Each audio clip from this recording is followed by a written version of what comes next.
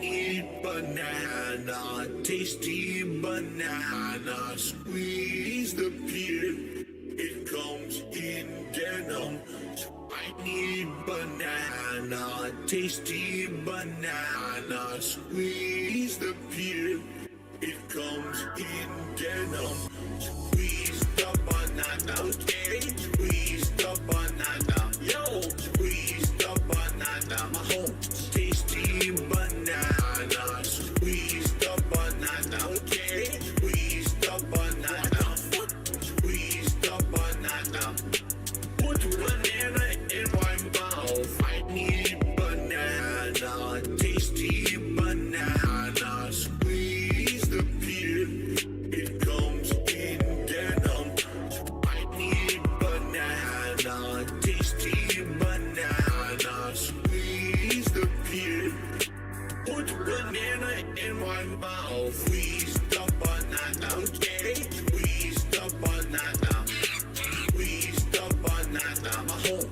tasty banana, squeeze the banana, you robust, squeeze the banana, So yeah, squeeze I kind of the prefer when you put- banana, put banana in my mouth, I need in my mouth, I need squeeze the peel, I need in my Nintendo mouth, just- I need this week.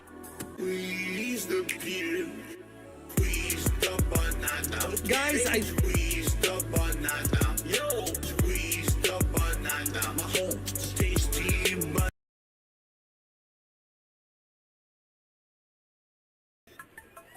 I need banana, tasty banana, put banana in my mouth, squeeze the peel, it comes in denim. Squeeze banana.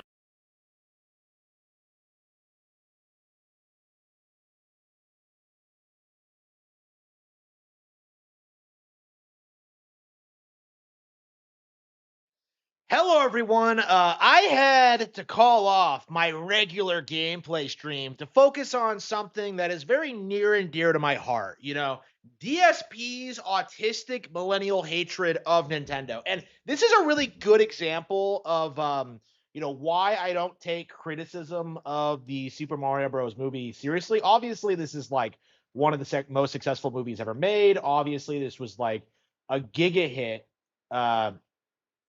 When it as a video game adaptation, obviously this was like a huge deal, and yet we constantly see Phil just bending over backwards to try and downplay it, right? He didn't like the Mario movie. He didn't like the first one. It's not. It has too many elements from other games in it. Why does a Mario game have Donkey Kong in it? Donkey Kong has nothing to do with Mario. Why is there Mario Kart? Karts don't belong in Mario. He has this like weird autistic fixation that like the Super Mario Bros. Movie should have been just a straight up adaptation of like the original 1985 game, ignoring all the stuff that's come out after, ignoring all like what the franchise grew into, ignoring like all these characters and ideas. Like, yeah, that we should have just stuck with all of the characters from Super Mario Bros. Yeah, that makes sense. Right? And then we had to do 2 and 3 and World, like it's like, to me, it's just complaining for the sake of complaining. Okay. And I've seen lots of people like this, and I've released statements about it, about how ridiculous it is. But the thing that gets me about it is how like Phil is one of them. So if you're the kind of person who like has these kind of opinions and are like spouting them on the internet, you are literally DSP. This is literally what DSP is trying to fool, in that complaining about the Mario movie, LARPing as a hardcore fan. He never played 64, Sunshine, or Galaxy.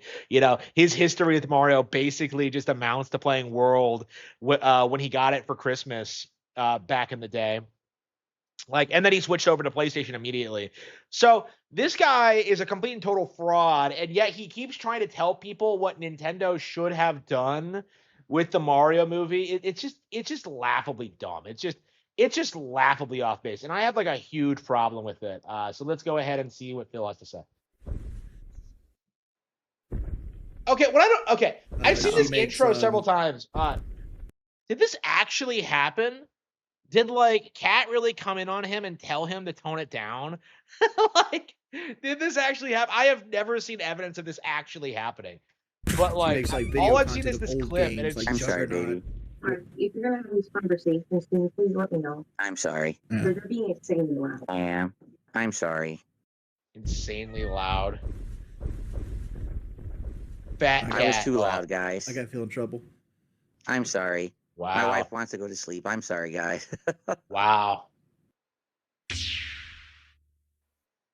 Mass demand for it or anything. Oh, I heard about this. I'll comment on it. Someone tipped $5 and says Fox McCloud is in the Super Mario Galaxy movie Hell confirmed yeah. by the official movie Twitter account. I want Hell yeah, so hype. All the real fans were super excited. You know, it makes perfect sense for Fox to be in, you know, a Galaxy movie. Great crossover. Same with the Pikmin thing. Great move by Nintendo. Super excited to see the character and very optimistic about what this means for the potential future of Star Fox. You know, this was like the reaction from actual fans. Okay, but let's see what Phil has to say. you to think about this. Fox McCloud from Star Fox Yep. is in the Super Mario Galaxy movie. Makes perfect sense. Makes perfect sense. Do you see my point about what they're doing, the culture slop they're creating? What are you talking about? Culture slop. By the way, this guy is like a fan of Marvel and like wrestling and all this other like, you know, mainstream slop. So this guy thinks it's unreasonable for a Nintendo character to appear in a movie about another Nintendo character. Actually, in the original Super Mario Bros. Movie, he was complaining about Donkey Kong being in it. And that's an established thing that they're in the same universe. So like the idea that like Phil is upset over Fox being in Super Mario Galaxy, it doesn't make any sense. First of all, because nobody cares. Okay. It's not that big of a deal. It's cool, exciting. People are looking forward to it. You know, great crossover idea. I'm happy with it. But second of all, like he did the same thing for the Super Mario Bros. Movie. Right? What he did then was complain about the characters and how it was utilized and how it had like all these aspects from all these different games, which, you know, we were expecting, you know, like again, it's just really dumb. It's ignorant. It's very, very, very stupid. This is the same point I made about the first Mario movie. Why was Donkey Kong and Mario Kart in it? That it's not a Mario. Why was Donkey Kong? You do realize that Donkey Kong and Mario debuted in the same game, don't you, Phil? Like you do know that, don't you? You do know your basic video game history, don't you, Phil? Like this isn't some complicated thing. This isn't like something that should be beyond you. Okay? This is basic Nintendo fan 101. Like even someone who didn't know about Donkey Kong should be aware that like, oh yeah, Donkey Kong still appears in Mario Kart or Mario Party, you know.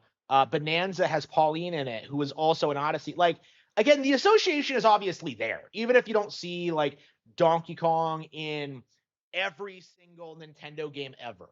You know what I mean? It's like, why was Donkey Kong in it? Like, I'm pretty sure most kids were excited to see this, considering like, oh man, it's Donkey Kong from New Dog City. Like, you know, like it's not hard to figure out, Phil. Like, it's movie. It's essentially a Nintendo mashup movie, right? So oh now wow, Fox like McCloud is in the Mario Galaxy movie, so it's not a Mario movie. What? It's a Nintendo culture mashup movie. It's not a Mario movie. Wow. Nintendo mashup. Well, it's almost like Mario is the face of Nintendo or something. It's almost like these characters have appeared in games together before. It's almost like the company has a long history of this kind of thing.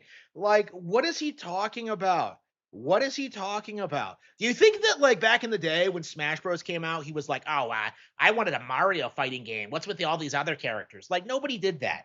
You know, by the way, Phil didn't do that because he didn't own an N64. He didn't play Smash Bros. Okay, he's a Street Fighter thing. Like he probably thought Smash Bros was lame and that like it wasn't a real fighting game. But anyway. I don't like that. I want a Mario movie and they haven't made one yet. I'm still waiting for one. Yeah, they haven't made one yet. What is he talking about? Like, first of all, we have the Galaxy movie, which is a Mario movie because it has Mario in it. You know, that's the only real criteria.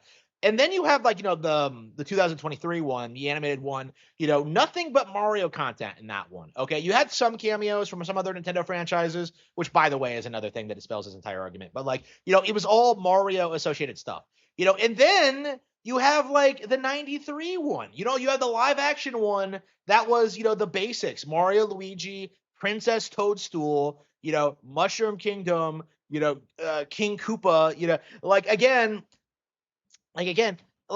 that's still a Mario movie, even if it's like balls to the walls insane and makes no sense. Like, what is he talking about? They haven't made a Mario movie. That doesn't make any sense. Like, it doesn't make any sense. I don't understand this mindset. Like, the people who bitch about the Mario movie the most are people in this age range. People who are not fans, who don't know anything about the characters, who don't know what to expect, and keep like making these weird asinine comments like, oh, like, I wanted a Mario movie. Why is Donkey Kong in it? They've never been in a game together. Mario has nothing to do with Donkey Kong. Like, what are you talking about? Like, you don't know what you're talking about. So anyway, thank you for $5. I appreciate that.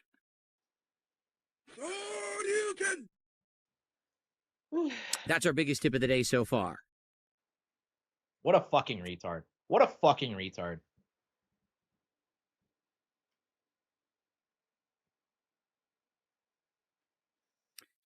Phil is mad that Nintendo isn't catering to the middle-aged Nintendo adults. Yeah, that is true. Yeah. So that's my mindset about this, honestly. When you look at, like, I'm sure Mike Matei does the same thing. I'm sure like a lot of these other people are doing the same thing. Like, these guys, what they're really upset about is that the movie isn't pandering to them. Like, how dare they make a Mario movie for kids? It should be for us, people who grew up with this brand and supported all these games and played all these games. And he's going to say that. But like, the way he tries to spin it is that the movie should be made for kids and adults. Like, that's how he tries to spin it. But like, what he actually wants is for the movie to be made for him. And that's like the issue here. That's the double standard. Like, oh, let's see here.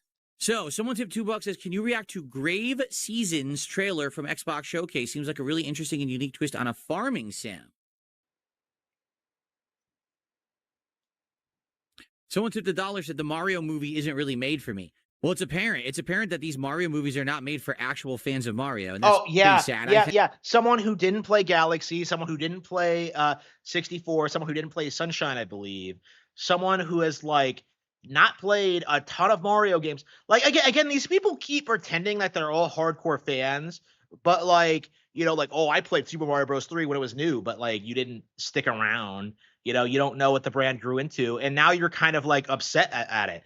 Like, what? Wait, what do you mean they skipped World? That was the one I grew up with. That's the best one they've ever played. I mean, sure, I've never played any of the others, but World was the best one. Galaxy, what's this bullshit? Like, I didn't own a Wii. I own a PlayStation 360 because I'm an adult. Like, that's the mindset they're in, okay? Like, he tries to paint is that people have been playing their entire lives, that the people who would be the target demographic and audience of the movie would be people who've played the game. Yeah. I guess not. Yeah. People who have played the game, not kids, not people who are just, tangentially familiar with the brand. We're not going to try to appeal to people who have never heard of the brand before. Yeah, it has to be made for me. That's the mentality. That's what he's trying to say here, is that the Mario movie is failing because it's not some hardcore, edgy, like Marvel movie slop, basically made for man children.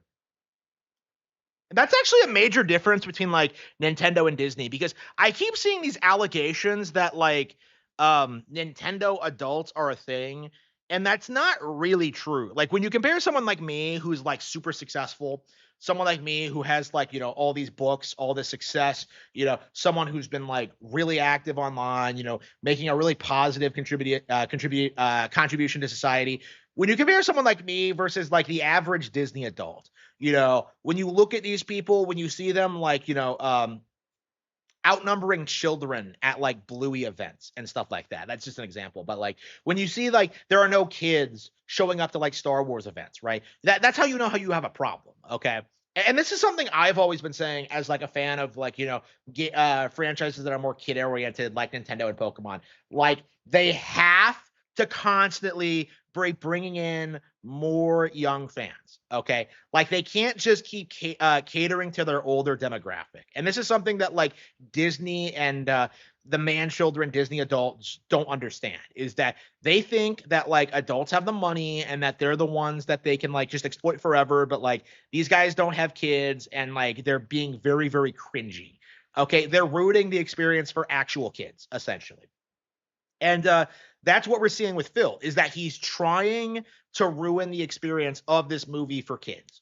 I imagine most kids aren't on Twitter. They're not being told that Star Fox is in the movie. And so they're going to see him for the first time in the movie and like recognize him from Smash Bros or 64 or like whatever and just be like, holy shit, Star Fox. And then they're going to announce like, the Star Fox movie or the Star Fox upcoming game. And then that's going to be a big deal. Like, it's like Phil doesn't understand how this works, really. Like, he's just complaining for the sake of complaining. What they're going for.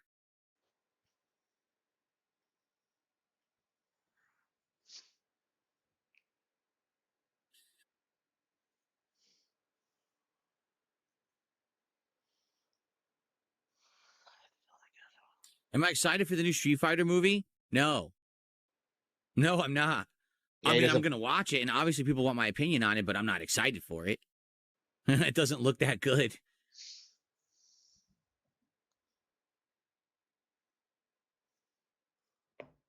Yeah, I'm curious how Street Fighter is going to compare to. Curious, could you Mario make a Galaxy. Mario movie? Well, let me put it this way. I'm pretty sure they could have done something with like the lore of Mario 1, 2, or 3, or What? all three together, right? Lore- And made a movie that was still What fucking lore?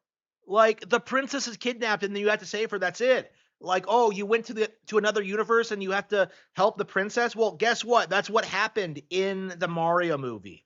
Like, what's he talking about? The lore.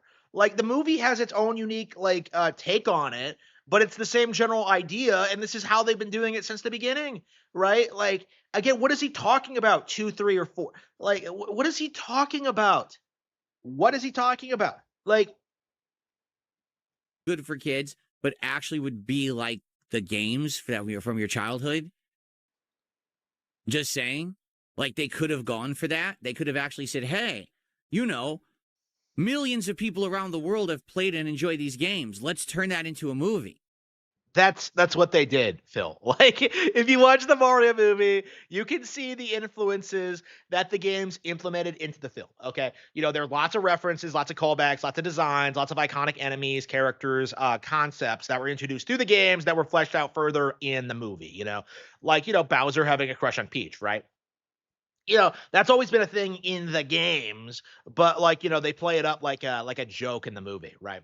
They utilized it very well. They utilized like the existing lore and gave their own unique twist on it. But like the problem is, it's not how he like perceives it. And I think this is a problem with a lot of people in this age range, where they have this weird idea that like Mario on like the NES was like more badass and hardcore than it actually was. Like, you're always seeing like Sean Malmstrom or whoever come out and try to say like, yeah, I remember getting to World 8, going to hell, and then fighting those army of tanks. And like, I'm just like, bro, it's Mario 3. Like, again, like this is exactly what we're talking about. Like, this is nostalgia, essentially. Like, this is trying to glaze something from the past while demonizing like a current product because like you grew out of it or whatever, or that you can't relate to it anymore. It's like, to me it just feels like the criticisms of it are very superficial. If all you can talk about is how this thing isn't enough like something else, well, like, you're not really evaluating the thing based on what it is. Because like, what did the Mario movie do? It did more to set up like, what Mario and Luigi were doing before they went to the Mushroom Kingdom. It set up their relationship dynamics. It introduced them to Peach for the first time. We get like the initial setup, and it's stuff that we never really saw in the games. And I think it did a very, very good job of doing that. Like, there's so much to like about the movie in that perspective, but like, Phil can't take the good with the bad, right? You can argue that the movie is kind of fast paced and that maybe they should have shown like, I don't know, Peach getting hurt more or like losing fights more or whatever. You can argue about things like, yeah, maybe Peach should have been kidnapped for longer, right? You can make arguments to that. to that notion, but like they wouldn't ruin the entire experience for you, right? You know, there are things you can nitpick and you can talk about and you can point out, right? You know, like I was nitpicking and pointing things out, but like at the end of the day, like it was a movie that I think everyone who was familiar with the brand really, really came away from feeling very, very positive about, because it felt like the game. It was an actual representation of the game. It took influences from the games. And yeah, it wasn't a one-to-one recreation, but if they had done that, then like, you know, people would have said that they didn't take enough risks. You know, I think they did a really good job balancing like established concepts while giving their own unique twist on it. And Phil just can't seem to accept that. But instead, they said, let's just take as much IP as possible from Nintendo, cram it into one just unintelligible, colorful, loud mess, and release it and say that it's the Mario movie when it's not the Mario movie. What is he talking about? Like other Nintendo franchises? What in the original Mario movie came from other Nintendo franchises? Like Donkey Kong was in it, but Donkey Kong is a Mario character. You know, like that's kind of been established. Like he doesn't know what he's talking about. Like, and anyway, like calling it like unintelligible is just ridiculous. Like, again, if you were a fan, you would have been able to follow along with this like pretty straightforward, you know, like seeing Donkey Kong, like seeing the unique like Kong Kingdom, like, you know, not from the games, but you could understand what they were trying to do in the movie.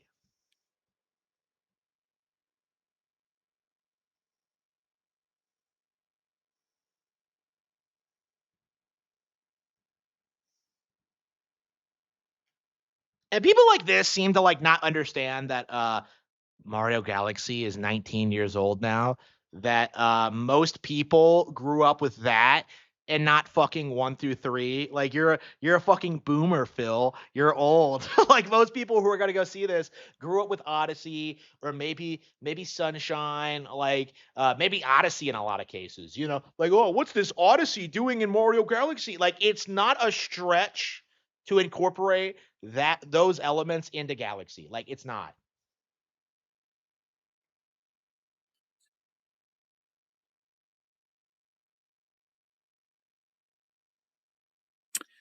Jay Kuma said it, but then he retracted it. But he said they made it as a kids movie instead of a family movie. I agree.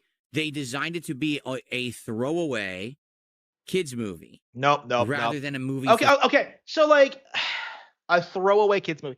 It's an extremely good kids adventure movie. Like this is the thing people don't want to acknowledge, is that like most other animated films tend to be like comedies or maybe romance if you're Disney.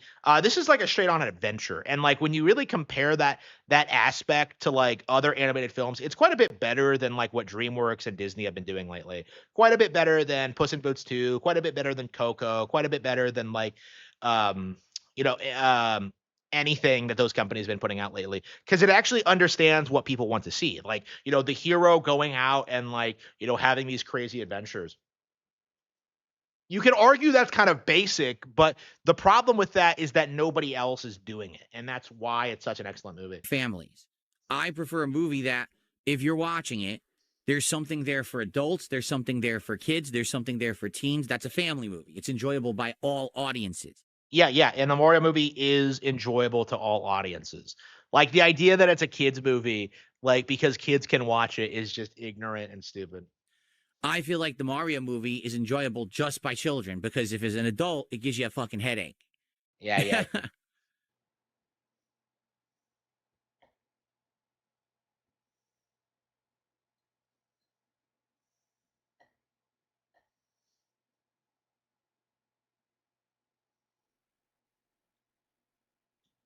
That's very right. Jay Kuma said it's a kids movie instead of a family movie. You'd think they'd have more respect for older fans as well as newer ones, but they obviously just want to appeal to one demographic, the newer ones. Right. And I mean, I hate to say it. What's his name? The guy who's the head of Nintendo right now? That's what he said. They interviewed him and he outright said what they're aiming to do is to create a new version of the IPs that's for a new audience. That basically, he said, we can't really monetize classic things that didn't happen Like, what is this retard talking about? He's trying to like do that thing where he's like, oh yeah, Furukawa is woke and he's running Nintendo into the ground. He's changing Nintendo, and like all he's doing is like, oh yeah, we're gonna modernize the characters and make them more appealing to younger demographics. Like, of course they're doing that. They're always doing that. Mario anymore because the modern audience won't play classic Mario. So what we want to do is create Mario as a new idea in the heads of the world. Make this movie be what you think about when you think of Mario, not the Never games. said it. Never said it. And I'm thinking, that's the stupidest fucking thing I've ever heard in my Never life. This guy happened. only cares about money. He doesn't That- actually care about the art they've created and its significance to humanity and What? gaming. He just cares Oh, about oh yeah. The great art that is Super Mario Bros. Yeah, run to the right until a toad tells you the princess is in another castle. Yeah, that's the pinnacle of human culture and expression film. Oh, by the way, that's in the movie. So even Phil's like ridiculous example doesn't make any sense. So like, yeah, like, oh, they don't care about the art of it. Like, they don't care about the games. Phil, neither do you. You don't play games for fun or because you enjoy them. You play them for money. You play them for shekels. You play them for the super chats. Like, you are a parasite. Like, you do it for the money. This is like such a dumb quote. Like, what interview is he even talking about? Because first of all, Furukawa doesn't really give interviews, but he has occasionally, and he's never like said anything like this. Like, he's clearly taking something out of context. I'm sure all he said was like, "Oh yeah, we're of course appealing to younger audiences," because like I said, they have to. They're supposed to. Otherwise, you end up like Dragon Quest, where like it's a boomer coded franchise and kids don't know anything about it because they haven't been able to grow up with it because they take too long to come out. printing money off the name of Mario forever. So ruin Mario and the legacy and make it something that it's not or never was. How did I become more popular than Human Beast? Actually being a human being. This is what people don't understand about Mr. Beast is that he is controlled by corporations. He is like an AstroTurf YouTuber. He's not really popular. He's just shoved in your face all the time. So yeah, I'm already more successful than Mr. Beast because I'm not actually associated with like any of those brands that like AstroTurf and push him to try and like normalize degenerate behaviors. Mr. Beast is scum, and I'm definitely very proud to be way more successful than him. Is something that I've been feeling for a long time. I feel as if it's my responsibility to take down people like Mr. Beast. It's my responsibility to acknowledge that these people are scum and to like kind of dismantle the entire house of cards that their careers are built on. So yes, I am bigger than Mr. Beast. Sounds like a plan, right? Well, okay, that's who's the head of Nintendo. That's who you want making these decisions. I mean, go for it, I guess. I don't know what else to say.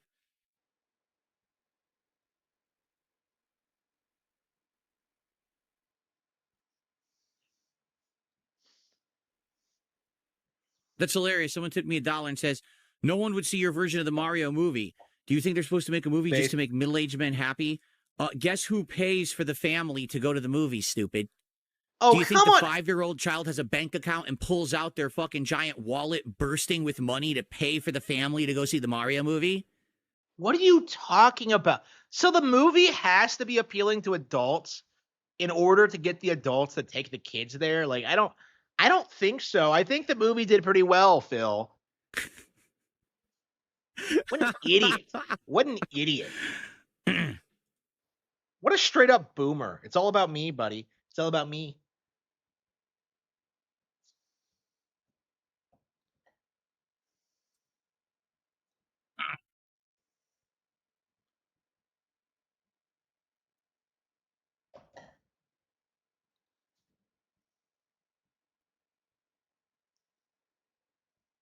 All right, let's stop talking about the stupid Mario movie. I'm just tired of it. Give me a headache. I don't want to talk about it the whole show. We got about 15 minutes left before we jump into post. Yeah, he went on to complain about the Mario Galaxy movie, like, I think up until, like, he started streaming. I think, like, I tuned in to watch him play Pokemon Fire Red, and he hadn't started yet, and he was still bitching about it. Like, it's really weird, like, how obsessive he is about downplaying these movies. And this is pretty typical of, like, of him where like he says he's a big fan of Nintendo, and yet when you actually look at his pedigree and what he does, he never plays them day one.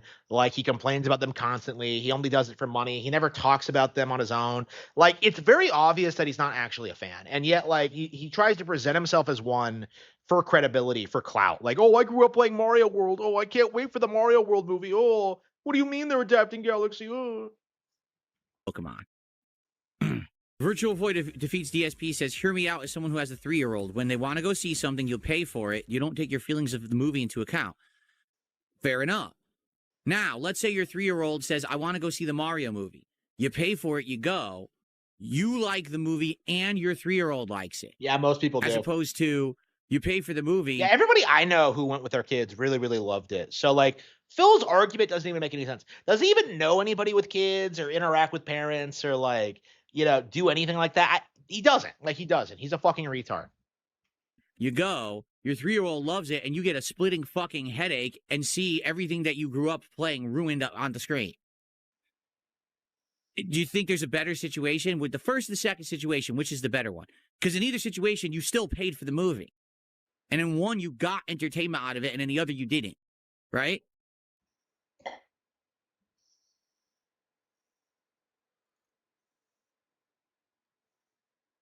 But like I said, I don't want to talk about this all day. Jade, how you doing? He says, he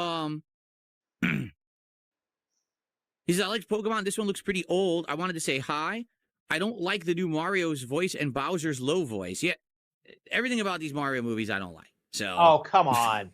It's everything, even like the extremely the universally beloved Bowser. Like, are you serious? They're not enjoyable to me. Yeah, they're not enjoyable to me, he says, before like the second movie comes out. What a retard. What a retard.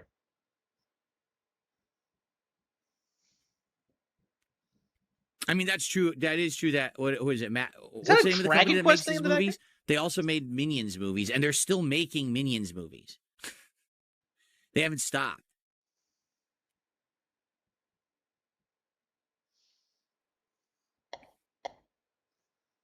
No, but the point is it is ruined because literally the person in charge of Nintendo has said he wants everyone to forget about what Mario was and only think of Mario as these movies. So it is being ruined. That is not. That's the point I'm making. That is not something that's one happened. thing if they were like, okay, so you can have this, things but you that can didn't also happen. have this. He's saying Things that didn't forget happen. that. Only have this moving forward. And that's not cool. It's the same thing with Street Fighter. Right now, I wouldn't have a problem if there was a version of Street Fighter that played more like the old games and the modern Street Fighter that I think is slop. Then at least it caters to both audiences. You can have this and this. Instead, Capcom says no. Phil, you're a boomer. You would never be happy with anything. Just have the modern slop. There's no more skillful Street Fighter. It doesn't need to exist anymore. Skillful Street Fighter. I don't like that. What is he? That's what I grew up playing. That's what I like. Why can't I have what I like and the new stuff too? Because the truth is I would play both. I wouldn't like Street Fighter 6 as much, but I would still play it. But I would also play the classics. Instead, Capcom says, oh, you want the classic? Here's a collection that'll last 3 months that has no crossplay, no features, and no longevity. And after 3 months, sweep it under the rug, keep playing our modern slot. Pisses me off. Ralph Wiggum, thanks for $2. And then, oh, here we go. Oh, are they all randomized? Oh, they are? So you don't know what you're getting? It's like they come in these... Oh, okay. I know what this is. It's a gotcha. Accidentally get like... Build this... Pop my... I pop out the piece, I build it myself. Okay, I think he's done talking about the Mario movie.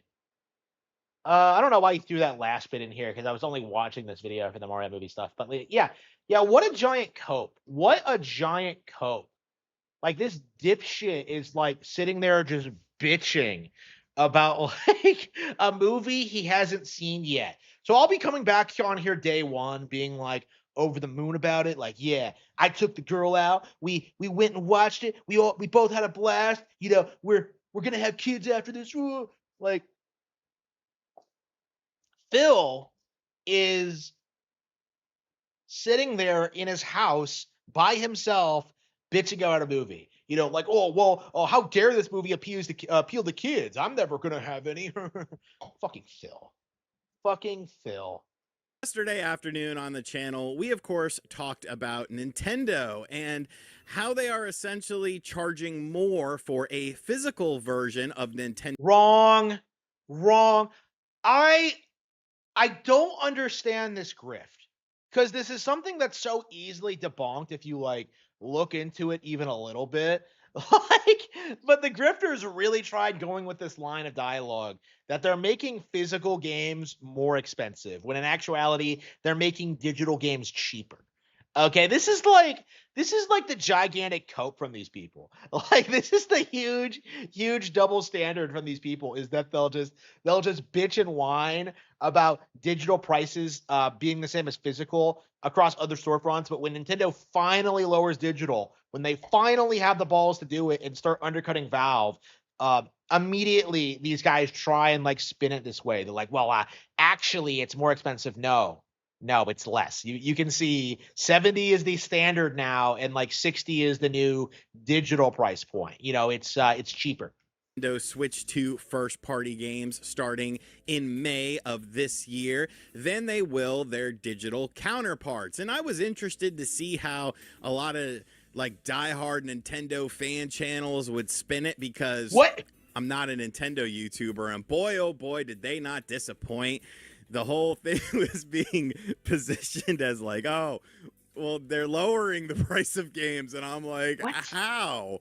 Like, there is a scenario where that could have been the case. And even if they were to use what we're going to talk about in today's video, which is an updated statement from Nintendo talking about this, maybe you would have had a little bit more wiggle room to work with that. But yeah. So what happened is that Nintendo released this statement saying that, like, oh yeah, we're lowering the price of digital games. You know, the industry immediately came out with this claim that they were making physical more expensive, and then Nintendo released another statement saying that no, that's not true. We're making digital less expensive. So like, again, like, these guys are just upset that like Nintendo's PR team is on the ball and like dismissing them immediately. Like, they came out against Takashi Mochizuki, actually.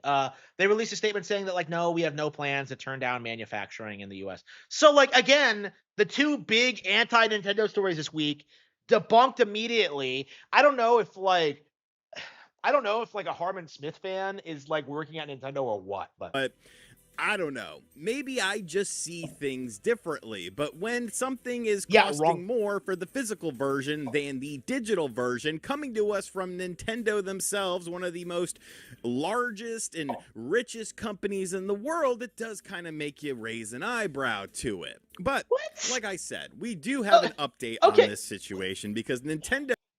These guys are all subbed to Netflix. They all buy things on Prime Video. They all buy digital content on Valve, Steam games. And yet, for some reason, there's always some insane conspiracy to complain about Nintendo doing something. It's like, oh, Nintendo, they're taking away our physical games, they say, as they install games onto their Xbox One. You know, it's like, what are you talking about? It's like with the game keycard thing. Oh man, the game, it's not on the disc. Yeah, that's been the standard for a decade now.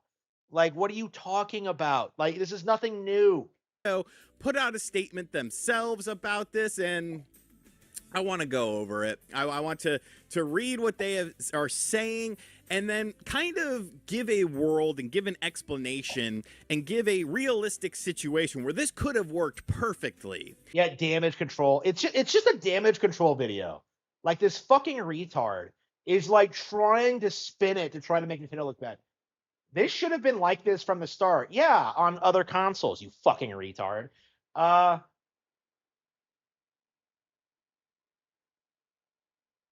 Yeah, if they made Yoshi a 50 digital game and a 60 physical, like, the narrative hinges on this idea that like Yoshi was gonna cost less than other Nintendo games, and that isn't fucking true. I actually looked at the pricing beforehand because I was curious how much it would cost, and yeah, they didn't raise the price. So like, yeah, these idiots are just making shit up about how. I agree, if Nintendo had this price when Yoshi was available for pre-order, it would make it a lot clearer. Yoshi wasn't available for pre-order, though. It didn't go up for pre-order until today. Like I only pre-ordered it like just now. So like, yeah, this entire cope is like, yeah, fraudulent. Like everything they say is wrong.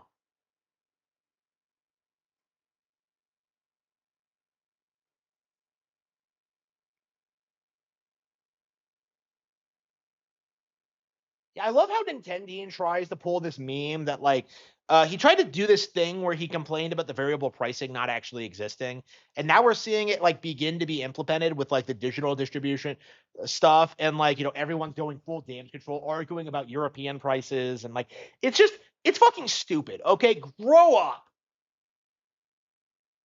We don't know if this is a good thing or a bad thing. Yeah. So they bitch endlessly about games being too expensive, and then they flip around and refuse to like accept the game being less expensive. They have to think it's some kind of conspiracy. It's like it's insane.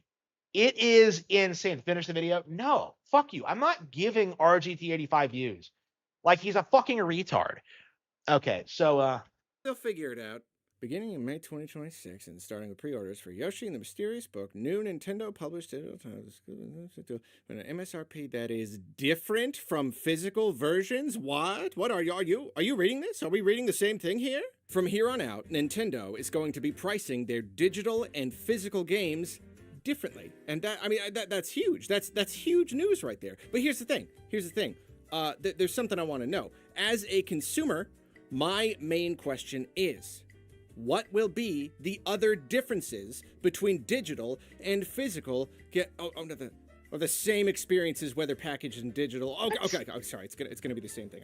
what's he talking about? I just wanted to make sure. Obviously. No, seriously though, this is very, very big news. Like Nintendo has not made drastic changes to the ways that they package and price their games in a pretty darn long time. Things have been pretty even keel for a bit. And they've mentioned once or twice that they may employ more variable pricing for games moving forward, and there were like some rumblings, there were some rumors that Yoshi and the Mysterious Book was going to be one of these games priced more variably, but I had not heard anything really solid. We didn't know exactly what Nintendo meant. But apparently here in the US, Yoshi and the Mysterious Book is going to be $59.99 digital and $69.99 at retail, physical copies. Presumably, from here on out, it is going to be cheaper to pick up digital versions of Nintendo's first-party games. Now, pricing in other regions has always been kind of weird, so I can't comment too much on that. I've heard people talk about how the prices are kind of all over the place, and there are some like weirdly inconsistent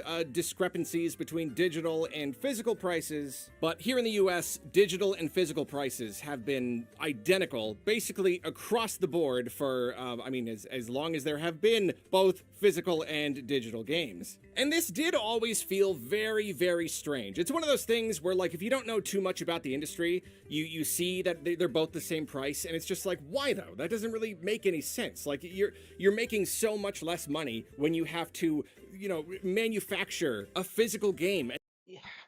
They were transitioning into the digital ecosystem. Like again, everyone was buying physical 10 years ago, and now everyone shifted over to digital.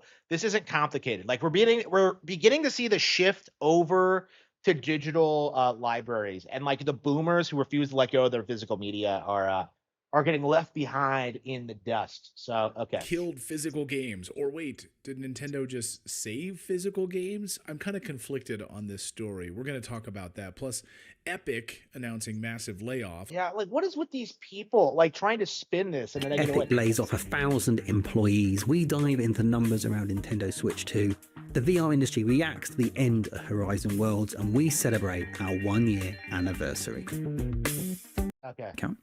Let's talk about Nintendo. This is a topic that I keep getting a lot of. I don't know if you get dragged into console war conversations. I'm starting to avoid ever engaging in them anymore. But I get dragged into it sometimes, and I try not to. Thought the console wars were ended. Well, that's what I thought. I thought that was one of the Trump wars that was ended. And You'd think so, wouldn't you? But apparently, no. Everyone's... Yeah. There are mixed messages around just how well the Nintendo Switch 2 is performing. Yeah, there's the actual numbers, and then there's like the damage control numbers where people are trying to say it's bombing and that Nintendo's going out of business. Okay, I don't care to watch this. Smash JT. Shit. I think Nintendo might be in a little bit of trouble. We've talked about them What? many times in the past with the RAM shortages and the PC parts going up in price. Yeah, it didn't happen. Debunked it. And now this retard is like covering another debunked topic. I hate JT Smash. Like he's absolutely one of like the worst grifters in the industry. Remember when he watched like the Pikmin short and tried to argue it was woke because it had pink and blue coloring? It's like it's fucking stupid. Okay. And how I and many other people in the community were not very big fans of their variable pricing model and their game key card situations and the cost of the Switch 2 when it launched. Pirate Nation on X says Nintendo cuts Switch 2 production by over 30% due to weak US sales. Yeah, so this The has already company been now debunked. plans to make 4 million units. Yep. So this is first of all, this has already been debunked, and considering the numbers that have already been published that the Switch 2, broke records. It's like 17 million units shipped, last reported. So like again, the simple fact of the matter is that like even if this was true, it wouldn't be that big of a deal. But like everyone jumped on it and tried to make it out to be a big deal, only to get completely and utterly BTFO. This quarter instead of 6 million, with reductions continuing into April. Which, oh, by the way, I hate to say I was right again, but when they announced their ridiculous expectations for Switch 2 sales in the future back during their investor call last quarter, I was like, how the hell are they going to sell that many Switch 2s? I don't remember exactly what the number was for the total annual they were looking, but remember. Yeah, so it seems like overstating the sales goal seems to be like an actual business strategy for Nintendo. I've been looking into this a little bit because it did seem kind of high, but yeah, like Kit and Krista came out and they said that like, yeah, no matter how high they sell, they always do this. So it's like apparently it's a common thing for them, but I don't know the purpose of it. Thinking and saying that seems like a lot, but maybe they know something I don't. Clearly, they didn't, and they way overshot their landing with their expectations of it. And I'll tell you from firsthand experience with the Nintendo Switch 2, I have not picked mine up in probably over 2 months. It's been a while. And that's not necessarily due, at least for me, due to lack of games. I bought Donkey Kong Bonanza day one and still haven't played it yet. The problem that Nintendo, I think that's a you problem. Like me is I'm playing other games elsewhere. Yeah, other games that aren't as good, you fucking fag. Like, again, they keep doing this thing like, oh, how's Nintendo going to compete with these other games? And like, yeah, those games aren't as good. Like, again, I don't understand this. Like, this says more about you than it says about Nintendo, essentially. And like, this guy is like a dying breed of like older boomer who just refuses to engage with Nintendo in any meaningful capacity. Like, I've been playing other games. Like, they're not as good. Waiting to use my Switch 2 for when I'm traveling or when there's a time when I need a portable game system to fill time somewhere else outside of where I typically game, which is now PC. And I know I'm not alone when it comes to that. Now, PC gamers are in a cult. Okay, I was told that today, and I've said this several times. Like, it's nice to see that like more people are calling it out, but like PC gaming is a cult because if you really look into what these people are playing, what they're doing, like the reality kind of goes against what they're saying is that like, oh, I'm playing so many games on PC. That's why I can't even touch my Switch 2. But like, if you actually do a little investigation work, like say when those guys raided like Review Tech USA's Steam profile and got his play hours, like what you see is like maybe a couple of minutes of playtime for each game. And then like that's it. Like you don't see them like doing what I do, where it's like 8-hour streams of night, playing Pokopia, playing Pirate Warriors 4, playing Tamagotchi, playing Virtua Fighter, playing like Resident Evil Remake. Like they don't do that. Like the simple fact of the matter is like PC gamers don't play as many games as they like to imply. Like they're just coping, and they really do need to get called out on this because it's becoming a bit of a problem because when you look at like the brand new games that are coming out, like Nintendo's raping PC, like just completely just bending them over the kitchen table and just fucking them. Right. Indie games are doing better on PC now. Third party games are becoming more popular on Switch now. Like, it's only a matter of time until we start seeing like everything do better on Switch 2 instead of PC. But like guys like this will continue denying this and saying that like PC's master race as like, more and more Nintendo exclusives are secured and less and less PC games come out, because these people don't seem to realize that like they're heavily subsidized by PlayStation and Xbox existing. Like, without those, PC doesn't have any late ports to get a hold of and have games to put on like the Steam sales. Like, again, that's just the reality of it, is that Nintendo is getting the new games while Steam is getting jack shit. I used to play it when I went to lay down in bed before I went to bed at night, but now I'm playing my Steam Deck and I'm playing Slay the Spire 2. Slay the Spire 2, a game that I believe is on Switch. Hang on, let's see. I took my Steam Deck and I was playing that in bed. Let's see. Is it on the Switch?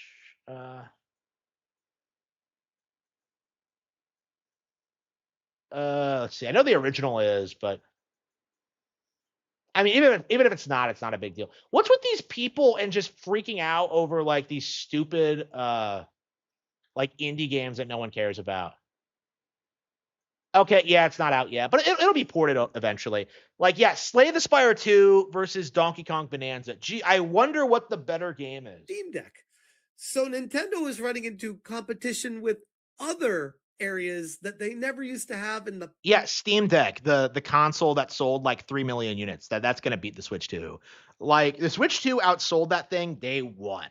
And this fucking retard is sitting there still saying it's somehow like eating Nintendo's lunch. Like, it's stupid. It's downright retarded. Past. And I wonder if I'm not alone when it comes to that sentiment. No, you're alone. We'll go over to Reddit. So like, outside of this community of Steam Deck grifters, nobody thinks this. Like, nobody thinks that the Steam Deck is taking over. Nobody's hyped for it. Nobody plays it in bed. Like, nobody like really cares about this thing. It's a failure. Okay. Obviously, the Steam box is a failure. Like, this is like... It says Nintendo to cut Switch 2 production by 30% due to weak sales.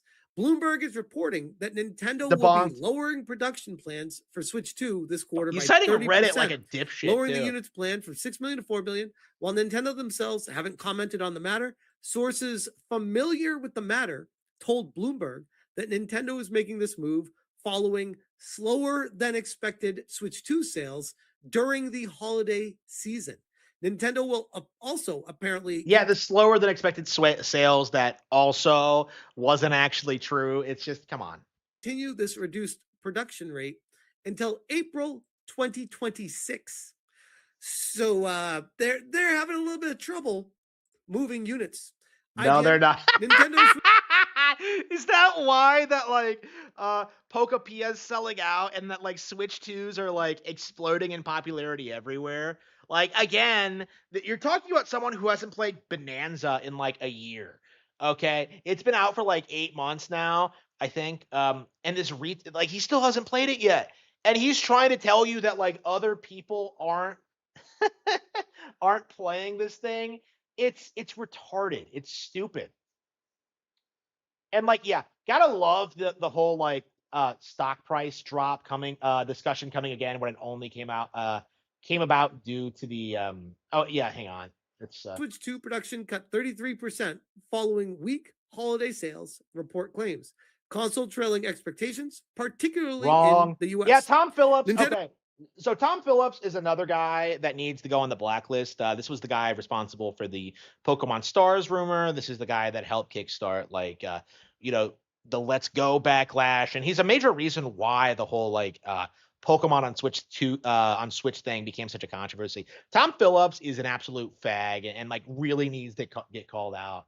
Has reportedly cut back on manufacturing Switch 2 consoles following weaker is this the same guy? Holiday sales for the console. According to Bloomberg, whose sources say Nintendo now expects to make 4 million Switch 2 units this quarter, down 33% on the 6 million it previously planned to. So, like, the reason they have to do this thing where they pretend it's doing badly in America is because Japan, like, more accurately reports its sales numbers. So, like, they have problems. They've always had problems downplaying the sales numbers in Japan. So instead, they have to do this thing where they pretend Japan is like some small, irrelevant, like, region when I think it's still the top 5 in the world. And they do this thing where, like, well, because it's only popular in this niche demographic, it's not as popular, and it just isn't true.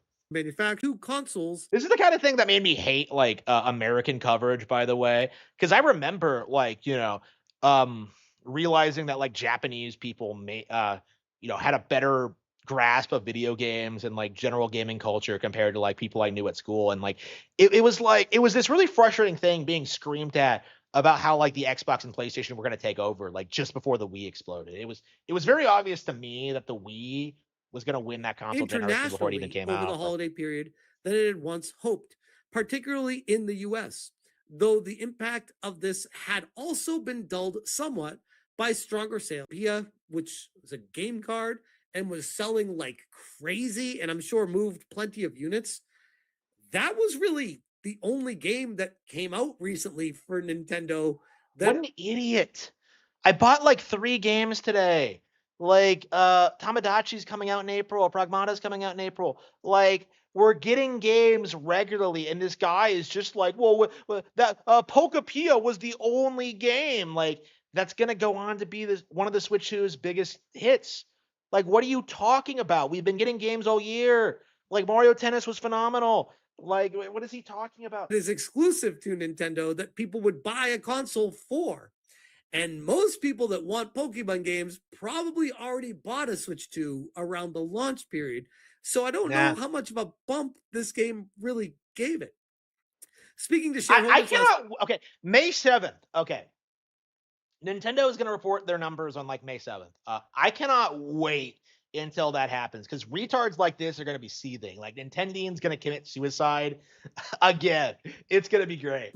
Nintendo president Shintaro Furukawa announced that domestic hardware sales volume exceeded our expectations, while overseas sales were slightly weaker than our expectations, something that had also previously been reported. Let's see. Yeah, it doesn't matter. What I want to see is him damage controlling the stocks, because I'm actually a Nintendo stockholder. But I want to pull the lens back a little bit more and look at Nintendo of America and the sentiment of Nintendo for moving forward, how people feel about the brand in general. And across the board, not just me. I used to be a massive Nintendo fan. I mean, if they hadn't given it away, you could probably tell by all the Nintendo stuff that I own in this house. I used to be one of the biggest Nintendo fans in the world. I am not a fan of the direction they've been going. I don't like how it feels like they've been nickel and diming the consumer. I don't like how the enshittification of, oh, we're going to add prices or add this to that. We're going to delete the end game for Pokemon ZA and then sell it back to people for $30 DLC. We're going to use game key cards. We're going to make that Nintendo tour not free when you buy the Switch 2. It's like every little decision they made was on top of the decision of variable pricing, charging more for Switch 2 games. I'll just get a Steam Deck. I'll just go to migrate to PC. I'll just play Steam games. Better deals, better prices. Yeah, not even true, because Switch 2 games are more affordable than Steam. I don't understand why these guys think that, like, buying games on sale is some epic win, because, hey, genius, like, we get sales too. Like, again, it's kind of crazy. There really is no difference between sales of Nintendo Switch and PC. Like, fundamentally, you're getting older games at reduced prices. That's it. Too many games for me to ever play in my entire life. I could just go away from Nintendo. That's the real challenge Nintendo has right now.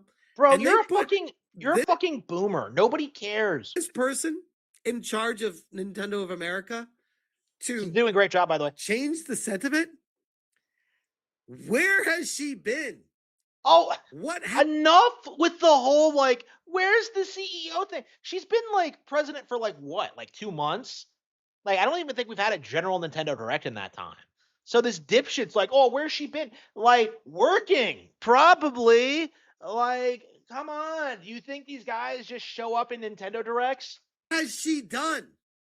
What has she done? How much is In she 2 getting months? paid every single day for what impact is happening right now? What? I do find it funny, by the way, when I search her name on Google, my video shows up here. That's awesome. I'm sure she loves that. Yeah, But I'm not that's the happy with the situation with Nintendo right now. Not looking great. I got to be honest, guys. I don't have a ton of faith in a massive turnaround. I think they're going to make infinite money when the Mario Galaxy movie comes out in the summer. I'm sure that'll probably be Coming out next $1 billion week. in sales, just like Minecraft. I wouldn't be surprised at all. And on top of that, I'm sure they're going to have some sort of announcement for Mario Odyssey 2 and a new Zelda, because of course they always do. But what else are they doing? And What? have they just It's almost like they can drop a direct at any time. Like they always do this. Like, oh, what's Nintendo doing? Besides from Pokepia and the Mario movie and Tamagotchi, like and Yoshi, what do they have planned for the rest of the year? Hey, genius, wait for the direct. Like this isn't hard. destroyed the consumer confidence in them too much? Is it something that can be repaired? Because they've taken so much advantage of the customers, they've taken advantage of the goodwill, and now they're pushing back and saying, yeah, we're just going to keep these prices high and produce Wait, what is- less Switch 2s. I don't know how that's going to work out for them in the long run. How did he damage control the Especially with the competition coming to the fray. The competition is fierce right now. No, And I even it's really not. Like these guys keep saying, "Oh, the competition's filled." What handheld gaming console has anywhere near the viability of the Switch? Like, what exactly is competing with this? Like, the only thing that's competing with this is aging brands like PlayStation and Xbox that are well on their way out. PlayStation doesn't even release handheld versions anymore because they've been such disasters. Like, they are legacy brands that are only being carried by fanboys and probably will not exist 20 years from now. Nintendo's won the console war. Like, and these guys like spurging out about the Steam Deck, like, well, how much is that thing sold? Like, not shit. Like, not shit. said, by the way, back when the Steam Deck was first coming out during the original Switch being around, I was like, that is direct competition to the Switch. No, because the Switch 2 came out, raped the Steam Deck in sales, and I believe is more powerful.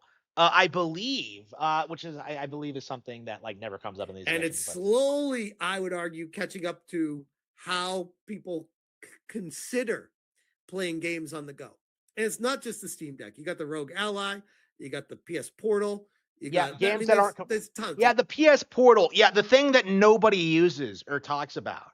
Yeah, that's gonna beat the Switch 2, the PS Portal. Like, I get. Why are we listening to this guy? Like, what is he talking about? Oh, Nintendo Switch has so much competition. Who is talking about any of these platforms outside of trying to downplay Nintendo? Like, There's tons never. of It doesn't these happen. devices that are competing directly against Nintendo. And your properties can only carry you so far. It is going to be a challenging road. Yeah, your properties can. Yeah, the properties are the most important thing. Oh, your video games can only make your video game console sell so much. What a dumbass. What a freaking retard. That is like the stupidest thing I've ever seen. Unfucking believable. That is just ridiculous. That is just ridiculous.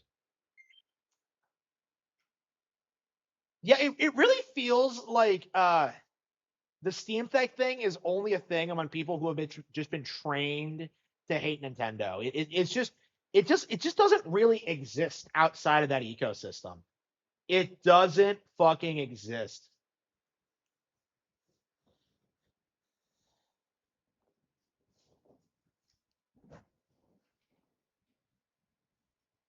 Like, that is just embarrassing.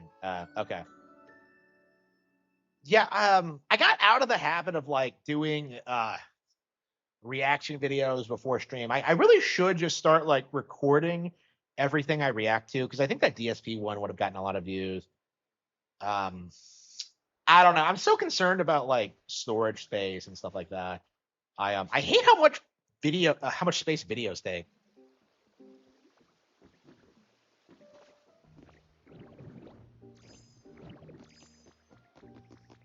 Has heard of Steam Deck and ROG. It's something that like grifters use to try and say that Nintendo has competition, but it just doesn't. It's not like a normal thing. What?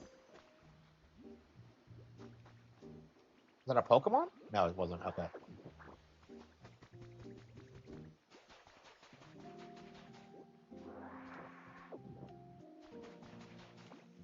Yeah, I don't know what the numbers for the ROG Ally are, but the last time I checked, the Steam Deck had sold like 3 million units in like 4 years or something. It's fucking insane how badly it's doing. I actually released a formal statement saying it's very possible that like the Virtual Boy could outsell it, considering it's been re-released now. And I'll make a video about it if it does happen. But like the fact that like the Steam Deck has sold less than the Wii U should be like a pretty strong indication of how irrelevant it is in general, and yet like the community just refuses to acknowledge it. They do like whatever it takes to like oh,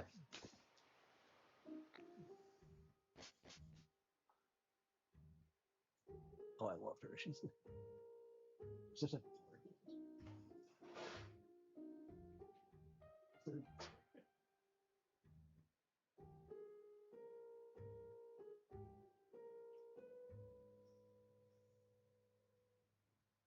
yeah, if you don't care about Nintendo, you're a non-gamer. Yes. So like again, Nintendo encompasses so many different franchises and genres. Like it's pretty much impossible for me to believe that like you could be interested in video games and not find a single Nintendo game you enjoy. Like if you think that, you just don't know anything about the company. Oh, it's Jinx. No, wait, no. Wait, what? Oh, it's a normal Tinkaton. Okay. Wait, what?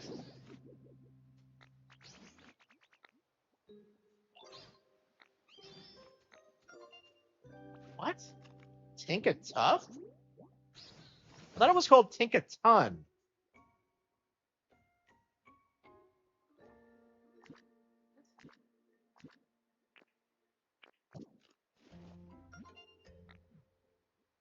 Yeah, I actually don't know anything about this Pokemon.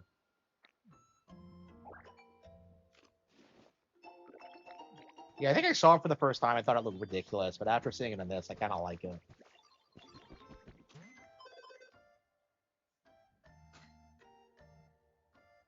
No, all Valve has to their name is a fucking storefront. Like, that's it. Like, Valve is just GameStop for PC gamers. That's all it is. Like, it's not competing with consoles. It never has. It's competing with storefronts. Valve cannot produce hardware. They cannot produce software. They're not relevant, and yet people seem to think that they're, like, the saviors of gaming when they aren't shit.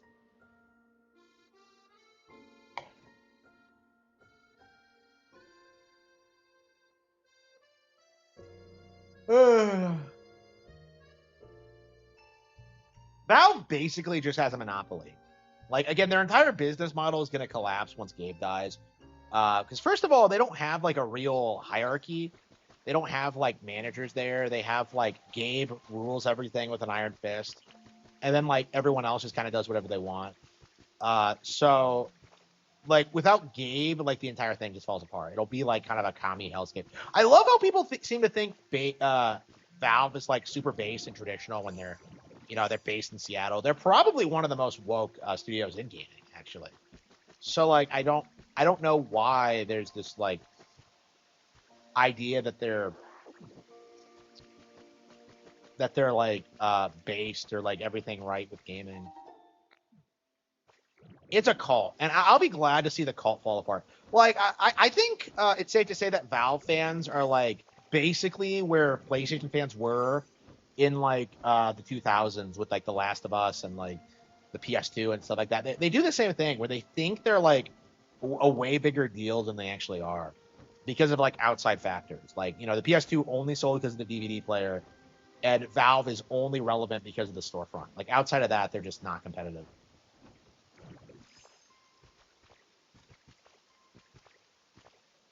I don't know. Valve's in like a worse position than Sony was though, because they don't have like the biggest company in the world backing them. Like they just have legions of cultish fanboys.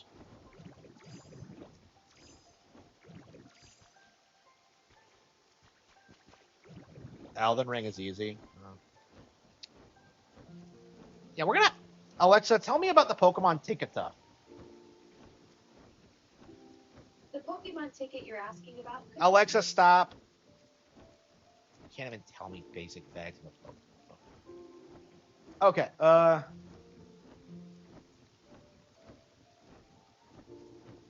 Yeah, I don't see anything interesting.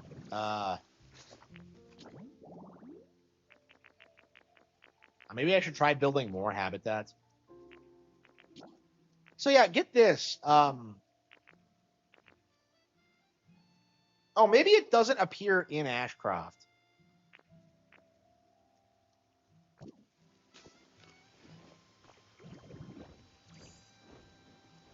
Maybe I can just move it here.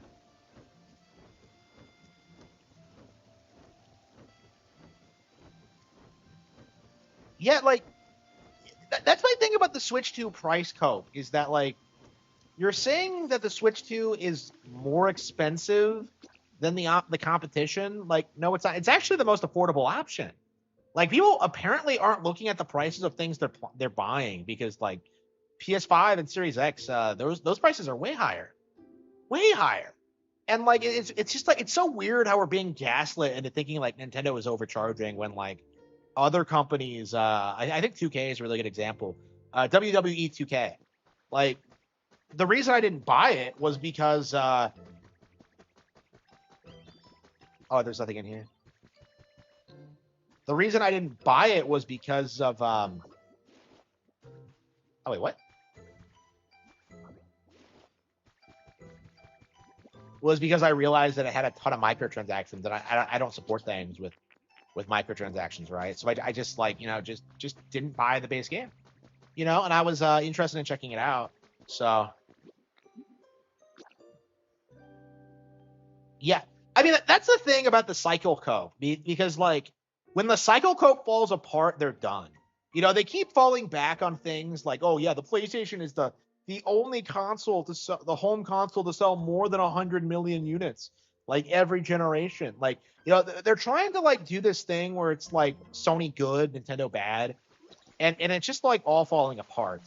So like they're gonna keep coming up with copes like this, like my cycles, like my third-party games, my competition. Like they're just downplaying reality. Where like again, Smash AT is a very good example. Like they keep screaming about like, oh, like what are we looking forward to? Oh, and it's like, wait for the direct. Like I don't understand what's so hard about this. Wait for the direct. And like the fact that like people are still spurging about this is like palpable. So we're really supposed to listen to someone who hasn't played his Switch 2 at all since launch, try and tell us that he has too many games to play. Like I don't believe that. I don't buy it. I think you're a grifting fuck. Not even a year old and has more exclusives. Yeah, I didn't even talk about that. Yeah, like the simple fact of the matter is Mario Kart World by itself is worth more than like PlayStation's entire 30-year history. That's just the reality of it. Like nothing they've ever done comes close to that. And we still see these people sitting and like bitching about like everything the company's doing, and it's just really, really sad and pathetic.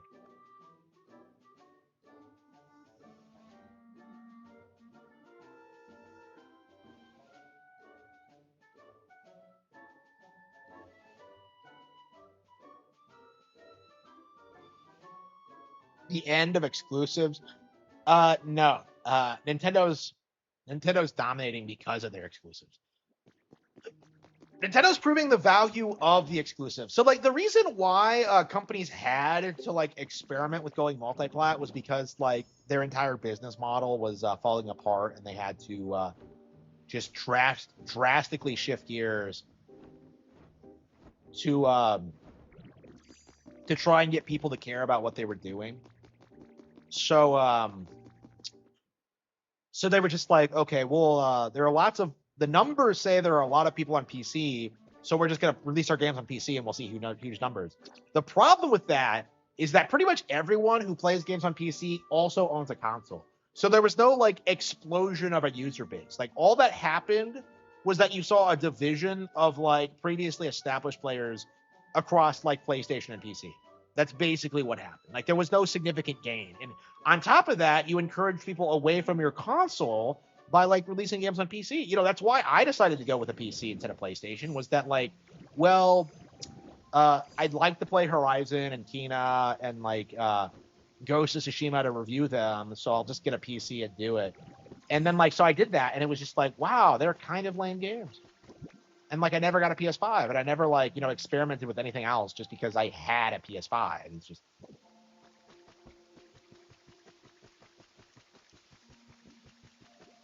Yeah, Sony's like been making fumble after fumble, like real fumbles, not like Nintendo fake fumbles, and like people don't talk about it. Like Sony buying Bungie might be the single worst business move in gaming history, and you don't see anyone talk about it. Like it's kind of crazy how people still like have gassed themselves to think that like, oh yeah, they did it to improve their networking, or they're gonna like make a cool new IP together, or like, you know. Like, no, it's not true. It's not true.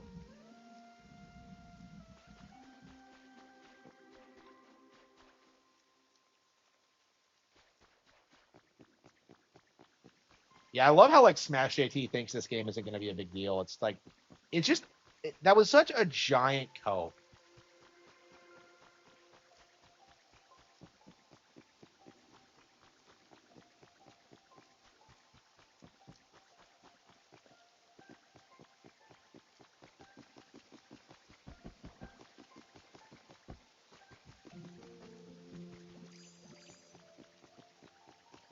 Yeah, honestly, all we're doing now is just grinding out for recipes and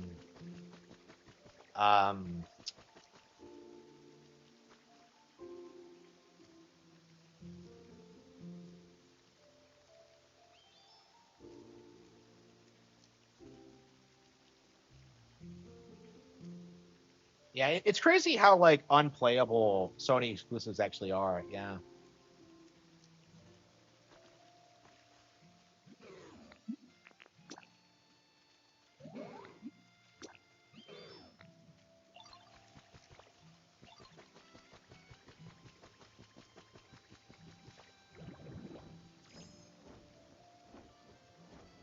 Yeah, Nintendo actually spent the past like 30 years actually building real talent, experimenting with new ideas and franchises and technology, while like Sony basically just chased trends. And this is like the end result of that, is that they burnt through all their goodwill, and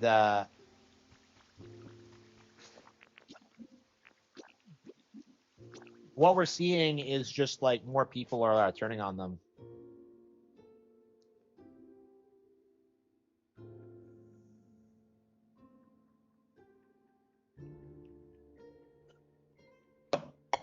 Yeah, talking about DSP seems to do wonders for my viewership, by the way. It always spikes whenever I do that. I really do need to get in the habit of like doing it more. Yeah, talking Just about so just so I have the viewer base and you stick around and you my view numbers go up and I make money and I don't have to worry about like getting a jab. Yeah, I've kind of made the decision that like what I really want to do is like stream and talk about games and culture stuff and stuff like that. I'm very passionate about that. Getting to the point though where I can replace like a typical income is like, I don't know. It's kind of scary, and I kind of I don't know. I've been very hesitant to do it, and I probably wouldn't have tried if I haven't been like forced into this situation, because I have actively been trying to find jobs. I have interviewed. I've spoken to these people, and first of all, I'm more qualified than like the hiring managers. And second of all, they're not interested in hiring anybody. Like most of it's like a giant scam to like try and like gaslight people into thinking that like to accept less, and how we need like to bring in more immigrants, bro. It's just a giant cope, and like I don't really want anything to do with it anymore. Like I've kind of thought about this a lot, is that like I always felt like I would never actually find happiness in like climbing the corporate ladder and like getting advancing in my career and stuff like that. Like all I wanted was money so I can do the things I like. And that's kind of like my mentality now is that like I just want money. Oh, here we go. Cozy log handicrafts. Wait, log table log bed. Can I make log beds? I don't think I okay. Yeah, I need a log bed. Let's see here. Garden terrace. Yeah, there's just a lot of things we just don't know how to make or get a hold of. Yellow tall grass. Okay. Oh, here we go. Elevated yellow tall grass. Yeah, we have a couple of locations there, but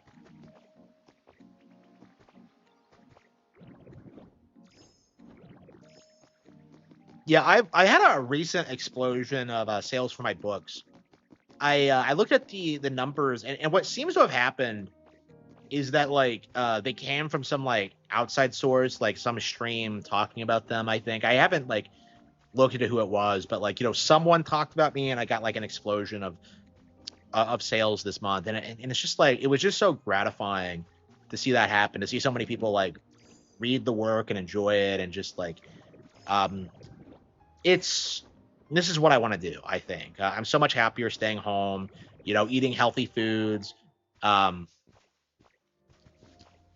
working out every day, like working on my books, spending time as much time as I want with like with the people I care about. And it's like, this is what like I always wanted out of my life. Like, what exactly did a job ever do for me aside from making me miserable? Because like, well, it gave you money though. Like, I can make money through means I actually enjoy. Like, it was just a cope. Like, I was surrounded by people who thought that I should be miserable all the time. Is what it comes down to. Like, doing something you enjoy for work is something that that they don't even believe is possible.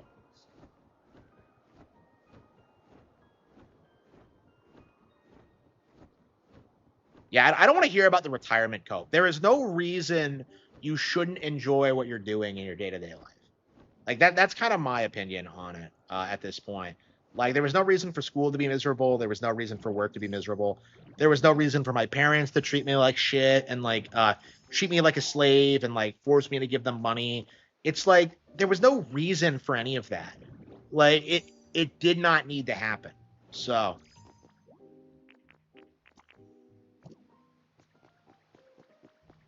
okay.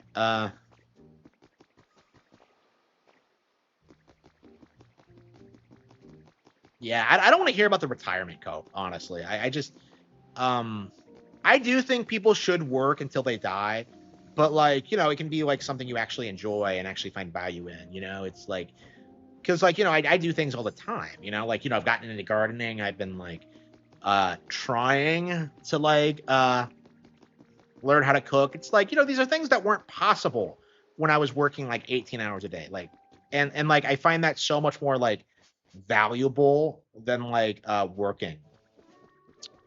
Like I would rather make nothing than work. Is just my opinion. And that's always been my take, but like, had to be forced into it, had to like do this, and it was just a complete waste of my time. I'm so thankful. I mean, the only thing I think I felt like I missed out on growing up, I don't know, I think I found it now. So I'm I don't know. A part of me feels like I'll never really be happy until like uh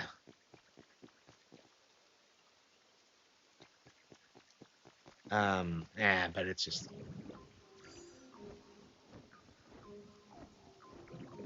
what am I doing here?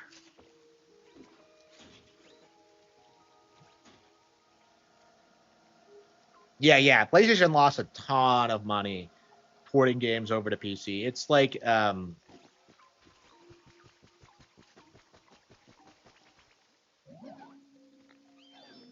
Tink Master an actual Pokemon?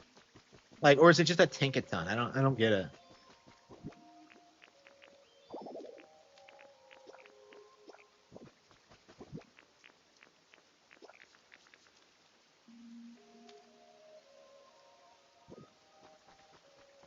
Yeah, so like basically what happened is that PC gamers gaslit Sony into thinking that like if you release your exclusives on PC, you're gonna have a huge explosion of relevance. Like, and Sony was just like, okay, we'll do that. So they did it, and the end result is a complete nothing burger. Like nobody cared. Nobody bought PlayStation exclusives on Steam, and I think this is just a good example of just where PC is at now, where like it's just not really that relevant.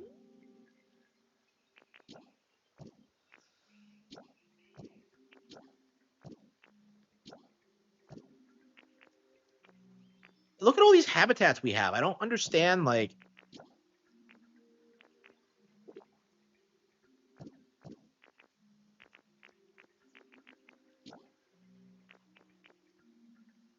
yeah, I have the punching game, but I don't have an arcade machine, do I?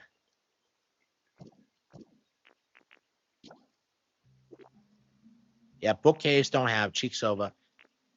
Where do you get a slender candle? Working the register. I guess we could move Hapini out and then like replace her with someone. Hapini always female, by the way. Show me where they said they lost money in the interview where they talked about it. They did confirm that they were losing money and that's why they're pulling out. But Monster Hunter and Resident Evil did extremely well on PC. They did because of they marketed the game and like PC gamers thought they would get like a really good experience. What ended up happening was that like the PC version of Wild was a disaster on PC and it burned their entire audience. So like there are like PC gamers that are willing to buy like Capcom games, like multi-plat ones, but like when it comes to like games from studios that aren't held in as high regard, yeah, they don't tend to do as well. Like games like Monster Hunter seem to do well just to prove a point, as opposed to like there actually being any real like interest in it from the community. And I think that's kind of what happened with the PlayStation games. Is that they were hyped up. Oh wow! Oh, there's someone here.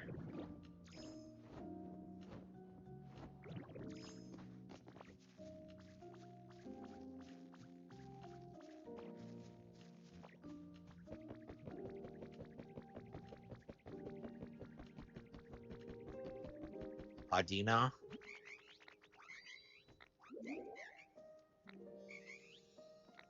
Why is the SSN in Vermilion? I didn't even realize this was supposed to be the SS on because I'm just like, but it left port. So why is it here? I guess it comes back regularly, but like, I'm surprised you still don't have a games. Yeah, that's what we need. Pokemon Legends SSN. Like, make it happen.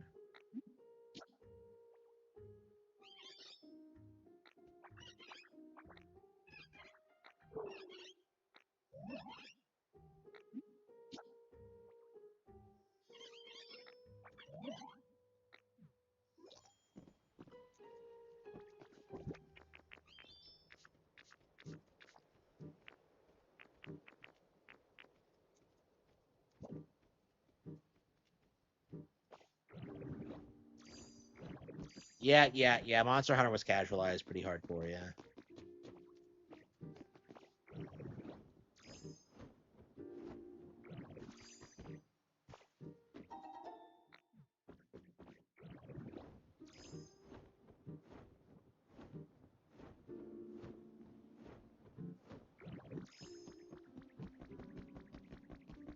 How am I gonna get Audino back?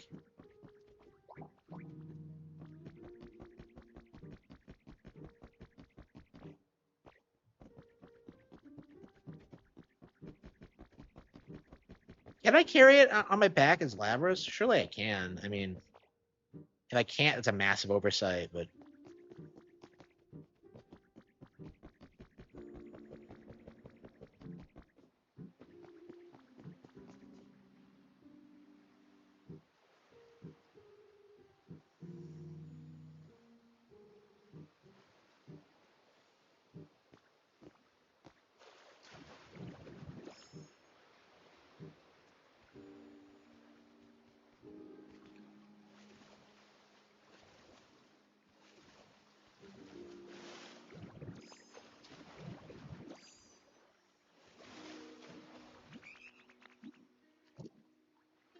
Well, how am I gonna get over here then?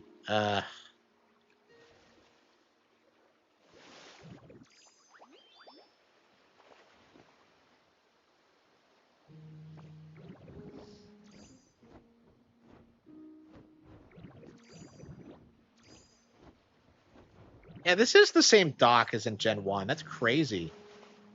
That is crazy. Yeah,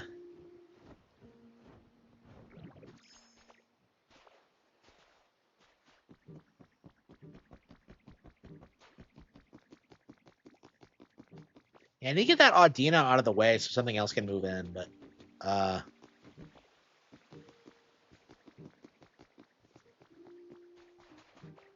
yeah, so like it doesn't matter how well like Horizon Zero Dawn sold because like the point of that version of the game was to do like huge numbers and to be like this huge deal on PC, and it didn't reach that. Like it doesn't matter like if it did reasonably well for a port. It's like it wasn't supposed to do reasonably well. It was supposed to do like gangbusters. And so they did the math and realized that like it didn't make sense for them to do it.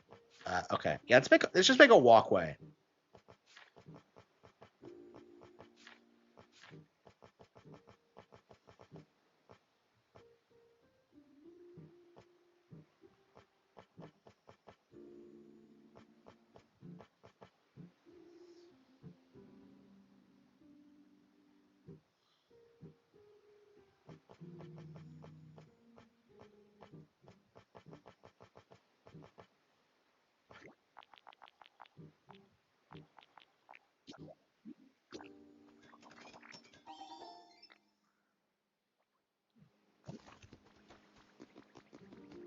Yeah, so Sony realized that like selling exclusives on PC was actively losing them money because people weren't buying PlayStations and buying other games. Like, yeah, the purpose of it was to like promote Horizon and promote the PlayStation brand and get like PC gamers to play PlayStation, and that just didn't happen. So they abandoned the experiment, and it's never coming back.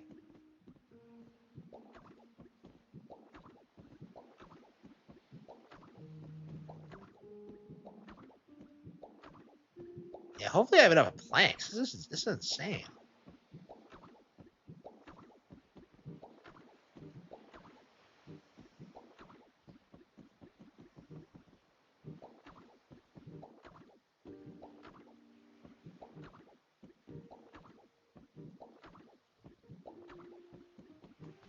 Do we even have a house for her to move in to yet? Oh yeah, I think I do. Yeah, the beach house.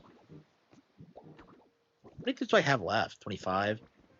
I'm curious if that's enough.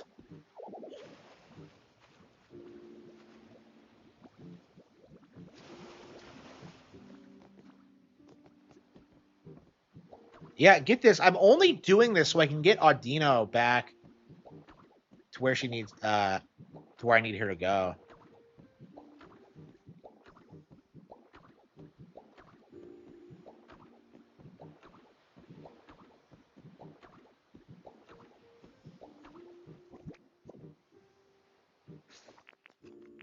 Pokemon do we have anyway? We're at 182. Okay. So there's 300 total, but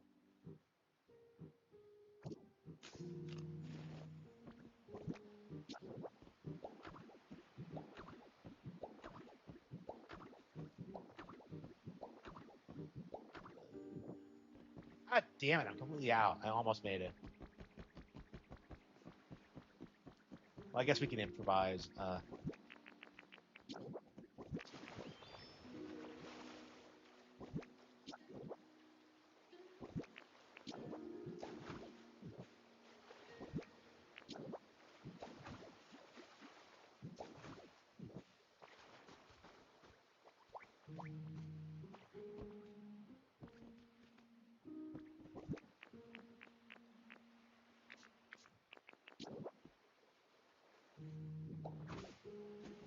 She jumped before I even like placed it. Wow.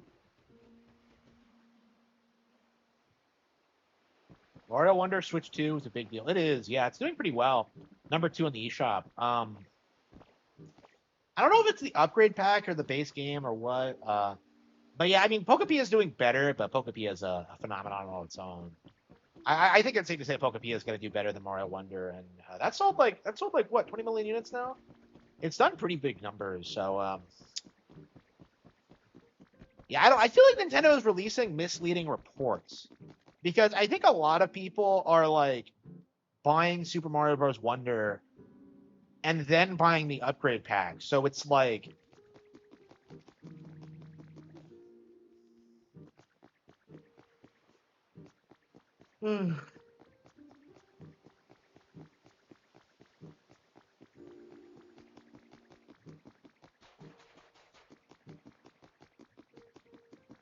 Oh, someone showed up. Wow. Yeah, we're gonna need to replace this someone too. Yeah, Muck. I'm sorry, Grimer. I never understood why Grimer has a longer name.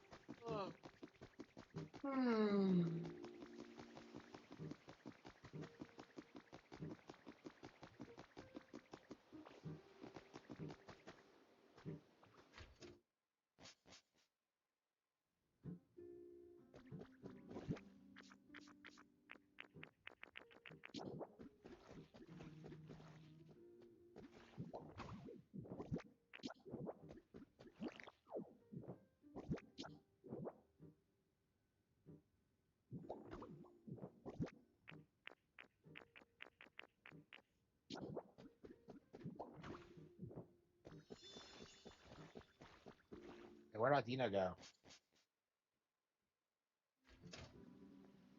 Has no game for 2026.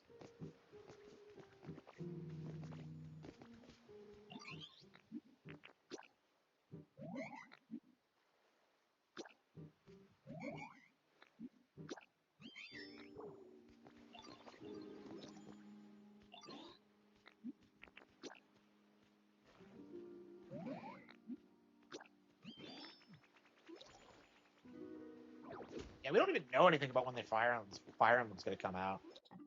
It probably won't be until June, but like the fact of the matter is, there's plenty of things that have been announced, but like everyone just kind of shakes their head and like says it doesn't count or that like there's nothing to look forward to, and it's like it's just an obvious cope. It really is.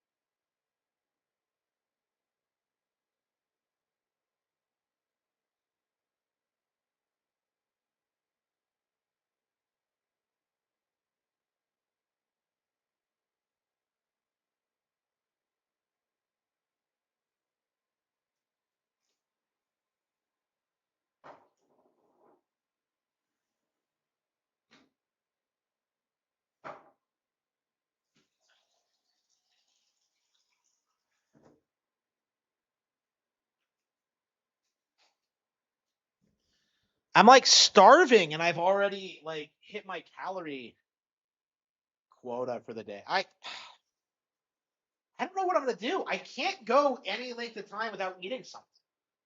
I'm constantly hungry. It's just, it's so frustrating. The Mario movie. Yeah, they're probably gonna like Have like a major direct in June to talk about upcoming products. Yeah. Like again, like I just don't want to hear the whole like they have nothing to show thing again, because like they can drop a direct literally anytime, and they have been. I think I saw like Switch Force or someone like make a video saying like, where are all the Nintendo Directs? And I'm just like, we've gotten like 4 of them this year. Like, what are you talking about? Like, what's with these people pretending to not be excited about the Mario Galaxy movie? They're just like, oh, well, I don't want Fox in it. Oh, I hate that they spoiled it in a tweet. It's like, what are you talking about? Announcing Fox now was like a brilliant marketing move, because like kids aren't gonna see it, and like hardcore fans are gonna like are getting hyped for it. Yeah, I didn't make any meat today. Yeah, I had leftover meat and it was like kind of tough and I barely ate it. So that's probably why I haven't eaten much. Why I've yeah, I guess I could eat a little bit more meat. I guess I could make some more.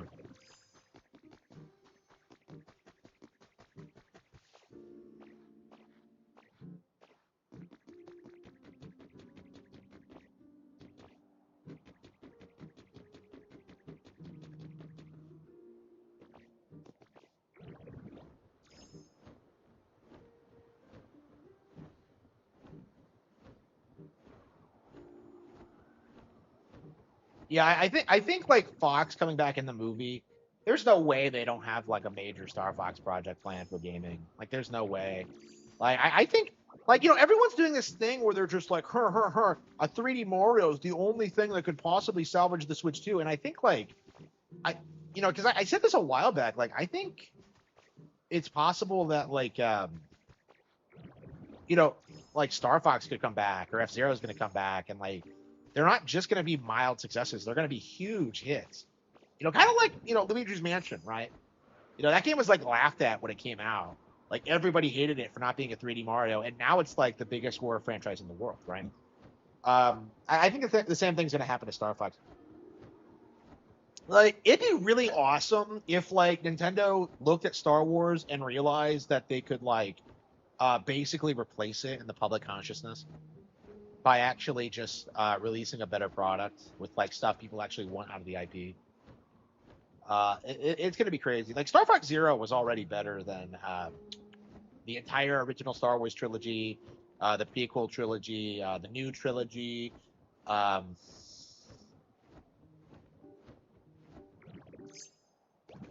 Like all the EU, it's better than everything that Star Wars has ever done. So I'm curious if like Nintendo's going to try and capitalize that and like directly try and like run Star Fox against Star Wars with a Star Fox Zero. I wonder how they're going to go about that, because I don't see them re-releasing Star Fox Zero until they get a new game out there and like they deal with that game's reputation. Because I think the only way they can possibly do it is release like a really well received Star Fox game and then like immediately like release Zero after. So new people come in and like actually play the game and like realize that everybody was lying about it the entire time.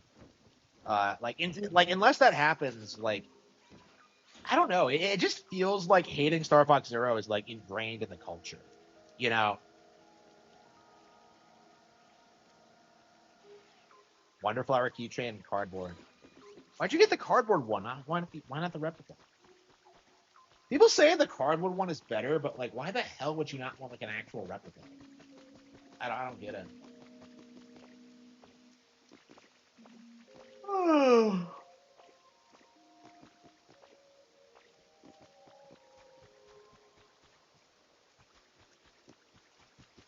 Yeah, like I was looking at like SNES controllers today, and like they're always sold out. I don't know what they're doing over there, but like I don't see any hints for habitats or anything.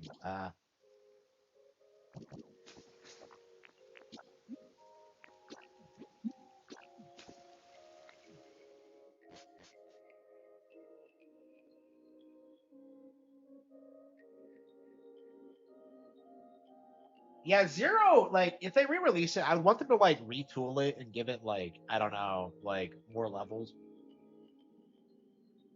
Like I'd want like a deluxe version for sure, not a straightforward.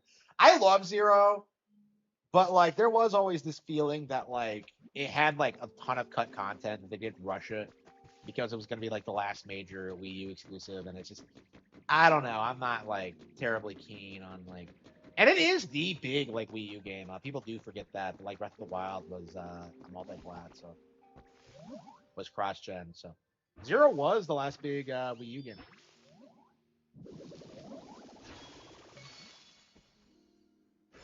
Gollum. I never understood why Gollum evolves from Graveler. They look nothing alike, and it loses arms.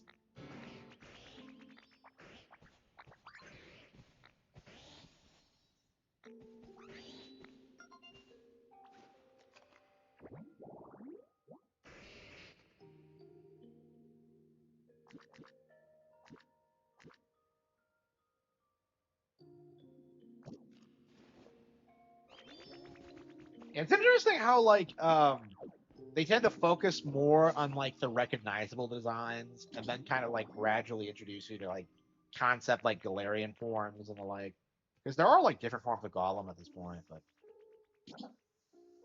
okay, Cling Clang Iron Construction.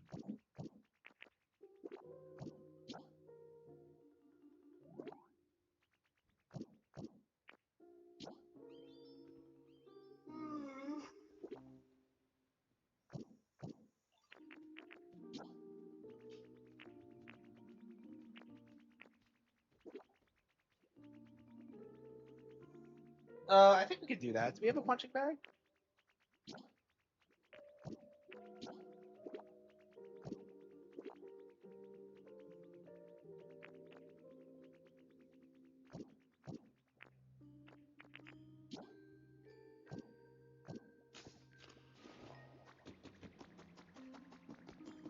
Alolan Ninetales. Oh yeah, Alolan Ninetales is sick.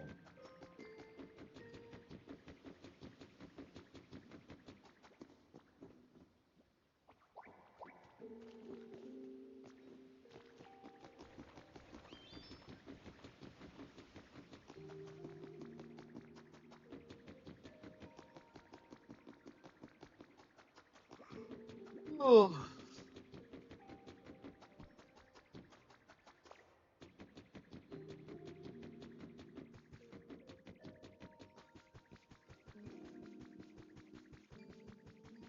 More serious. I don't know. Something a little bit different, I think, is warranted because like I got like my 64 sequel with Zero. If they're not going to do more of the same, they better do something completely different, and they better not make Assault 2 because like the thing everyone's doing right now is that they're pretending to be huge fans of Assault. They've been doing it for like a decade, and like nobody is a fan of Assault. Like I refuse to believe these guys are actually fans of Assault. They're just talking at their ass.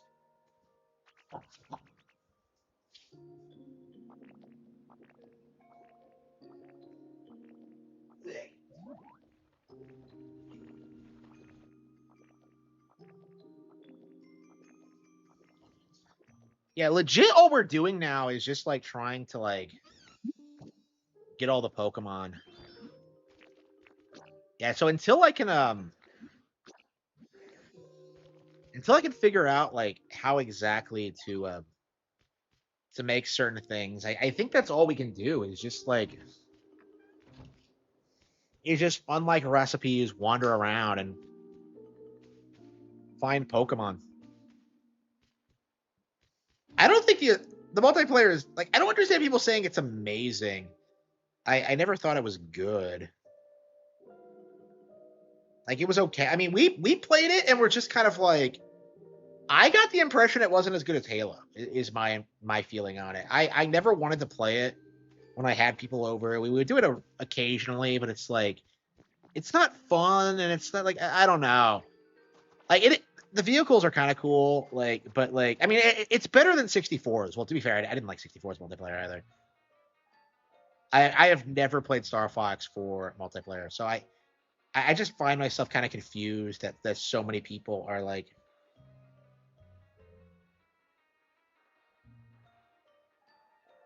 hype up that aspect of it. Like I mostly remember Assault for like the story and how brutal it was. Like I think I finished it the first time, accidentally skipped like the ending cutscene and had like no idea that Peppy wasn't actually dead. Like I think I had to replay it to figure out that like no, he actually lives. So I remember like playing it again, like immediately afterward, like on the second level, just being like, I I can't believe Peppy is fucking dead. It's like the closest I've ever gotten to like feeling like an actual video game character had died. It's like fucking crazy. It was brutal. Like I fucking love Peppy.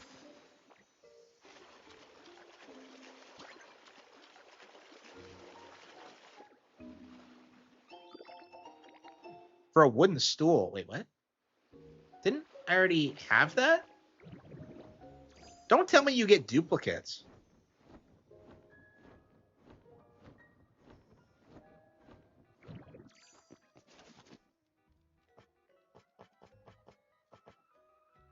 Oh, okay, it's a little bit different. Okay.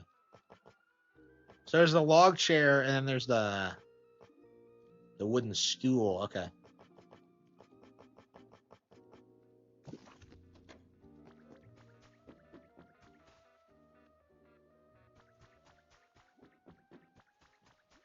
VR. VR is not going to take off, I think, in the next 10, 20 years. I think they really need to make it more affordable and to make like actual video games for it, I think is the big problem. Like it's been like a decade since it's been available commercially, and they still don't have any reason to use it. Like Meta just shut down their virtual reality system, the one that they spent like $80 billion building. Like it's too expensive to be viable, I think. Like yeah, I think the way to do it right now is just like make normal video games have VR features, but like do not like spend a ton of money and resources in developing this because it's nowhere near where it needs to be yet. Like not even close. No, I don't have a meta quest yet. Like it was gonna be the first thing I got after getting a job, but like I just can't really. I don't want to spend $300 when like I could use that for like anything else. I mean, like I was looking at the tablet I wanted, and it was gonna run me up for like 3,000, and I'm just like, yeah, that's not gonna happen. I really gotta figure this out. I'm just like, eh.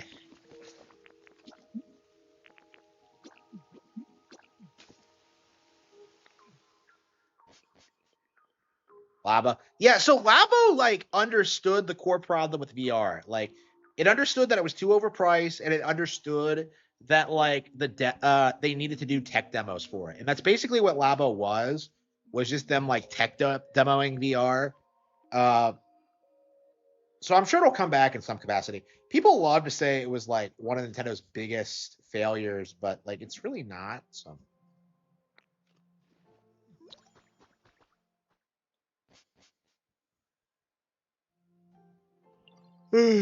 yeah, the Virtual Boy I think has been infinitely more successful than the Oculus.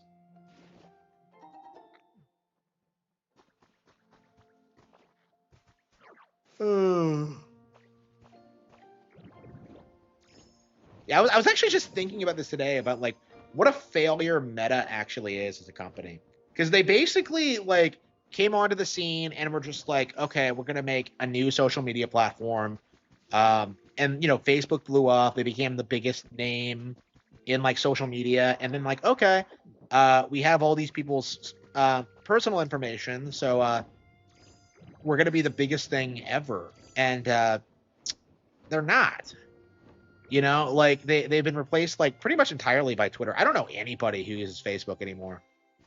And like I suppose it's gone the way of MySpace, but like it's just kind of coasting off its past relevancy. Kind of like Fortnite, I suppose.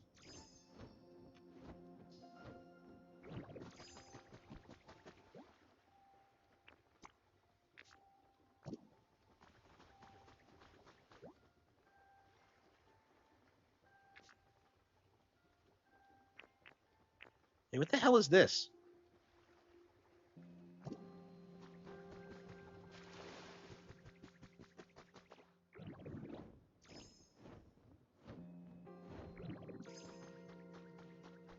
Experimenting with VR.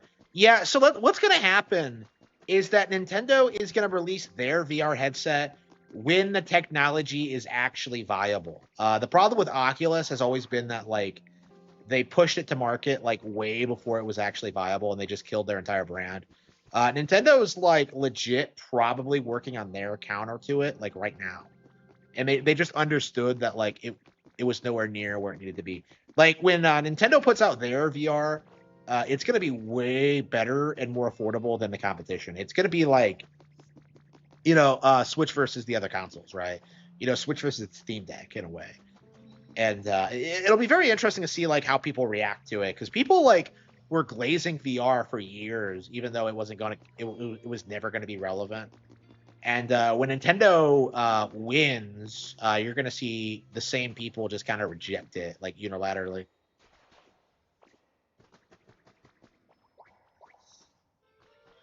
VR arcade.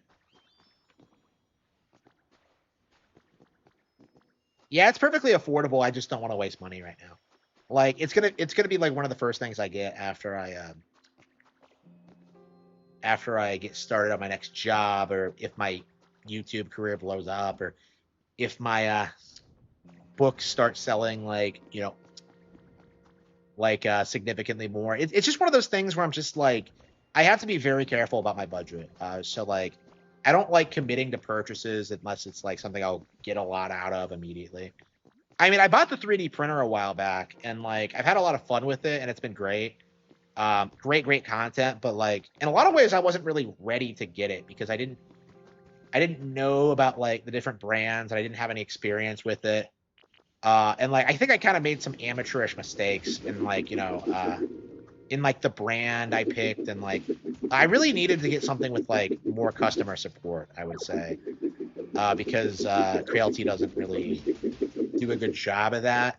So like the actual product is fine. I like learned the product, but like it's very like DIY it ish, and that is not something I enjoy doing. So like maintaining it for me hasn't been like super entertaining.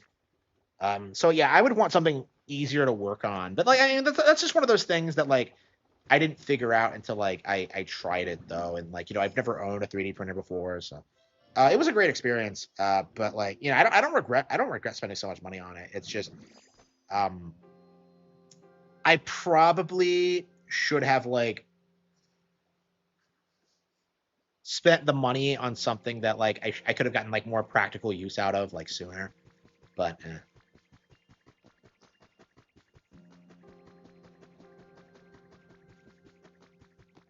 the Wii in popularity, yeah, I think so. Yeah, I mean in general the Switch has already surpassed the Wii, so I don't know. Like I think the reason the Wii kind of took everyone by surprise wasn't that it was so popular, because like Pokemon was like a cultural phenomenon just a couple of years before. Like the narrative was just that like PlayStation was supposed to make Nintendo consoles obsolete, and then like the Wii kind of made it clear that that just wasn't going to happen. And that's something that like PlayStation's never really recovered from.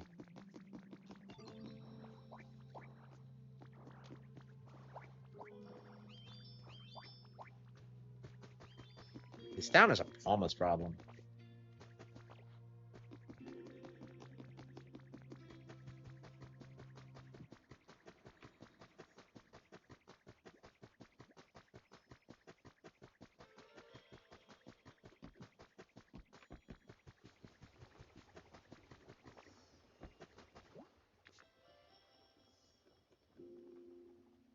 Gay Station died with the PS3. Yeah, it never recovered from that.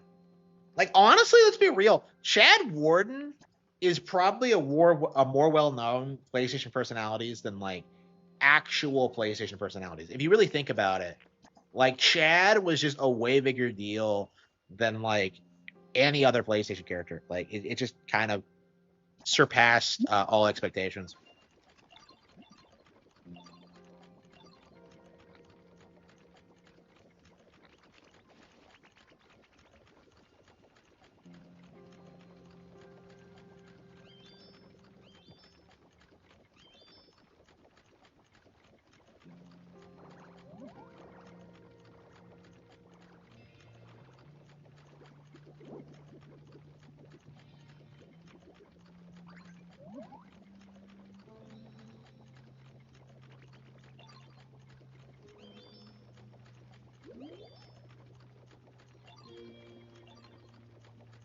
Yeah, it's very interesting how the industry tried to push the narrative that like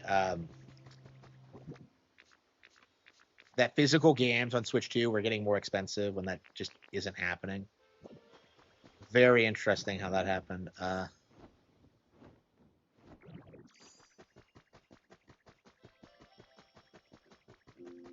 With appealing to the Western market, yeah.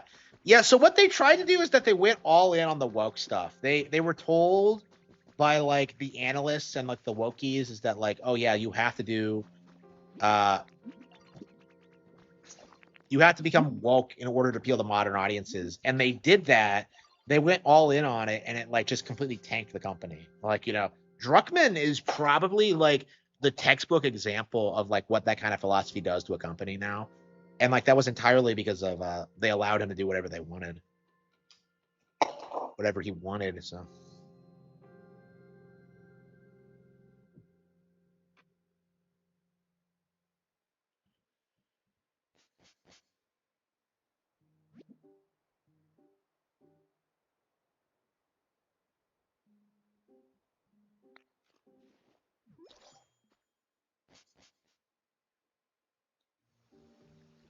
Unitech USA got in on the grift. Okay. Yeah, if that's true, we are reacting to that now. We are covering Unitech with it. Yeah, if that's true, I am calling this out right now. If Review Tech USA really called out Nintendo Switch 2 physical games being more expensive, we're calling this out now because that is not true. That did not actually happen. He's making it up.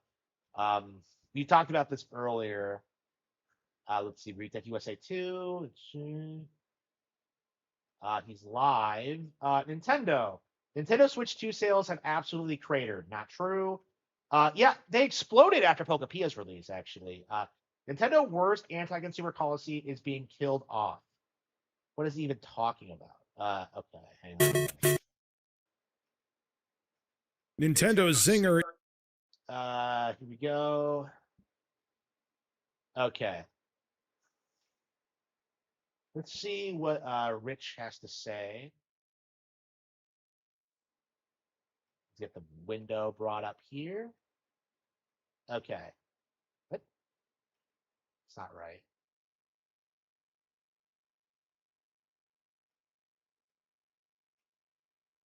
Okay. Nintendo Switch 2 sales have absolutely cratered. Okay, he uploaded this today. 2 days ago. Yeah, absolutely cratered. Yeah, okay. Is that why the stock jumped up after Pokepia's release? Is that why everyone's playing it? Is that why the game is sold out everywhere? Like, is that why Rich? So yeah, so he's probably going to cite the Bloomberg article, which I already debunked in this channel. So Rich doesn't know what he's talking about. He's reviewing tech after I, who am more of an expert than he is, already debunked it. Like, and again, everybody knows this. Like, everyone, like, Arlo straight up deleted his video talking about it because his audience like let him know that, like, oh yeah, this has been debunked by Harman Smith. Like, so he deleted it immediately and apologized.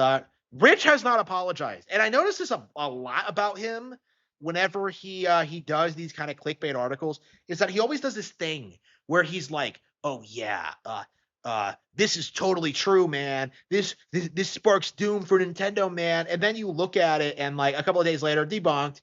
It was never real, and then he just moves on. And sometimes, the very next day, he's making videos saying the exact opposite of what he said to begin with. Rich Tomorrow is not a meme, but it's like how he actually is. But It's time for men. I just wanted some sauce on those zingers. Who are these people?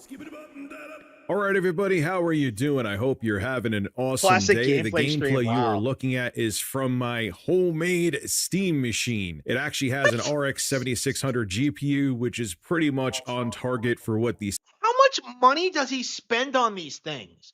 Like, just think about the logistics of it. So this guy owns multiple gaming PCs. He owns multiple consoles. He owns like multiple Steam Decks and like those kinds of like worthless handheld PC things like Switch knockoffs. Like, how many of these things does he need?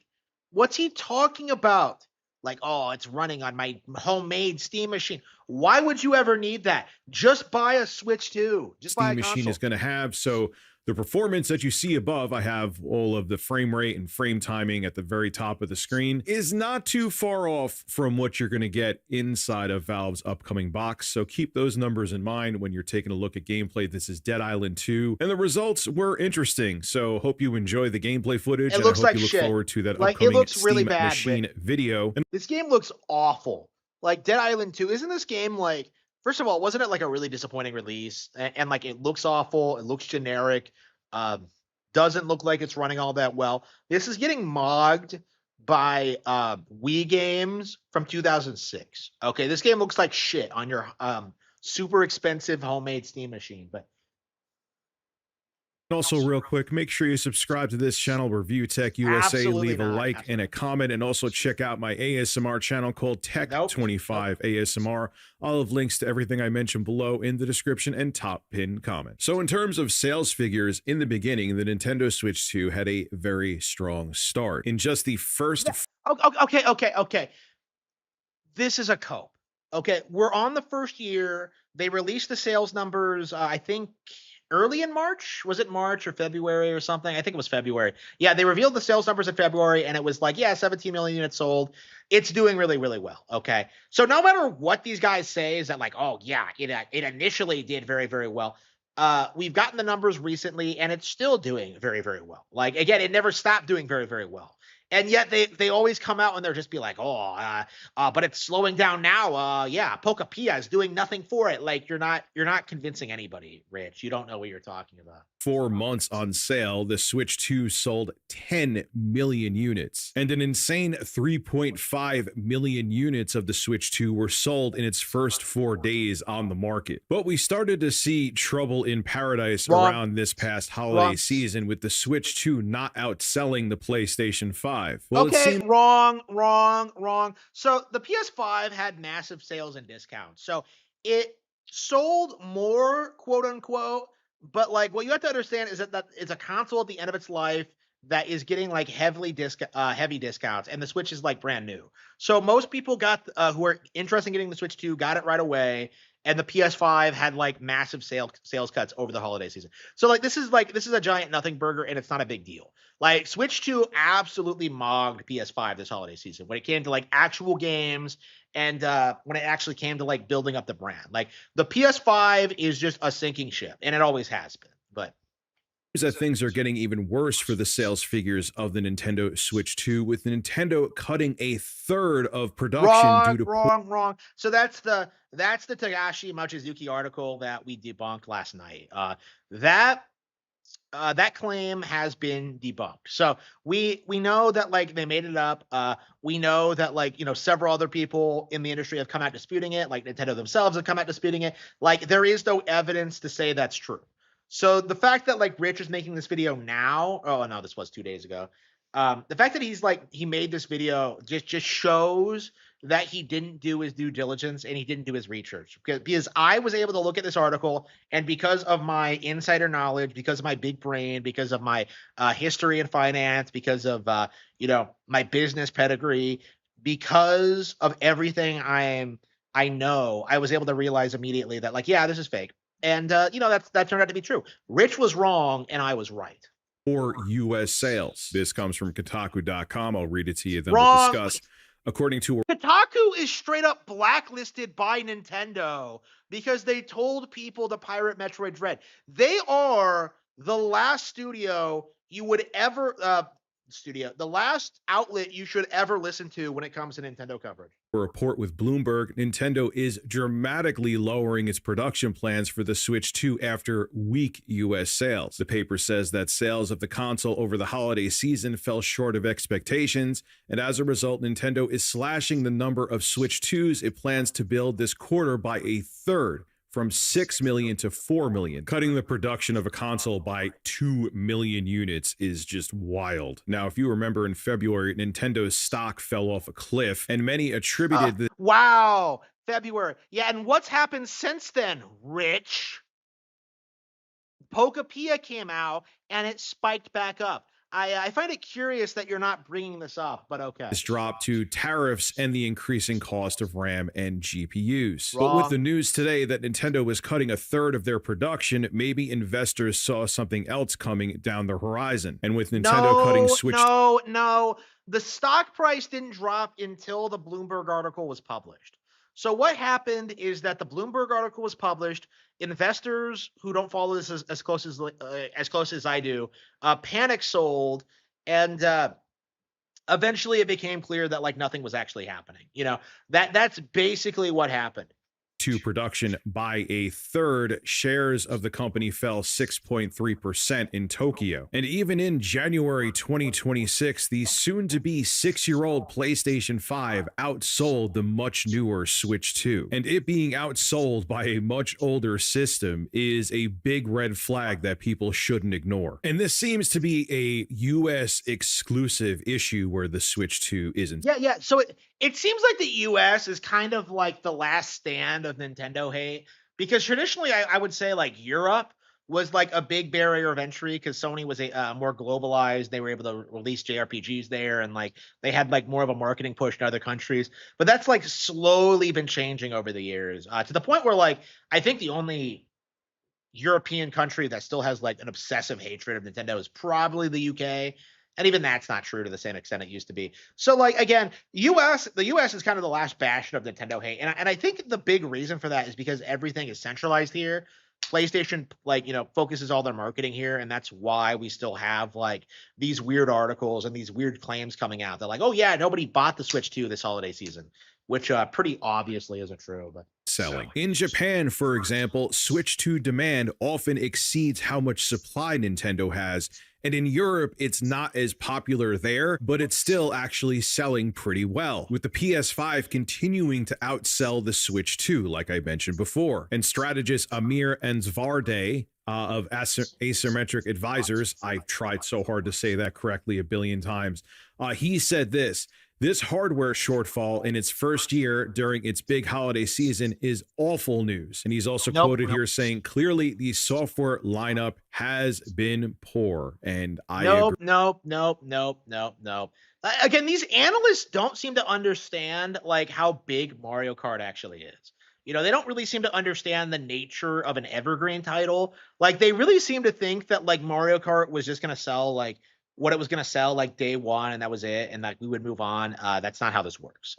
You know, Mario Kart and I think Pokapia, and maybe to a lesser extent Donkey Kong Bonanza, like all of those are going to be like evergreen titles that people are buying and playing for years.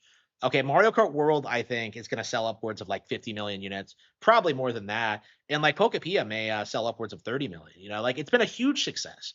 Huge success. And yet the analysts are sitting there trying to tell you that like there's nothing to play, that there's no software lineup. Like it's a complete cope, like absolutely a complete cope. Like if you've seen my streams over the past year, you know how I spend like 8 hours a night playing Switch 2, you know how many games there are on this console, you know how much there is to play. It's just completely wrong. As of now, here are the exclusives for the Switch 2. We have Mario Kart World. These are one. Okay, exclusives. Okay, this is the giant cope of it. You know, this is the thing that they always do is that like conveniently multiplats are counted as like titles on like every other console, but like Switch, they're never brought up or addressed. So they just ignore the Switch 1 games. They just ignore the third-party games and just only talk about the exclusives to push an agenda. And besides, the exclusives are good enough to carry the console anyway. But like, it's such an insane double standard. Like they really want to push this myth that people only buy Nintendo consoles for Nintendo games, which is something that was invented to kind of justify the existence of PlayStation and to downplay Nintendo. So like they're always doing this thing where like, well, like Mario and Zelda are good, but Nintendo doesn't have a whole lot yet else, does it? and like the simple answer is like, well, no, they do. They do have a whole lot else. You know, I have played Tales of Berseria. I have played Resident Evil Requiem. I am going to play Pragmata. You know, like there are like a lot of games that have come out in the past several months that I've been really, really into. Right. So like the idea that the Switch 2 doesn't have any games is just objectively wrong. That are out in the market right now. Fast Fusion, which that's not going to move units. Right. Nintendo Switch. It doesn't need to move units. What are you talking about? Like Mario Kart World is the system seller. Fast Fusion is a lower budget niche title for people who want like a more intensive, like futuristic racing. Like, again, it doesn't need to sell units. Again, this is a problem with this kind of commentary. This assumption that everything needs to be a system seller. No, we already have the system seller. Everything else is just appealing to its like different audiences. Switch 2 welcome tour, also not Awesome. going to move units. Survival Kids, Donkey Kong Bonanza, there's a good exclusive for you. Drag X Drive, just know. Hyrule Warriors, Wait. Did he skip Mario Kart? I think he straight up skipped Mario Kart. move units. Survival Kids, Donkey Kong Fast Fusion 2. We have Mario Kart World. These are ones that are out in the market right now. Fast. Okay, he did say Mario Kart World. Okay, so he did downplay it though. He just kind of said it and then moved on, and then just ignored the reality that Mario Kart World is like, Mario Kart is one of the biggest video game franchises in the world. And there's just this very weird refusal from like analysts and the industry to acknowledge it, because Mario Kart Wii did outsell Grand Theft Auto 4, right? That's not something that comes up a lot. Mario Kart 8 Deluxe, I think, will outsell Grand Theft Auto 5 long term, because Mario Kart 8 Deluxe is going to stay relevant on Switch 2 after Grand Theft Auto 5 sales tank after 6 comes out, right? Like, I do see Mario Kart 8 being one of those games that sells indefinitely. We're seeing like we keep like these guys just don't understand like how well certain Nintendo games do and like what actually moves units. They seem to think M-rated AAA games are what does it, and that's not true at all. And it needs to be brought up. Fusion, which that's not going to move units. Nintendo Switch 2 welcome tour, also not going to move units. Survival Kids, Donkey Kong Bonanza, there's a good exclusive for you. Drag X Drive, just know. Drag X Drive is phenomenal. Fuck you, Rich. Hyrule Warriors, Age Awesome. of Imprisonment. Okay, fine. There's one. Kirby Air Riders. What? There's one? What are you talking about? You just acknowledged that Bonanza was good. Like, Mario Kart World exists. Like, again, like he's reading off this huge list of games and acting like they don't matter. But even he has to concede, like, oh yeah, Bonanza's good, Hyrule Warriors is good, Mario Kart World is good. Like, it's just like, what are you talking about, Rich? The console isn't even a full year old yet. The recently released Pokemon Pocopia, and everything else here is on the horizon. Yoshi and the Mysterious Book, Fire Emblem, Fortune's Weave, Duskbloods from Software, Pokemon Winds and Waves, that's coming out in 2027, and Splatoon Raiders doesn't even have a date yet. And what is also missing there? The Switch 2 did not come out with a new Super Mario exclusive, which nobody is fucking cares. Enough with like the 3D Mario thing. It's like, is he a Nintendo Land fan? Does he think that that's all anyone plays? First of all, like, doesn't Mario Kart count? Like, it's, but anyway, like, you're really gonna tell me that like the Switch 2 is like doomed to failure because it doesn't have a 3D Mario? Like, you're really gonna try and do this thing? Like, we didn't launch with the 3D Mario either. We didn't get like Mario Galaxy until the end of 2007. Like, it's like, what are you talking about? What are you talking about? This is just a downright cope, and I'm very tired of hearing about this. Like, because these people really seem to think that like any other Nintendo franchise like isn't as relevant as Mario. Like, they really think that like nothing else will move units, nothing else can sell consoles, nothing else is relevant, and it's just so out of touch and ridiculous. It's insane. Now, there have been other Nintendo consoles that didn't launch with a Mario exclusive. That's not what I'm saying. But even the original Switch, even before the system was released, what did we see a trailer for? Super Mario Odyssey. Did we get a trailer from Nintendo before the Switch 2 was released of any kind of Odyssey-esque game? Mario Kart World, retard. Like, any kind of Odyssey-esque game. What are you talking about? Bonanza is the Odyssey-esque game. What are you talking about? Well, that doesn't have Mario in it. Like, what are you talking? What? It's just a dumb argument. It doesn't make any sense.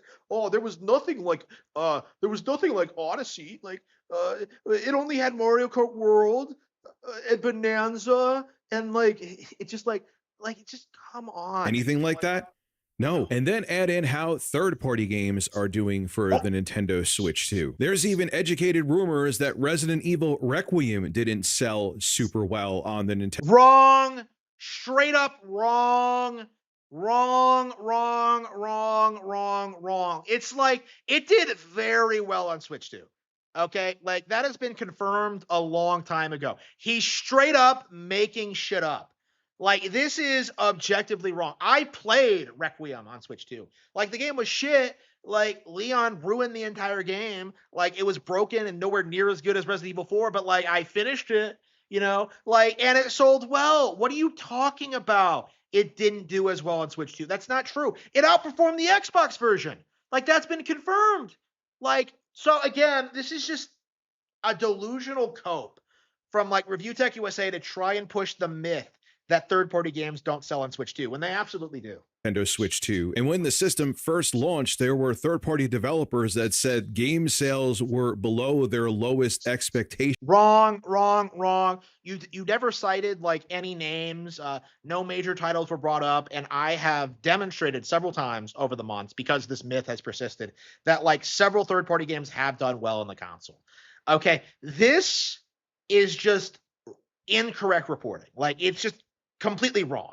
Like you're just making stuff up. Like, oh, well, I read it in an article, but it must be true. Like basic reality has debunked you, Rich. Like reality has debunked you. But for certain titles. And say what you want, but when I first heard that, I'm like, man, that is a sign of things to come. So Nintendo needs to pay attention to that, because if they're in this situation where third-party games aren't moving on their platform, again, they need to be very worried. So do I think that the Nintendo Switch 2 is going to be a failure and it's going to be the next Wii U? Absolutely not. I'm not. The Wii U was a success. It brought about several of Nintendo's most iconic games ever and ushered in the age of the Switch. Without the Wii U, the Switch just does not exist. So saying that either, but can it be like the 3DS to what the DS was sales wise? Like, could the Switch be the so that's the moving goalpost now. I've seen a couple of people bring this up, like the DS was the best thing ever, but the 3DS just couldn't live up to it. Like that's the point where we're at now, where people are just trying to say it's going to be like a mid-tier success instead of like, you know, like the best-selling thing ever. And I just don't think that's going to be the case. Like, honestly, I don't think it really matters how much the Switch 2 sells, because I've talked about this before, but like the Switch 1 is still very relevant. You know, one of the things Review Tech USA skirted over in this video is that the Switch 1 is still getting new games. So the Switch 1 is still very relevant. It's still getting supported. People are still buying games on it. You know, the financial reports confirm this. So the Switch 1 and the Switch 2 are coexisting. And the Switch 2 is not a replacement for Switch 1. And this is something that like Review Tech USA is really overlooking and not bringing up at all. That like, 8 million people bought Pokemon Legends EA on Switch 1 because there was such a huge, heavy player base of people who had not upgraded yet. You know, it's that's pretty typical, I think. That's kind of what we see out of like that's what we've been seeing lately, is that the Switch 2 is coexisting with Switch 1, and like they're helping each other succeed. So if you buy games on Switch 1 and then upgrade to Switch 2, you can like, upgrade your games and like, keep playing as you always have. And I'm sure that's going to continue with the Switch 3 and onward.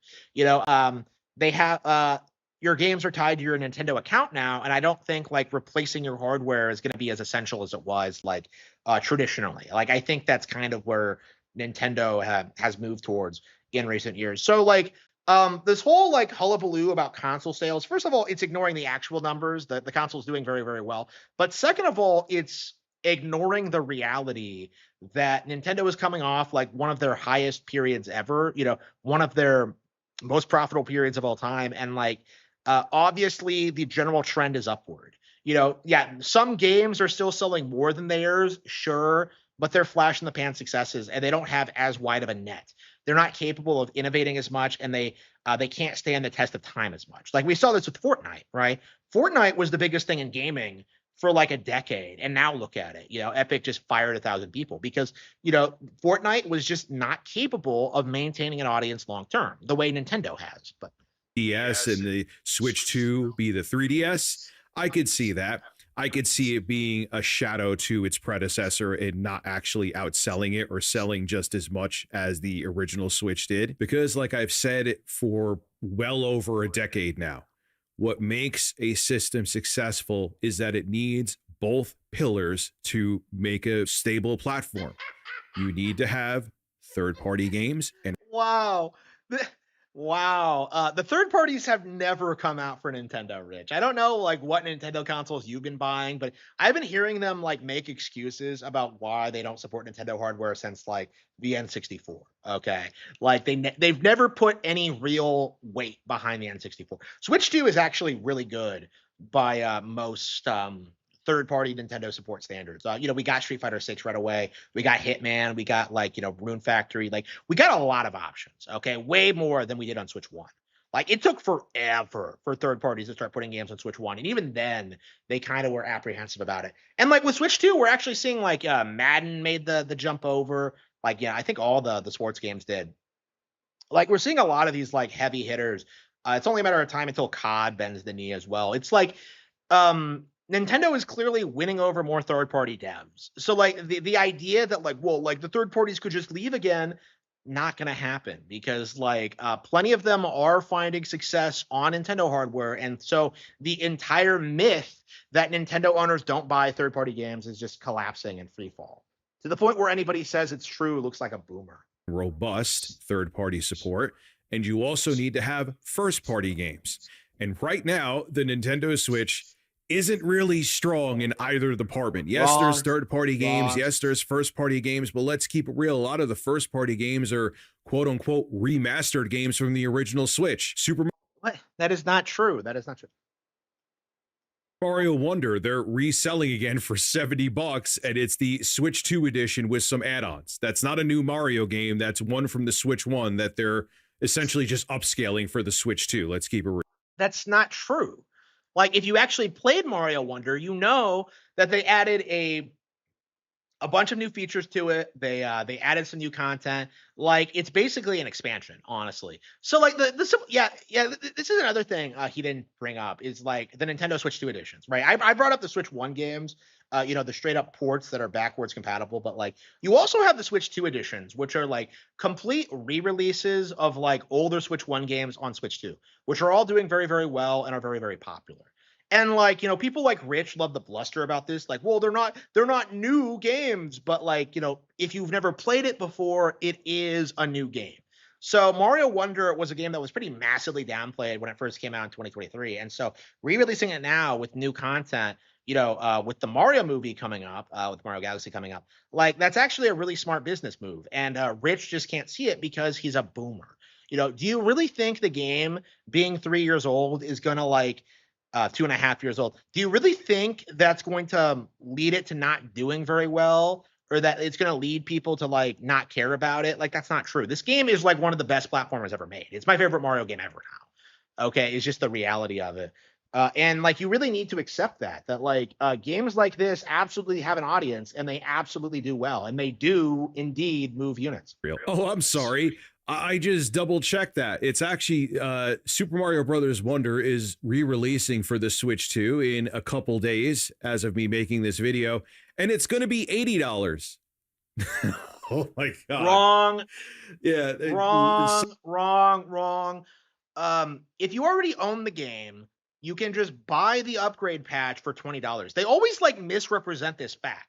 Okay, like the Switch 2 edition exists, which is releasing for $80, but that's $60 for the base game and then $20 for the expansion, right? If you already bought the game day one, like you would have if you were a serious fan, you would just have to pay the $20 for the expansion, and that's like the reality of it. I still have to pay the $20 though. Yeah, just like for every other expansion ever. I didn't see these people complaining about Shadows of the Earth Tree costing $40. You know what I mean? Like it's just like sign me up for that. Let's not forget too. I forgot about this. Let's not forget about the Switch tax, which here's proof of it. That's very real. What? They wonder why their sales figures in the States aren't what they want them to be. Gee, I wonder. And then I'm going to bring this up, and I know I've mentioned it a billion damn Switch tax. What's he talking about? Times.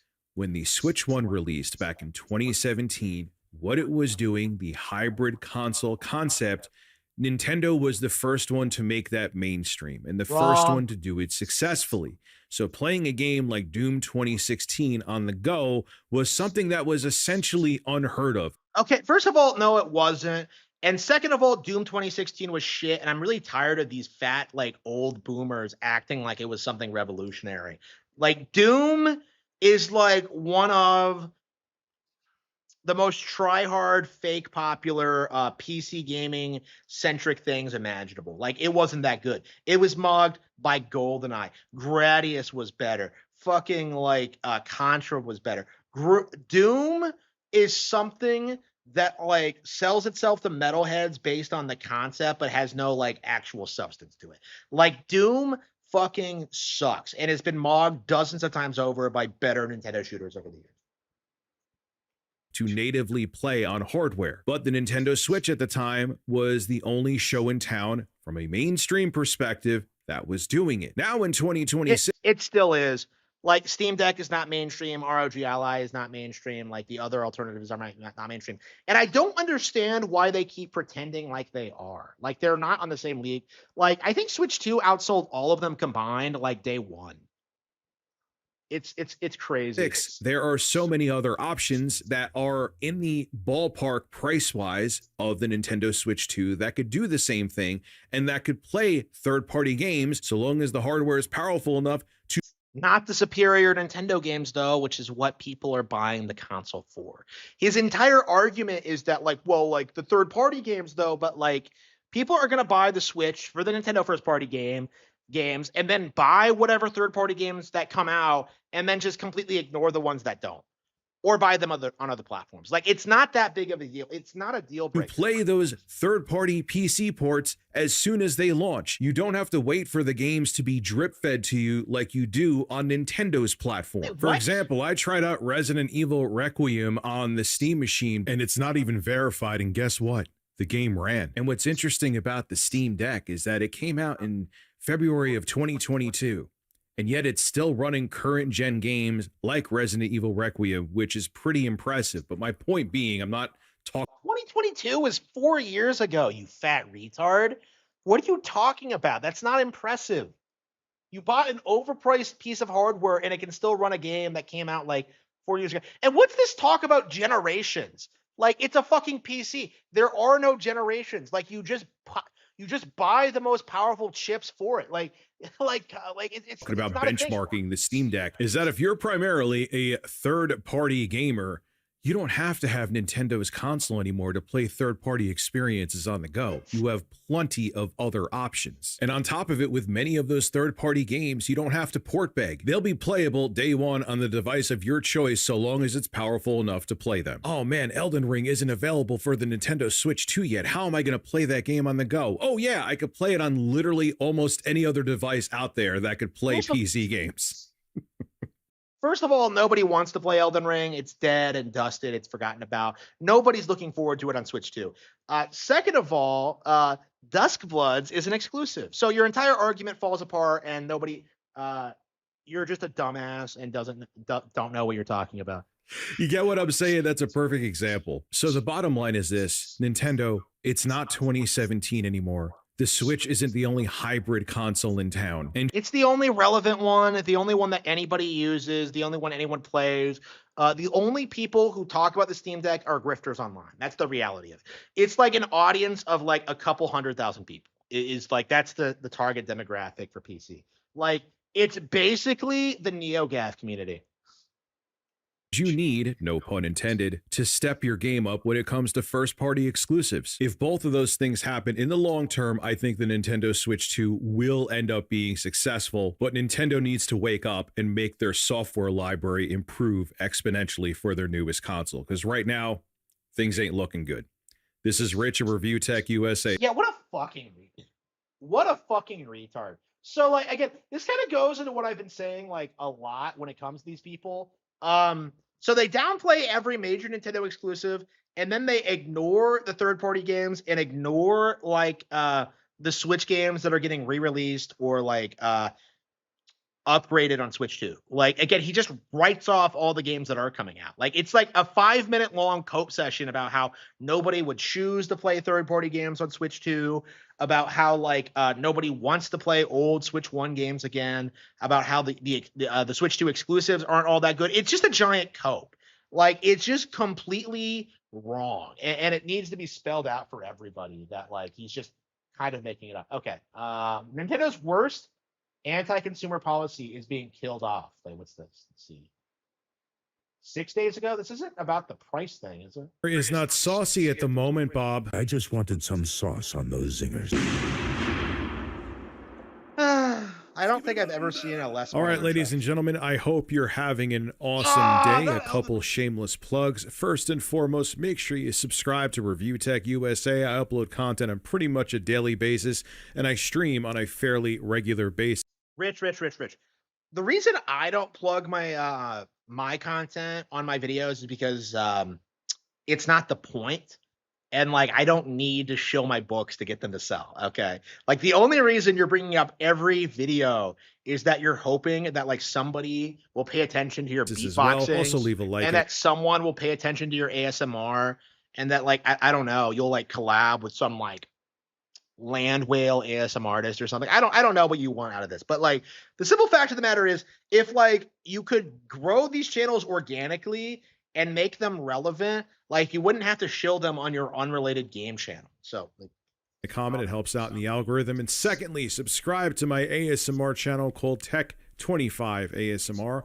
I'll have links to everything I mentioned below in the description and top pin comment. So shout out to non-US countries, shocker there I know, that are actually being pro-consumer and protecting consumer rights. Let's start with this. Australia is not part of the EU, but you want to know why you have an awesome return policy on Steam? Is because Australia forced their hand to have a return policy. The Australian Competition and Consumer Commission, that just rolls right off the tongue, took Valve to court, arguing that foreign companies selling digital goods to Australians must comply with Australian consumer laws. And the court sided with the ACCC. They said if you're selling a good digital or not, there has to be a return policy. And Valve was even fined 3 million Australian dollars for misleading consumers and failing to comply with those laws. And it doesn't matter that that case was in Australia. It was because of that case that we have a return policy all over the world for Steam now. And you want to know why you have a USB?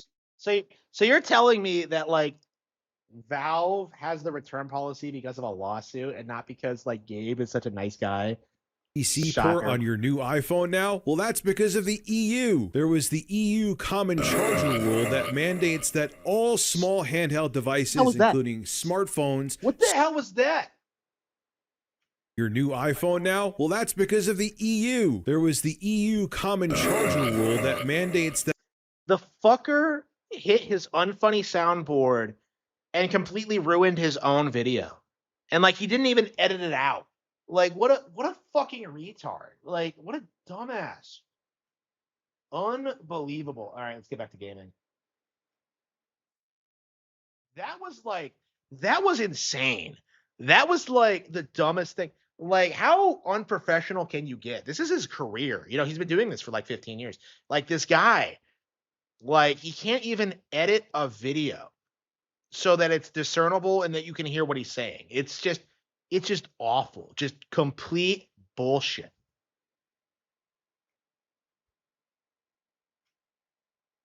Okay, kind of a waste of my time, but I don't know. It's nice talking about Rich every now and then.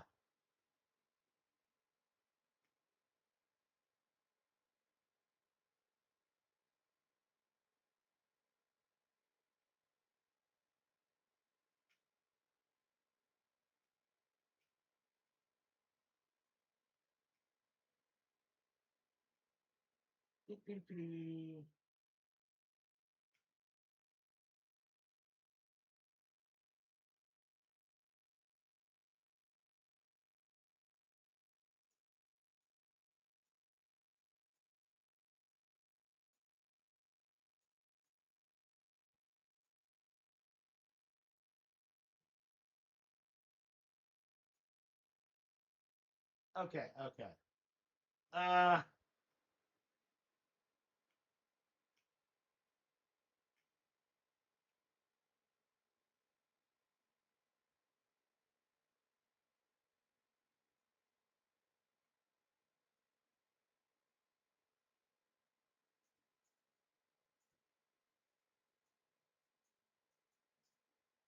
Okay, let's get this. I'm not even gonna bother getting a thumbnail. Honestly, let's see.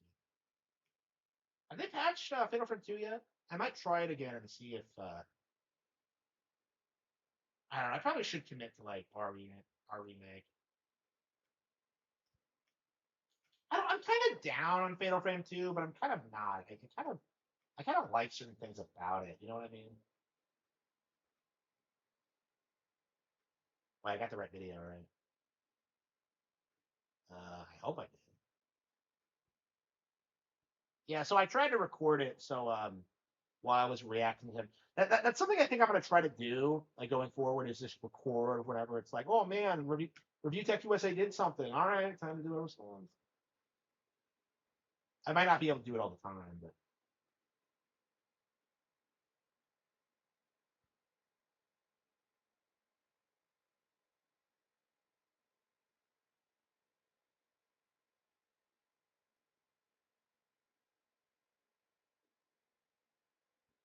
yeah, that should be fine. Okay.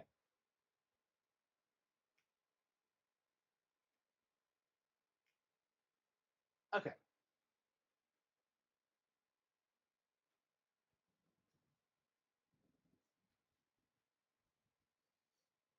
They're gonna announce Super Mario Galaxy 3 this year. Um, yeah. So that'd be very interesting if they did that. Yeah. That'd be cool if that was like the big 3D Mario game, because I'm not sure like if they should do Odyssey again. I wanted something a little bit different. What I wanted them to do was something wholly original. But I don't know. I think like having a smaller team do Galaxy 3 and then just like making another one for like another Mario game. I don't know. We'll see. Like honestly, I see Wonder as like the big Mario game of the decade. Honestly, I don't think we're gonna get another one until like 2030 or so, and I'm perfectly fine with that. But a lot of people are just spurging out about it for some reason. What were we doing? 3D World. Yeah, I wasn't a big fan of 3D World, but like if they really get the formula down and really improve it, it'd be a lot of fun. Honestly, I kind of want to play 3D World again. It's been a while. I never did finish it on Switch, so I don't know if I have it out, but and I mean I'm so behind in games, I don't know when I'll get around to it. I am not a 3D World fan, but cocktails, woo, every day. Okay. Okay.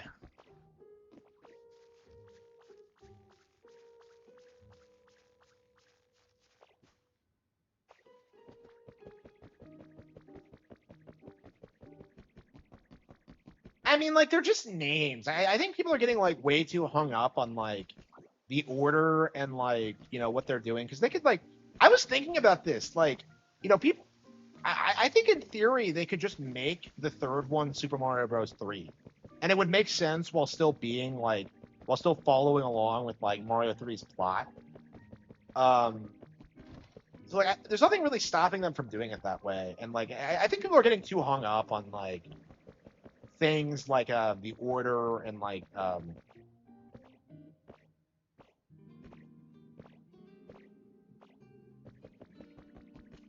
yeah, I'm curious what's like stopping them from that, because there's no way COD can't run on Switch. Like there must have been like some reason why like Bobby Kotick was like refused to support the Switch that entire generation. It's not a hardware problem, because like COD isn't that sophisticated. So like I don't know. I'm not sure what the behind the scenes reason is, but the fact that it still hasn't happened is telling. Like I'm curious at what point COD's gonna go away. I mean, if they, like you look at these names and it just comes off like laughable. Like Black Ops 7. I remember when the first Black Ops came out. Like they put out 7 of them. Like what happened? Like in the last 6. Like I'm just like I don't know. I hate Call of Duty, so it's not a big loss, but like the fact that like Activision tried to sabotage the Switch and failed is just is just laughable. Oh, hang on, I haven't like check my Twitter in a bit. Ex-Valve employee roast Epic CEO.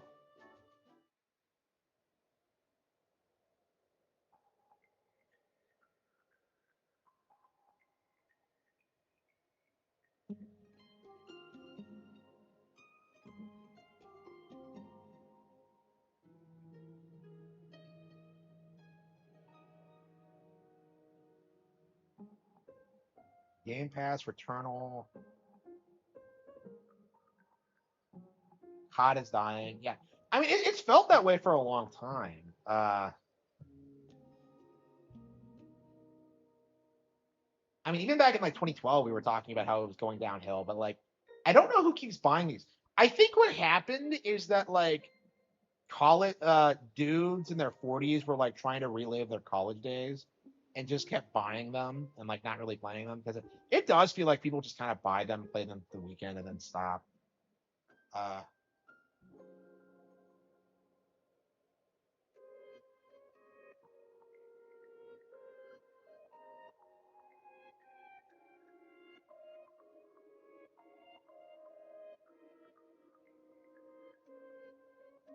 Ripping off Fortnite, yeah. Yeah, I think Fortnite kept the industry afloat for a while because like during the peak Switch years, that was like the cope was that like Fortnite's gonna save us from Nintendo domination. Like it just didn't happen. Fortnite's dead now, and because I remember being told that like, well, kids don't care about Mario, they want to play Fortnite, and it just didn't fucking happen.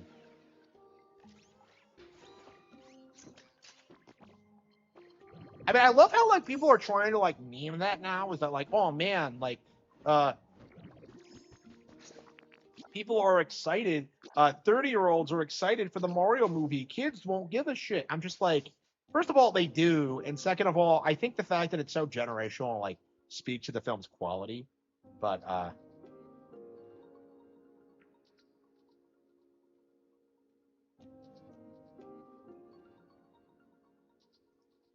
yeah, Fortnite's interesting because I think it goes to show you what happens when like a live service game falls off.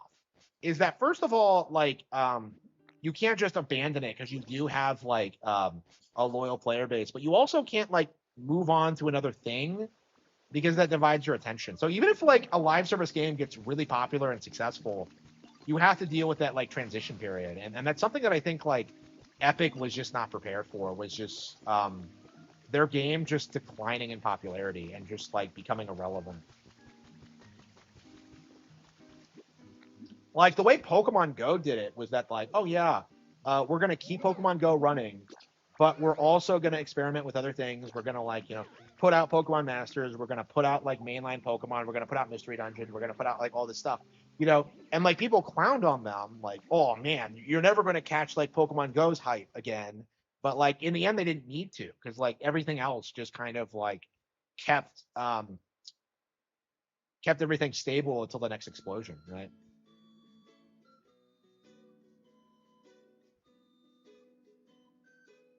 So yeah, it'll be very interesting looking back on like Fortnite's reign of terror because it really was a dark age of gaming for kids. Okay, because if you were into games, like all anybody was playing was Fortnite, all anybody cared about was Fortnite. I'm sure that like if you talked about Nintendo or the Switch at all, you would be bullied, or like people would harass you.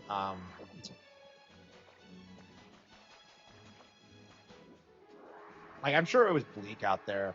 Like I heard stories about kids getting bullied for not having custom skins in Fortnite. So it's like, you were paying money just to not get harassed by your friends. It's just like definitely glad it's done now. And like I really wonder if it's gonna be looked back on as like one of the cringe fads of like the last decade. Kind of like the way we look at Twilight now, or like Vanilla Ice in the 90s, or like whatever.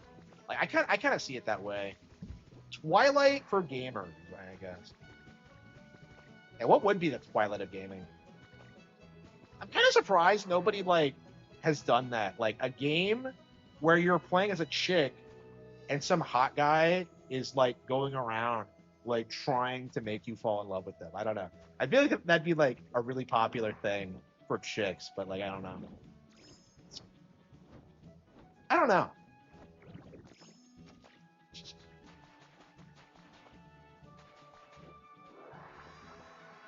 And what would Twilight, what a game look like?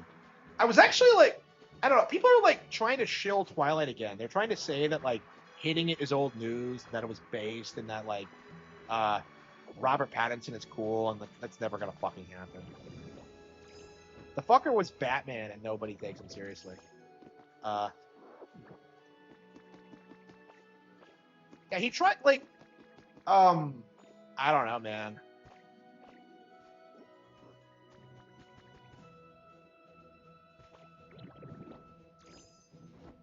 Fortnite. Yeah, Fortnite probably won't even be alive like 20 years from now. It's gonna be crazy. It's gonna be run on like fan servers and the like. Yeah, I still have not watched like Robert Pattinson's Batman, and like I've seen people try and shill it like FPS Kyle, and I'm convinced they have to be grifters. Like I don't know a single person who has told me that like that was a good like take on the character. And like I've seen so many people like online try and like meme it into people thinking that, and I'm just like, nah. Like honestly, I just want like the comic book characters to go away. I don't want to hear about them again. I'm done.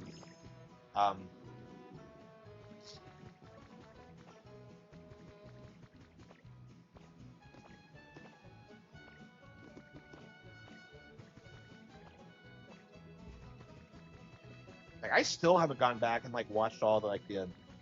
Honestly, I think the first 4 is kind of like the ones I'll probably stick with. The ones I grew up with. Like I just don't think that like any newer Batman movies just like I don't know. I hated how like seriously everyone took The Dark Knight. Like, oh man, like it's so deep and profound. Like Heath Ledger was a legend, man, and it's like the most basic bitch plot imaginable. Yeah, the Nolan movies are super overrated. I was really surprised when I watched Batman Beyond Begins for the first time and realized how like basic it was. Like I don't understand people's like fascination with it.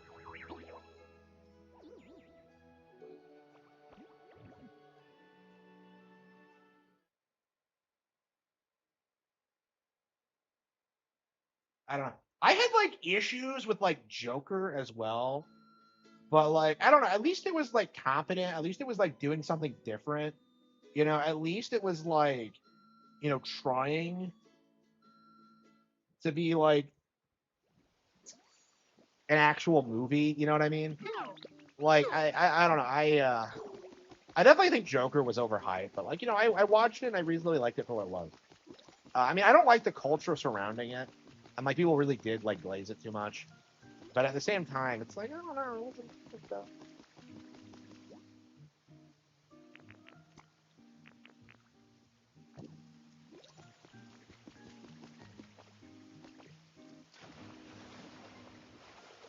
Moral nihilism. Yeah, I'm gonna have to watch the movie again because I've been meaning to do that and stuff. Like, you know, people keep praising me for my culture war takes, and like one of the things I've been like very adamant about is like the whole like media was always woke. Like, you know, I always say this about The Dark Knight, that the whole bit with like Batman turning everyone's cell phones into like spying devices, like it's propaganda to justify a police state, basically. And like they do this thing where like, oh yeah, we're only doing it because it's absolutely necessary, and we're gonna turn it off after we're done. And I'm just like, that's not gonna fucking happen. Like it's just like it's really brazen with it. And I was kind of surprised when I saw it, how like other people didn't address it. Like to me, it was like very transparent from the moment I heard about it. But yeah, I'm very interested in seeing like what I think about those. Yeah, I don't think I've seen any of them in like 10 years, over 10 years. Um, like I don't truly genuinely want to, but like I don't know, like it feels kind of pointless, honestly, because it feels like all these people are just kind of irrelevant now.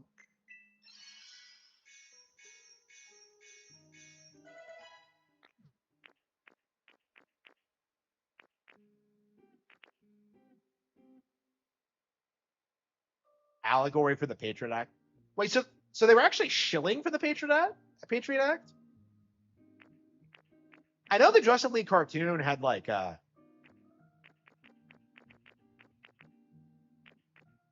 here we go. Yeah, we can get Toxel out. Okay.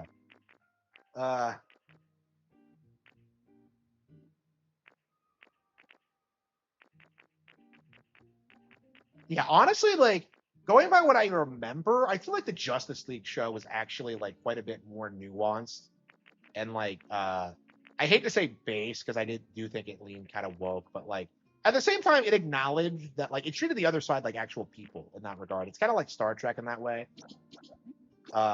Where it's like super woke, but like it actually like understands like nuance and like makes a compelling narrative. Um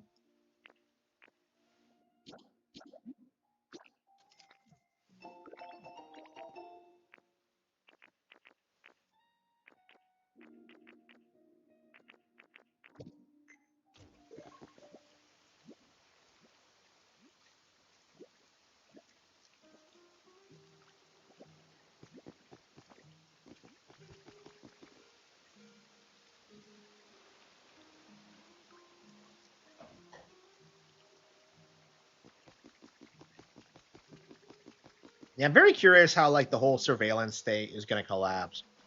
Because like the way it looks to me is that like eventually it'll come out that like the government has all this information on everyone, and like at a certain point they just won't be allowed to use any of it.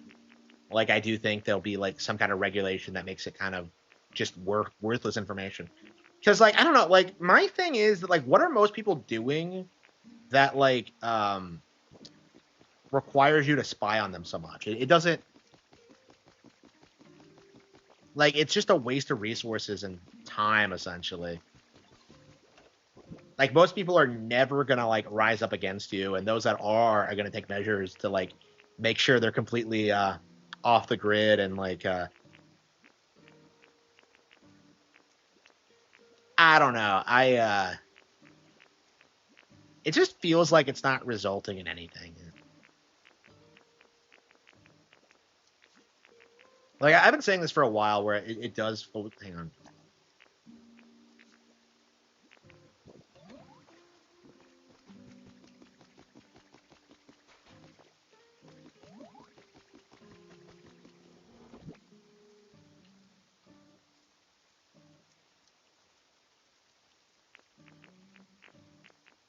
Yeah, he wasn't really doing anything.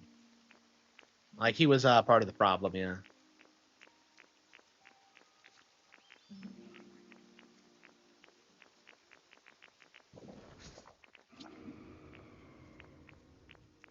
So yeah, most Republicans are like controlled by the establishment and are just pushing for the same things. Um, it's all like it's all very pointless.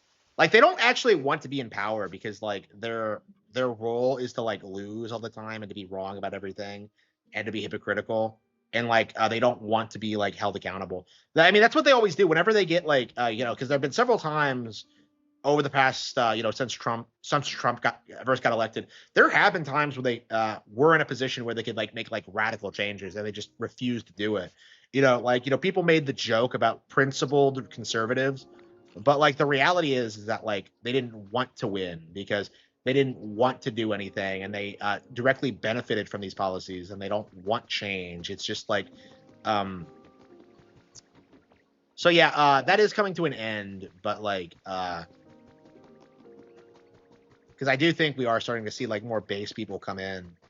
Like again, it's a talking point now, I think, around the world, like what a disaster women's rights have been for the human race, like not just in America but worldwide. So I feel like that's going to be the main talking point over the next 50 years, and something I think I'm going to be advocating for in my work is this like stripping women of all their power and authority. Like they should not be allowed to take political positions.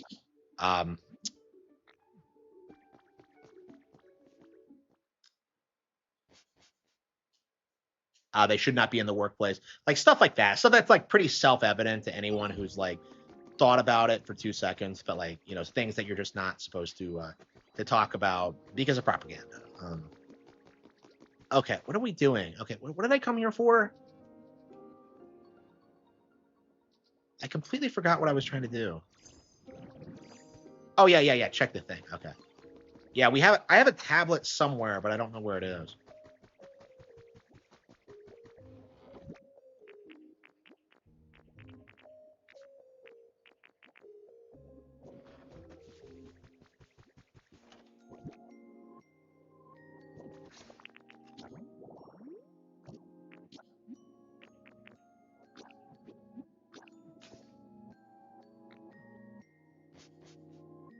Yeah, I think Trump's primary appeal is that like he didn't have to do that.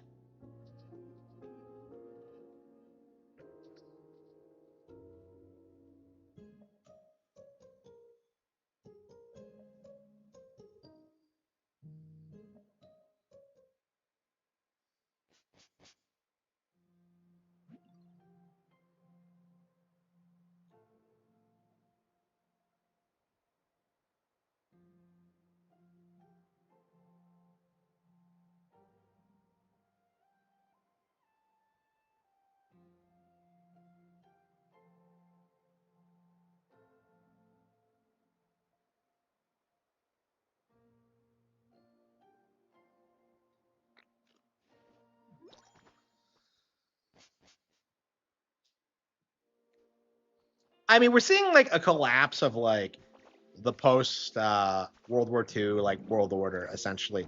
Like the kids of the people who've been running the world are retarded and don't know what they're doing, and that's just resulting in it's a wall monitor shit.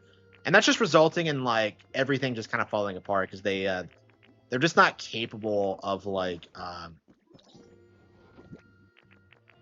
of controlling everything.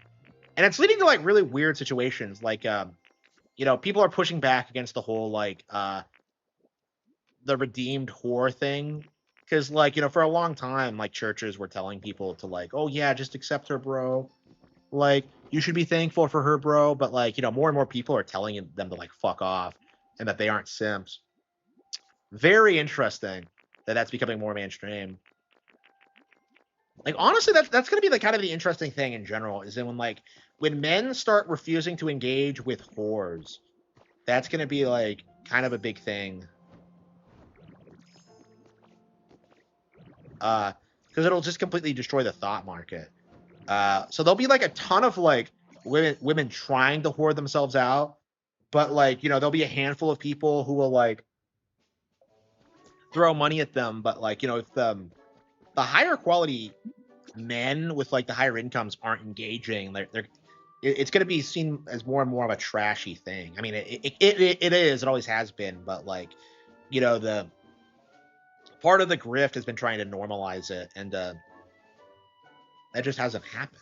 So, if anything, it just feels like, you know, seeing like what's becoming of these OnlyFan whores and seeing like, you know, Riley Reid and like Mila Khalifa and like their post whore lives, like, you know, people are realizing just how destructive it is long term. Well, post whore, they're always going to be whores, but like, yeah, like I keep seeing like posts from Riley Reid like begging people not to like talk about her background because she has a daughter now, and I just like, I don't know, I don't feel bad for her at all. Like, you're a whore. Like, I don't know. I was like thinking about that. Like, is the daughter gonna whore herself out, or is she gonna be like turbo based and like reject like daughtery? Like, I don't know. Like, it's one of those two things. I think no matter what happens, like everybody will like understand that like being a whore doesn't work like at all. And where's my tablet? Where is my tablet?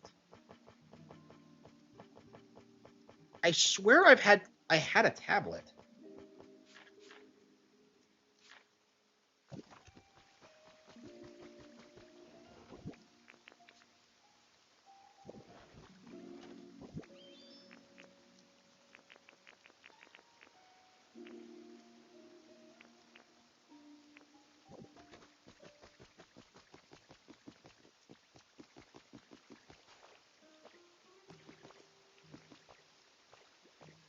Yeah, I don't even know what like Mia Khalifa's doing. I feel like she keeps like coming into the mainstream occasionally because she tried like getting rid of her name, but like, because it's not a real name, but like, it's the only thing anybody knows her by. So in order to be like, to do her grift, she had to like come out and do it. And it's just like, I don't know, man. Oh, here we go. Here we go. So you can buy these. Okay, so we don't have to.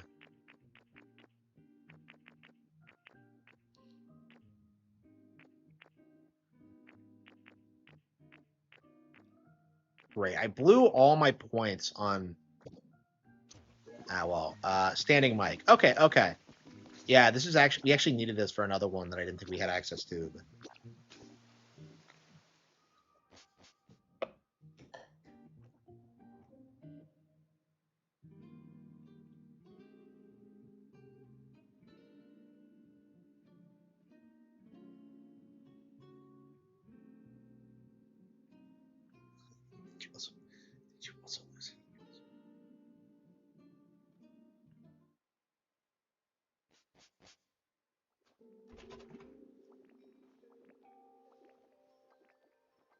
Argonaut game still exists.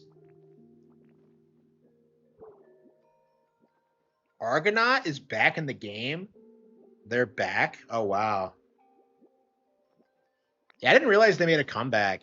So like, yeah, that the CEO there, he was talking shit about Nintendo. He like tried to tell you that like he was trying to tell people that Nintendo stole 3D from them for Mario 64. Like they wanted to make a 3D Yoshi game. And like oops. And Nintendo stole the idea and used it for Mario 64. That's the narrative. Is it the same guy? Because he's like, he's run his mouth about that a couple of times. Wait, I don't even have to flip it around?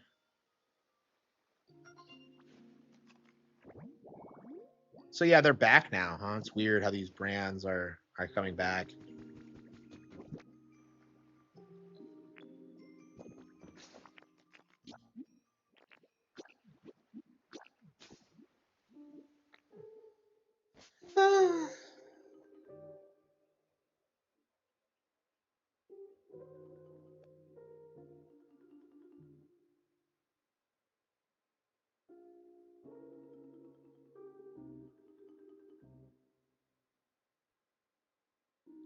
The denaturalizations are starting. Okay.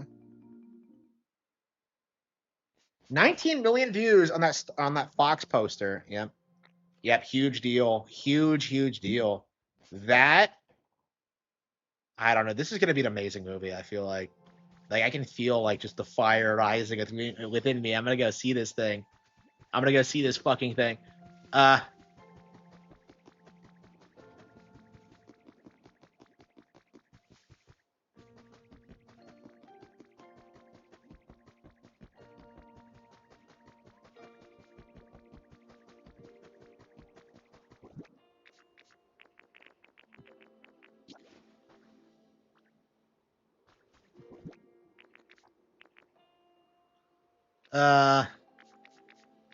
Yeah, were you supposed to like get the field of flowers, or were you supposed to? I noticed that it set up this.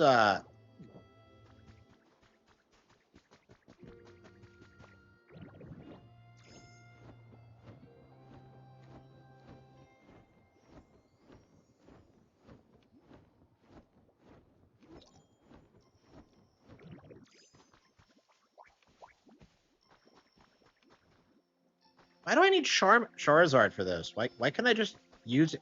I don't understand why you know Leafage and Water Gun, but not Amber. Like I don't understand why that's so difficult for you to use Amber. Like I was always very confused about that, but like I get you're not using Amber as much, but you might as well like. Why do I have to get a Fire type Pokemon to do it for me? It doesn't make any sense.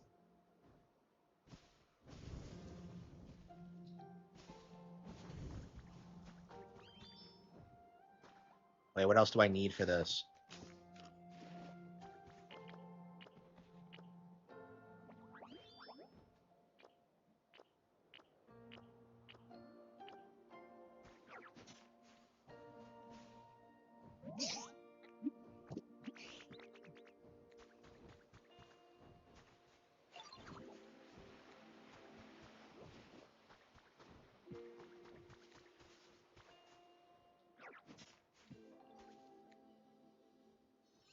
It becomes a completely different habitat when you move it. It is candles and plated food placed silently before a gravestone. Pretty great. Okay. So I guess we could have gotten that before we got Cubone and Marowak. But interesting how like the same object could be used in multiple ways. Okay. Oh, we got that. Lazy photo album scrolling. Okay. Chirping recital.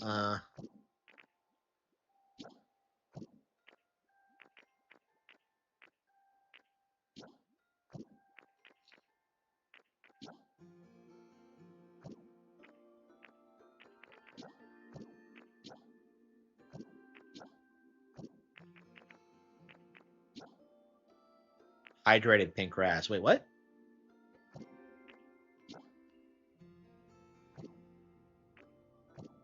I guess we could check those real quick.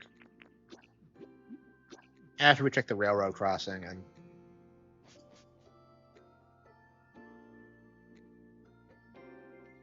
Netflix just got a 2.8 billion payoff from Paramount. Then Netflix turned around and raised prices on millions of customers. Yeah, people like, I don't know. I don't understand why anybody's like paying for Netflix because like you can get anything on it, pretty much anything on it, like by just paying for it on Prime Video and like owning it outright. I don't understand like what the appeal of Netflix is. Like I had it for a year and I barely used it. And like, you know, Pokemon's great, but like I can watch that on Prime Video. So it's like, what's the deal? What's the deal? Yeah, I love Pokemon, but I don't know if I'll ever watch all of it at once. Like I remember like I watched like the first 20 episodes or so, and I'm just kind of like the nature of it just means that like I don't know. There are some episodes you like and some you don't, and it's just I don't know. It's like it's a kid's show, and I feel like it should be for kids.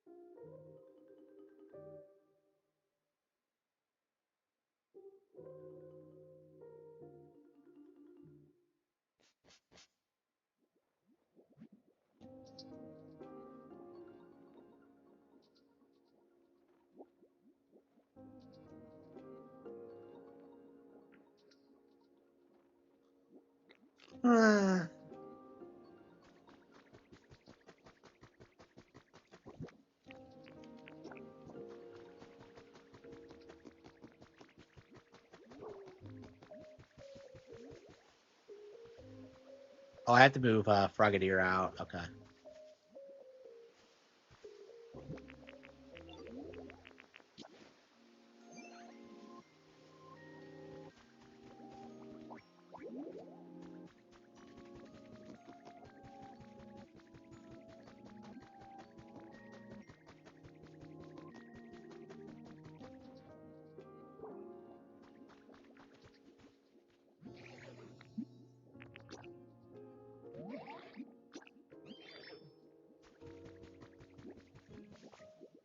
Okay. I think it was this, and then like elevated tall grass, wasn't it?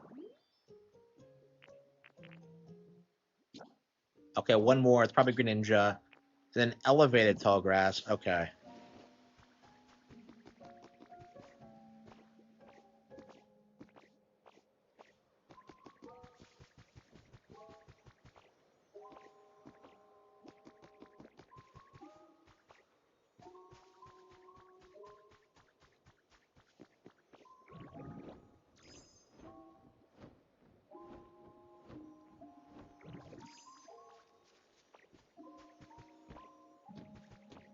It's not a tablet. That's a lore thing. It's a lore tablet, but it's not an actual tablet.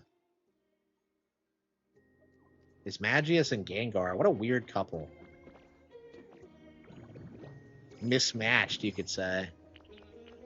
Okay.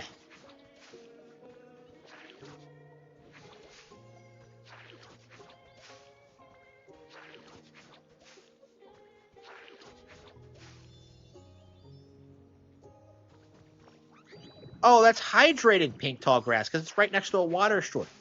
Shit, I didn't even think about that.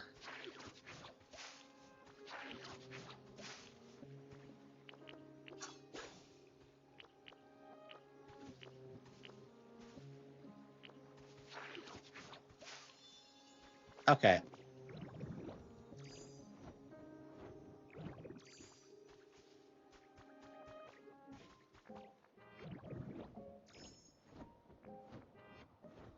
Okay, we got that made.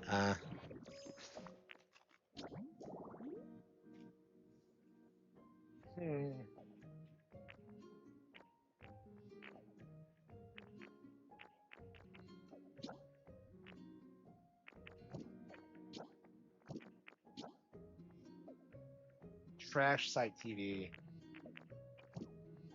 I think I have a TV for that.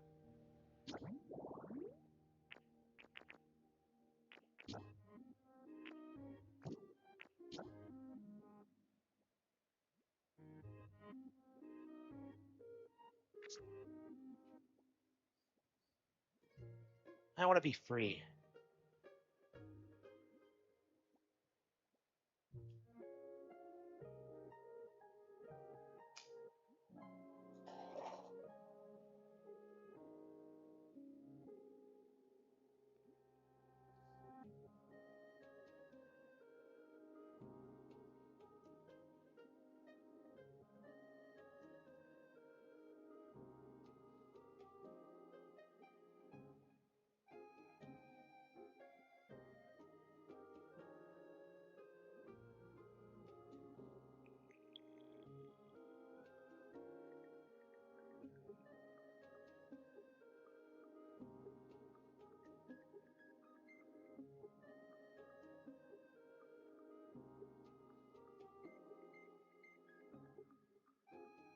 Devil May Cry 5 coming to Switch 2. Wow. Cringe. Cringe.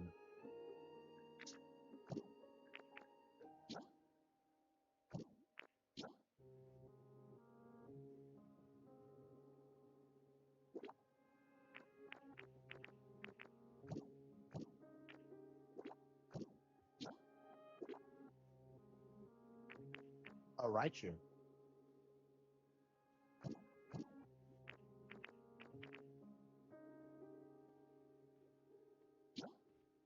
Yeah, what's gonna come out when we do this?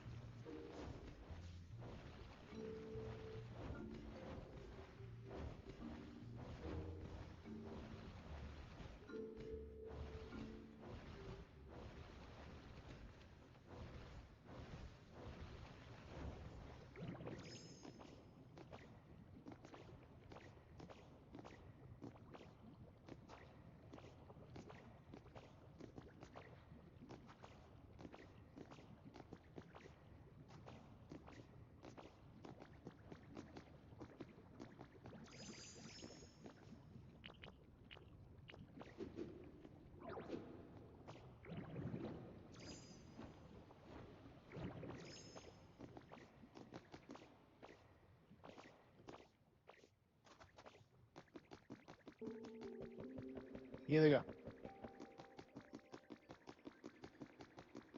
Oh wow, it's Tyrant.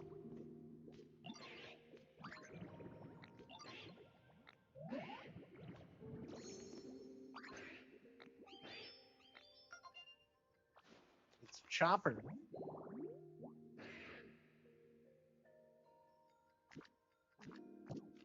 Okay, I was wondering what this was. So a Tyrant. Okay. That makes sense because you can't evolve Pokemon.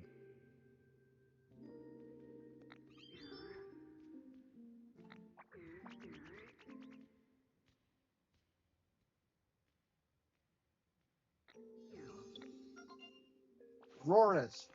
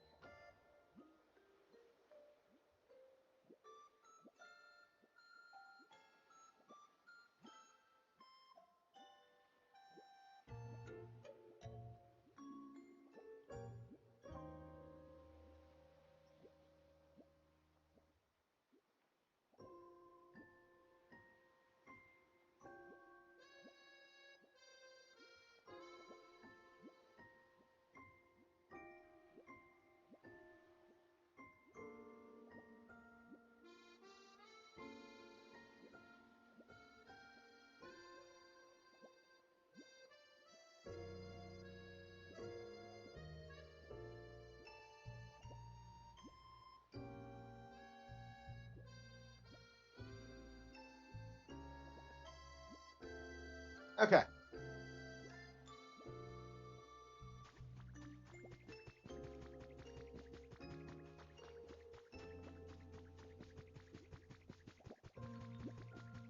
Uh.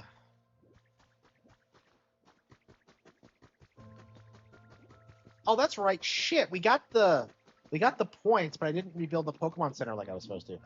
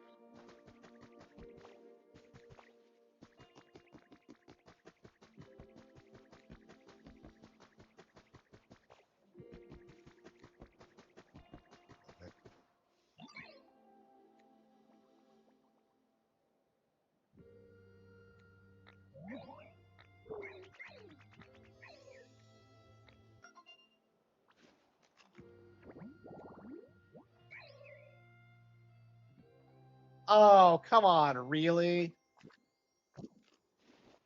These fucking ghost type Pokemon's trying to prey on humans.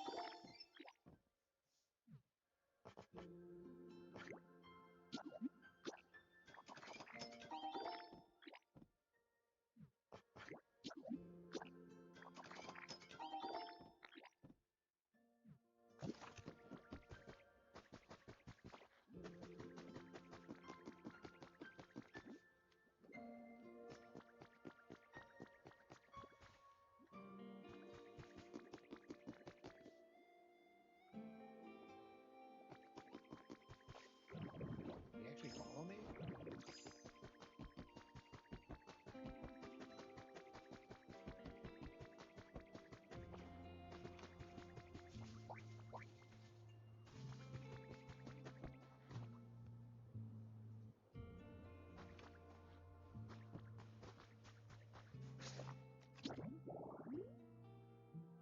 The 187.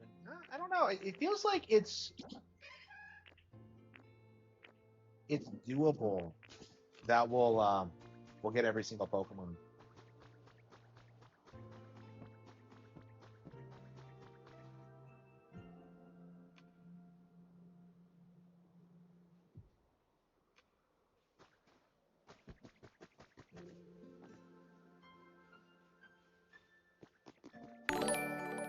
Thanks for the sub. I appreciate it.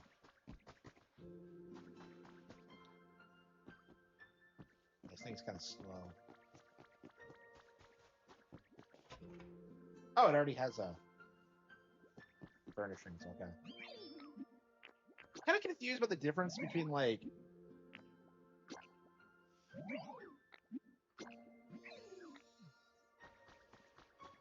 I'm very confused about what the difference is between like the ones that have interiors and ones that are built into like the open space.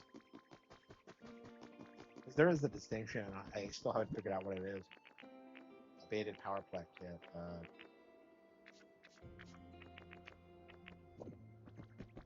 I guess we can go ahead and plant that and see what it would take.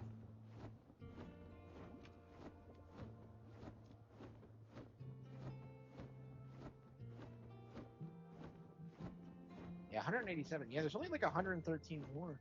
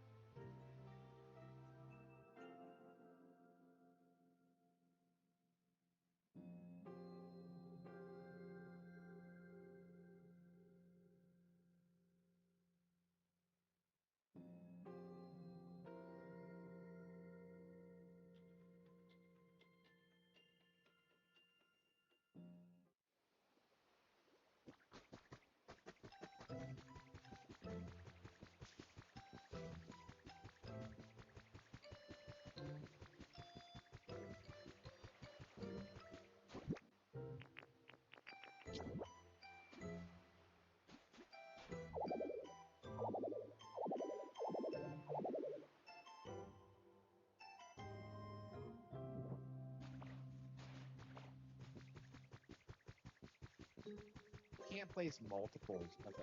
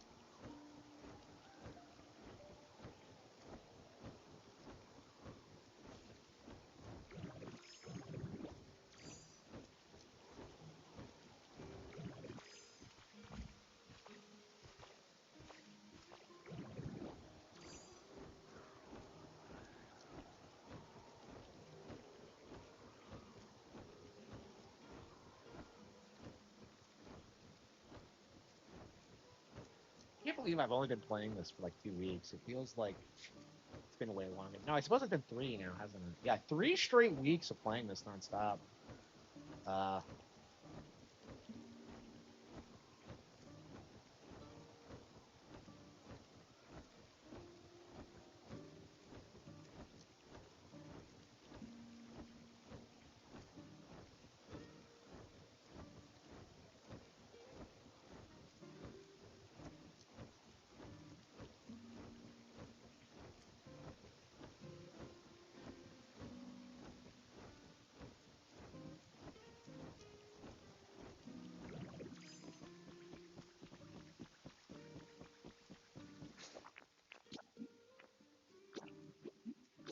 I guess we have to just check our habitats until something shows up. Right?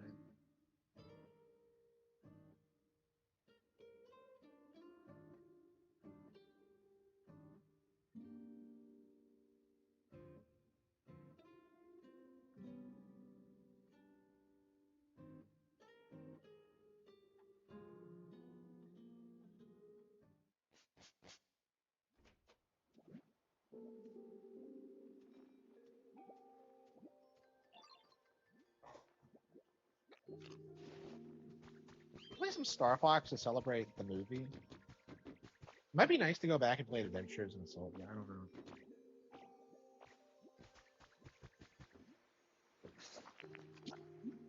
Yeah, we're just going around checking our habitats at this point.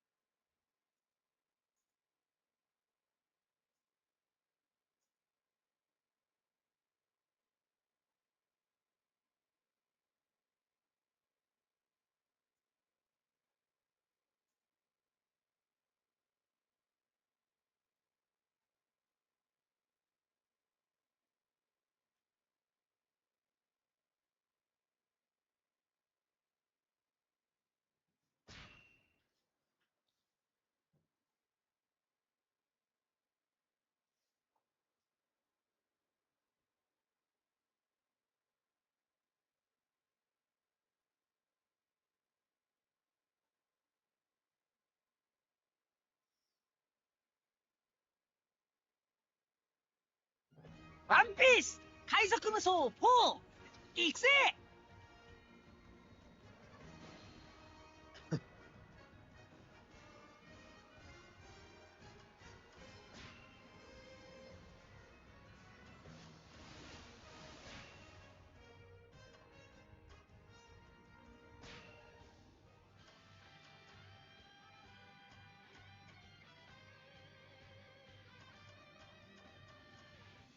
よしやるか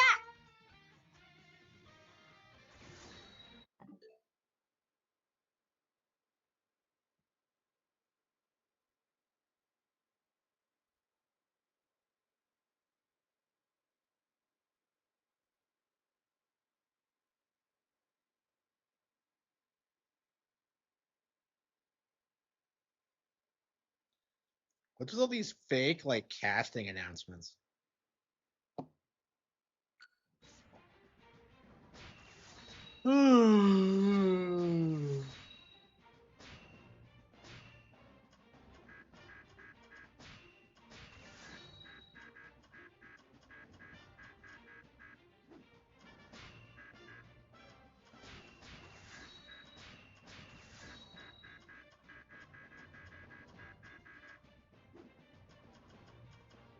Need help.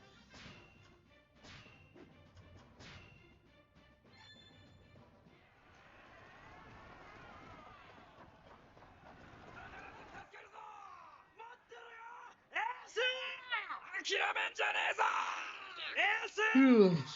くそ俺は歪んでるこんな時に親父が弟は仲間たちが血を流して倒れていくのに俺は嬉しくて涙が止まらねえ。今になって命が惜しい。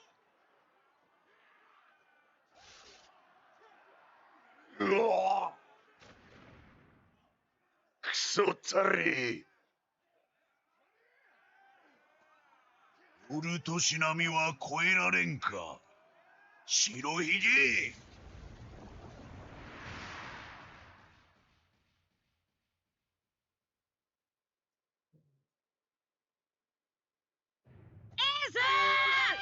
俺は死んでも助けるぞ。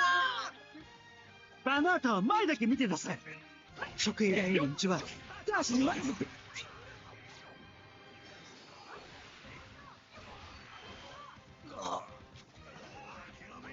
白ひげ。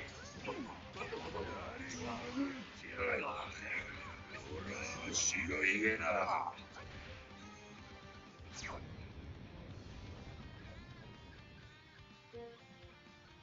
とんでもなしぶるな力ね。巻き込まれないように急ぐのよ。何としてもエースを救い出す。障害を歩め。こ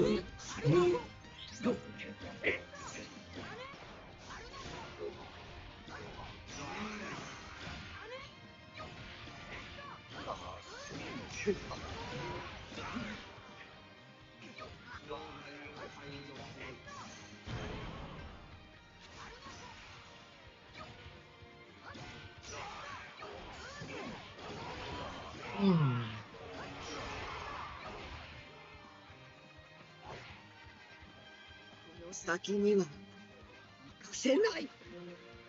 海をどけよ。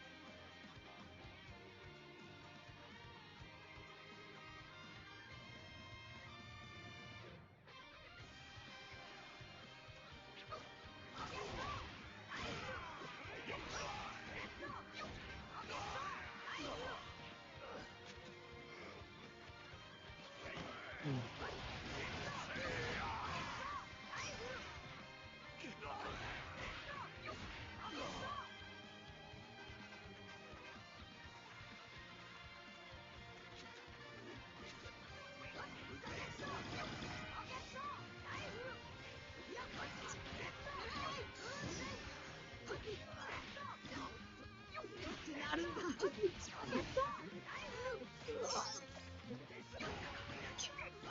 変われない。あの人を殺す気でやるんだ。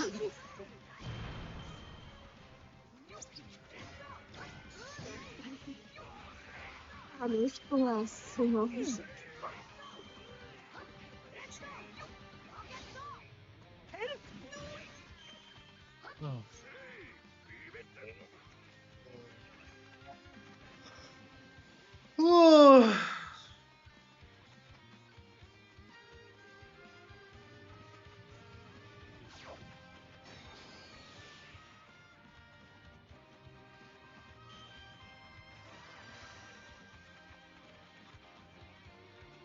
俺たちが助けに行くぞ。待ってろよエース。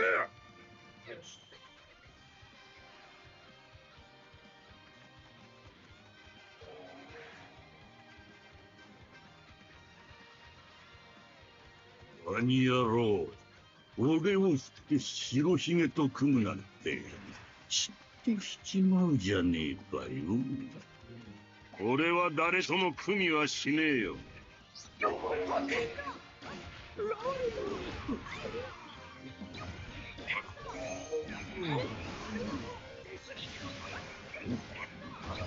目標を排除する。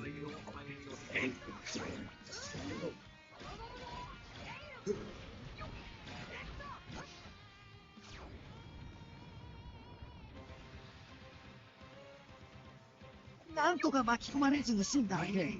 この調子で進むんちゃうね。障害を排除する。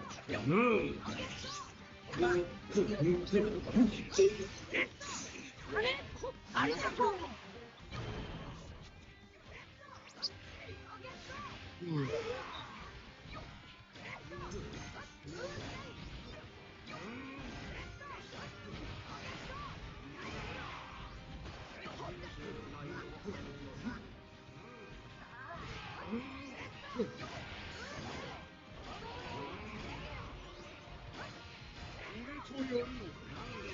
障害を排除する。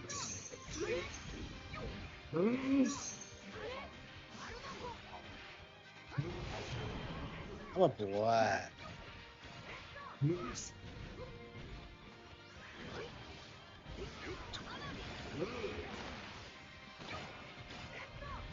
障害を排除する。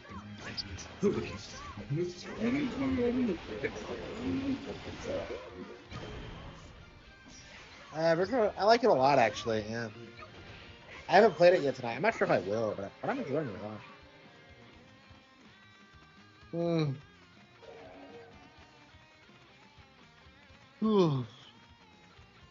愛しき人のためじゃ。こやつらの相手は任せ I was る just がよい。 thinking that I was getting bored of playing this. I don't think this is a good like Warriors game. I don't like the structure. I don't like the pacing. I don't like the leveling up or like any of the optional content. I don't know.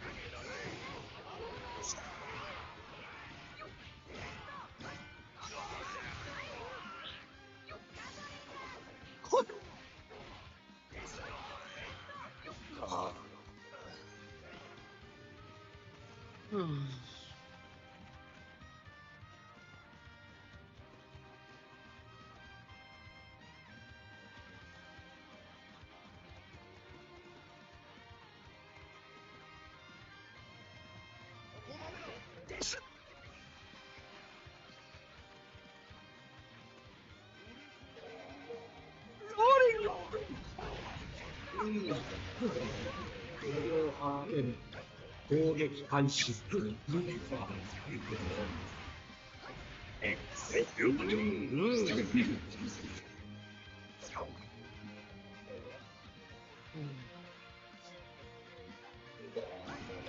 害を排除する。先を急ごう。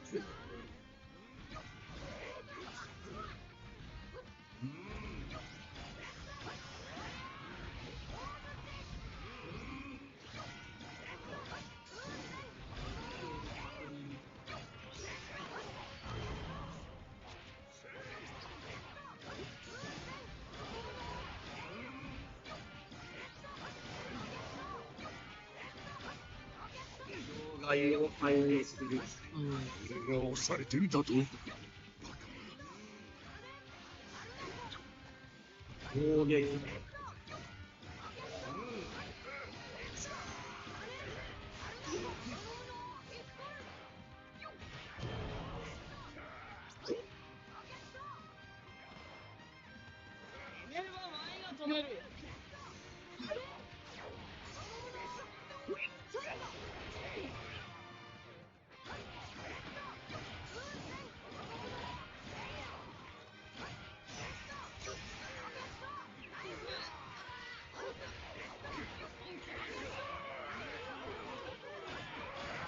I do not remember like Sentamaru at like Saboti or Marineford at all. These are all such weird arcs because they all just kind of blend together. Maybe not Amazon Lily Summer.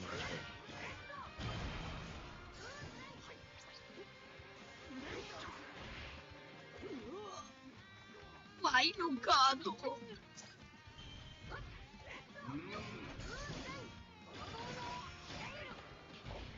たちは明るい未来を見届けねえと。俺は死ぬわけにはいかねえ。未来が見たけりゃ、今すぐに見せてやるぞ、白ひげ。よっと。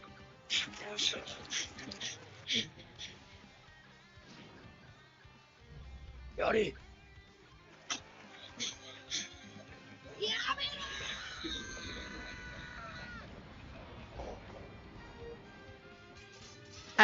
Collapsed.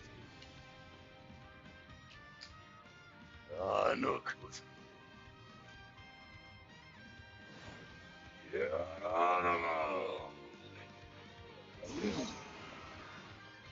麦わらのルイを全力で押しろ。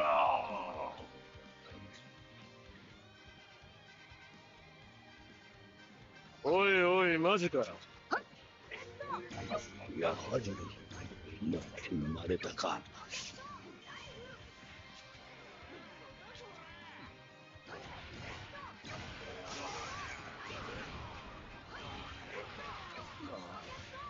悪いが赤組。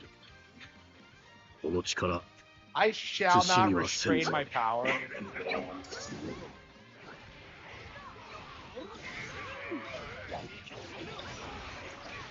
Give Mihawk a beating.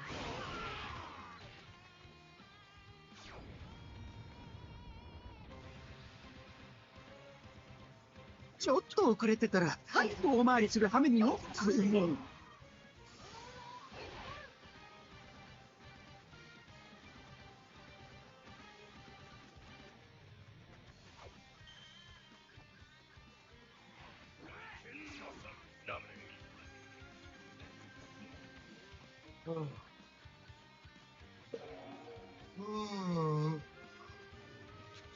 射程範囲に入った。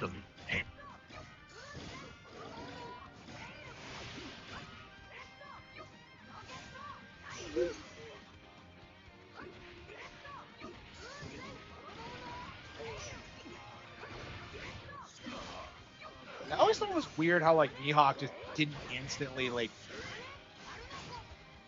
beat Luffy at Marine Force. It's really odd.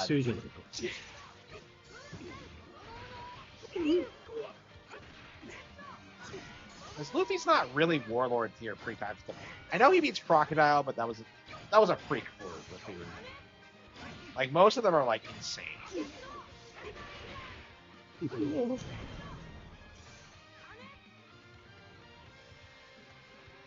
あの次世代の申し子が黒刀から逃れたのも運命か。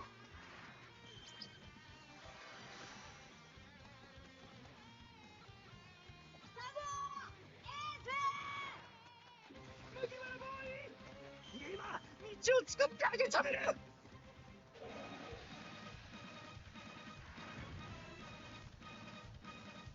こを通りたきゃ、わしを殺していい。いいじゃん。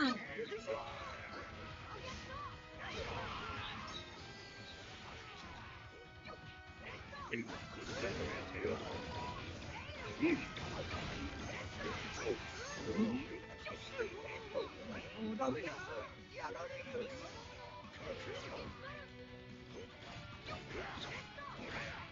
倍相手だからと加減はせんぞ。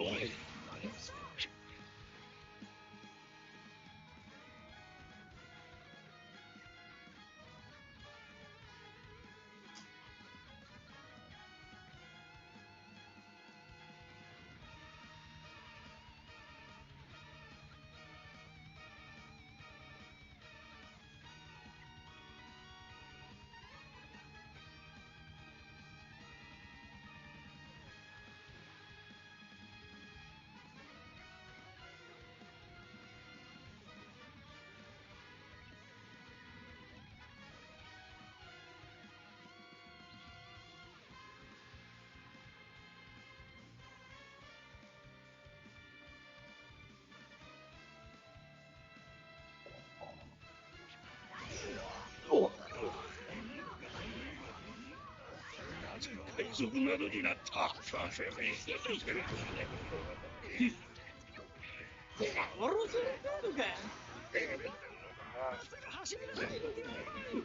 道を作るわよ。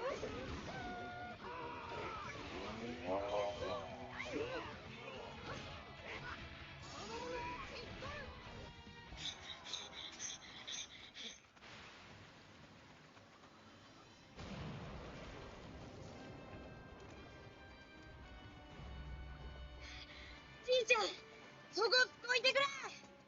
僕わけに行くか、ルフィ。わしゃ海軍本部中将じゃ。お前が生まれるはるか昔からわしは海賊たちと戦ってきた。ここを通りたくばわしを殺してでも通れ、麦わらのルフィ。それがお前たちの選んだ道じゃ。できねえよ、じいちゃん。どいてくれ。できねばエースは死ぬだけだ。嫌だ。嫌なことなどいくらでも起きる。わしゃ容赦せんぞ。ルフィ、お前を敵とみなす。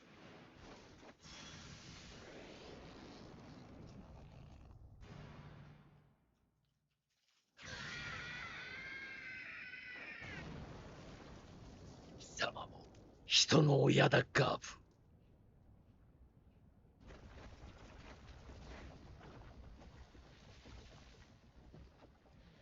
待て。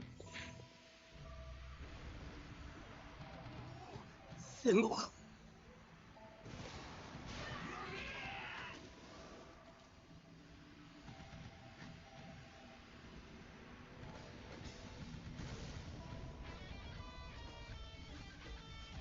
私から逃げられると思うな。Who's the... Who is the giant golden Buddha?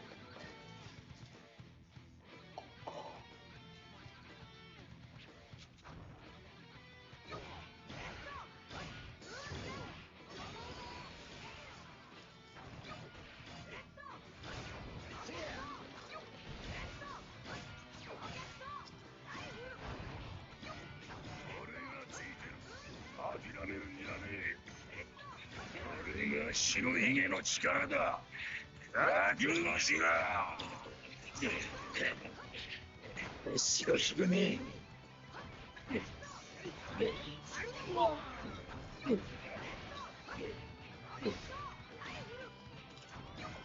未来の有害因子はこの手で叩き潰す。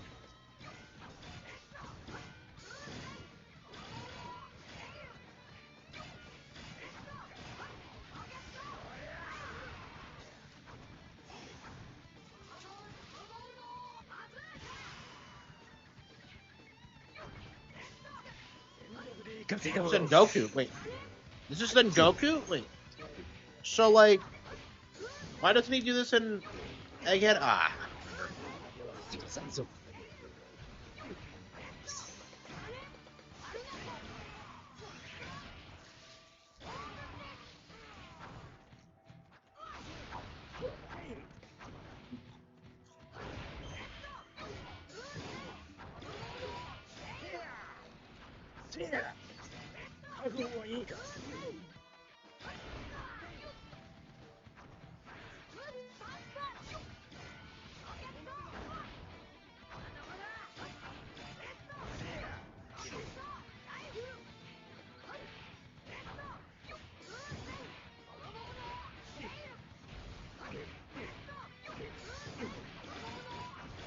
その結末は全力で生かされ我々の勝利。その二文字だけでやる。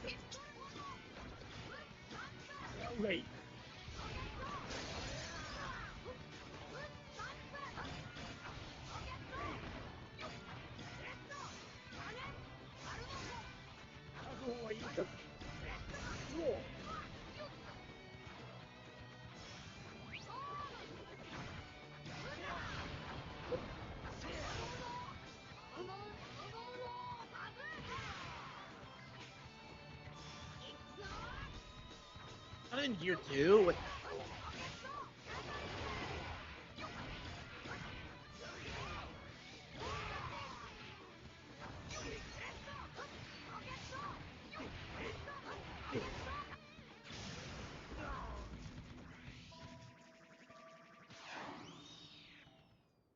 ィ、お前ってやつは。麦わらのルフィ。お前も死刑に値する。兄弟ともに私の手で処刑するのみ。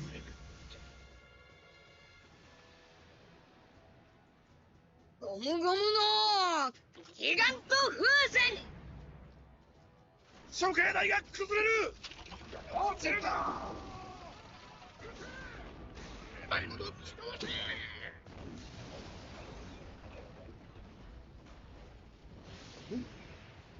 炎の中に炎のトンネルが。お前は昔からそうさ、ルフィ。俺の言うこともろくに聞かねえで、無茶ばっかりしやがって。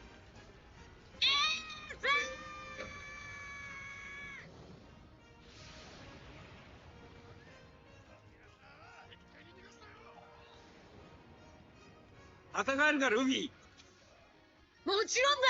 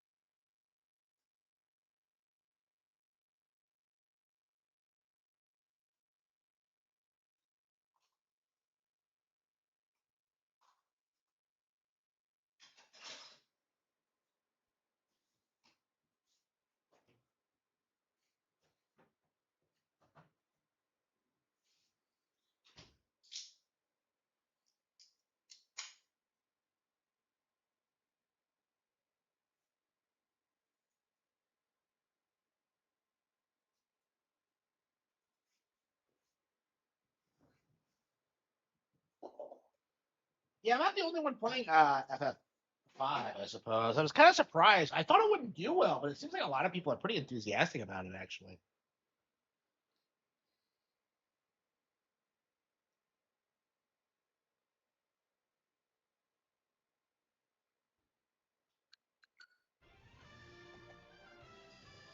Oh, that was the end of the map. Oh. やったな。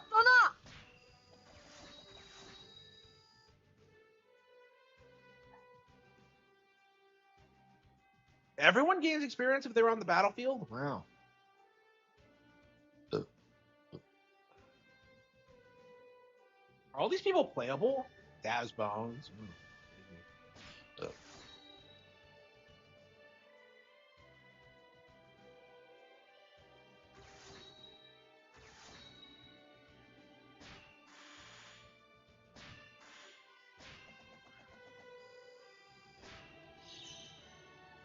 Hancock unlocked.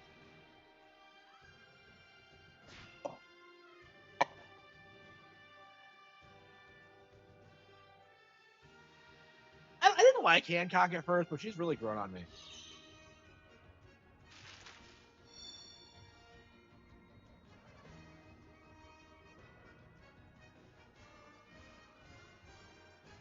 I don't know. I think we're I think I'm done playing this for now. I'm just like, it's just not a great Warriors game. It's just kind of my mentality on it. Like, I know it's like the highest selling one they've ever made, but it's because of the license and not because it's particularly good. So I don't know. Maybe one of these days we'll get through all of it, but I don't know. Man, I wish they were better. I wish they were like consistently good. Because Three Hopes was awesome, but like, okay, Pokepia. I guess we'll play FF5. Man, I hate that we're not putting more time into Belleville Park. I'm so enthusiastic about it, but like I'm playing so much right now that I.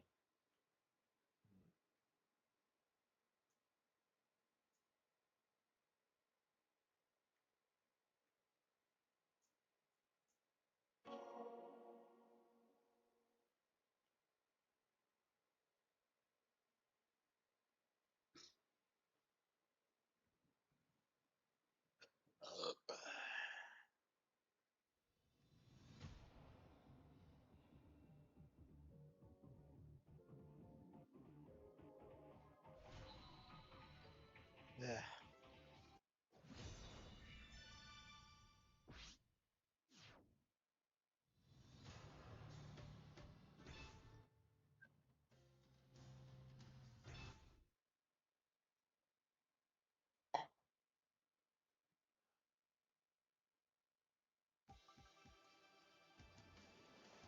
What I'm curious about is how many people are actually actively playing this. Like, does it have crossplay with other versions?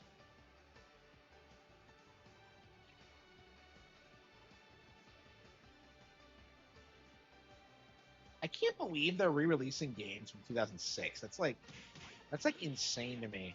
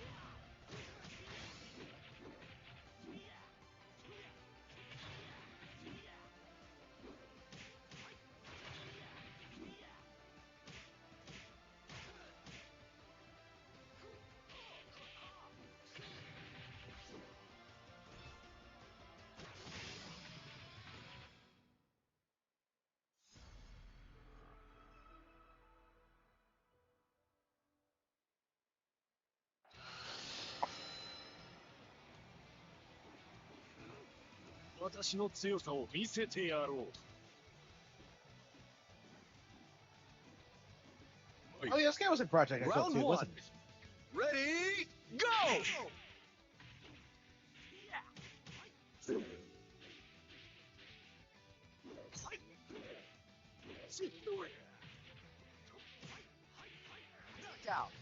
Got him. Round 2. Ready, go! He looks just like he does in Project XL too. Wow.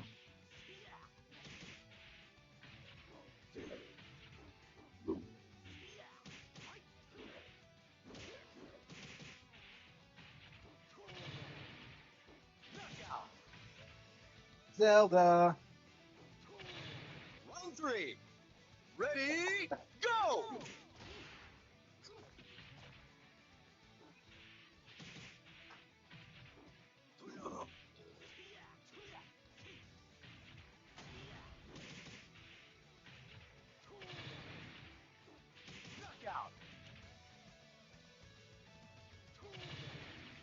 Round 4.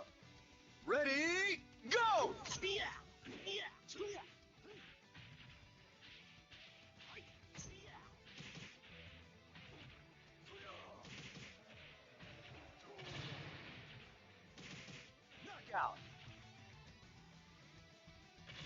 Yeah, he was way better than me. I was lucky to get that one round off him.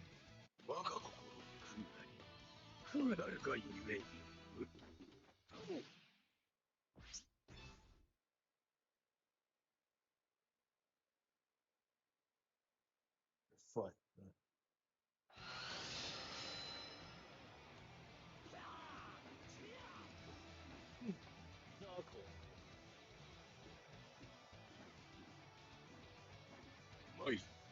Round 1. Ready, go!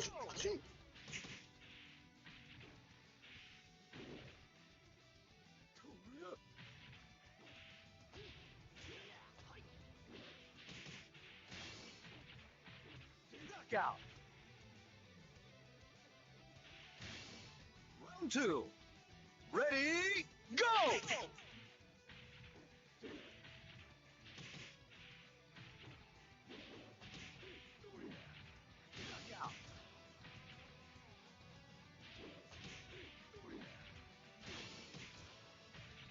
Round 3. Ready, go!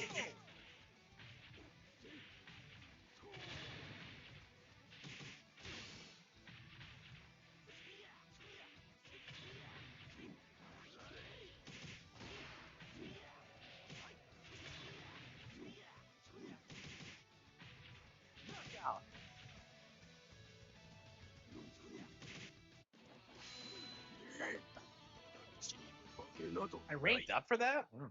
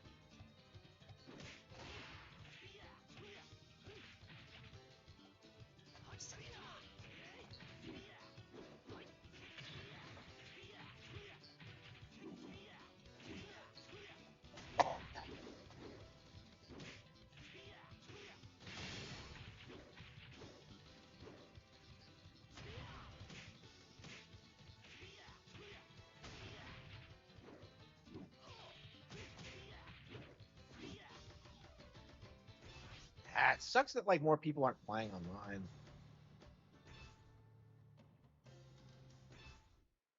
I'm very enthusiastic about the game, but like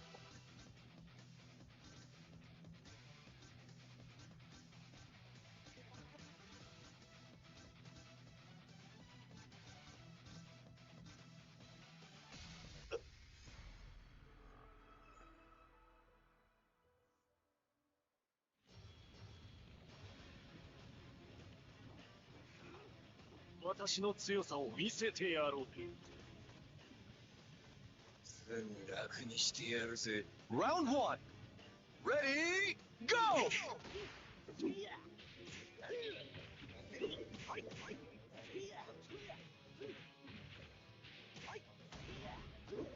Knockout. Round two. Ready, go!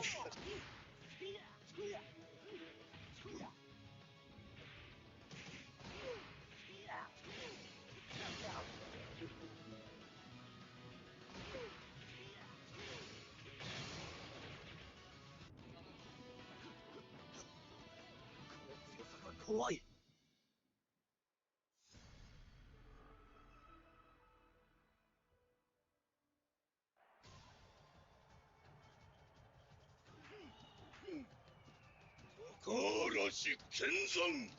Round one. Ready, go!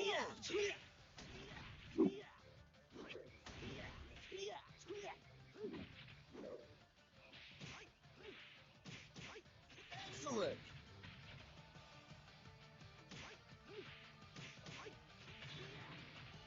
Round two. Ready, go! Bring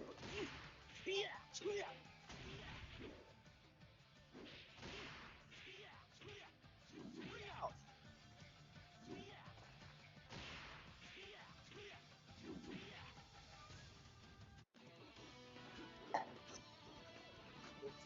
Quiet.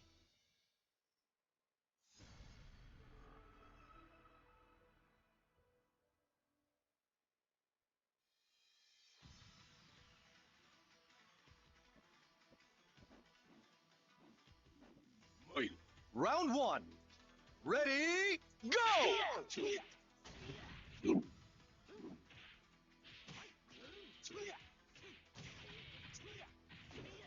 Knockout.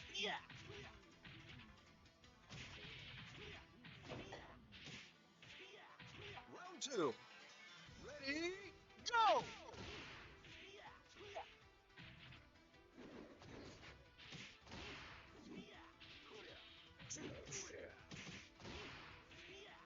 Knockout.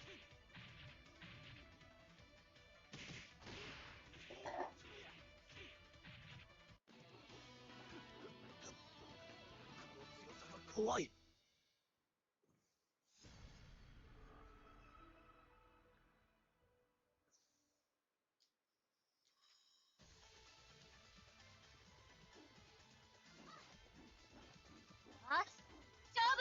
I kind of love Round her. one. Okay. Ready, go! Okay.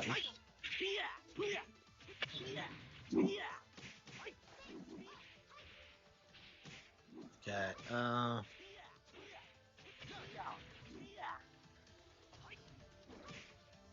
Round two. Ready, go!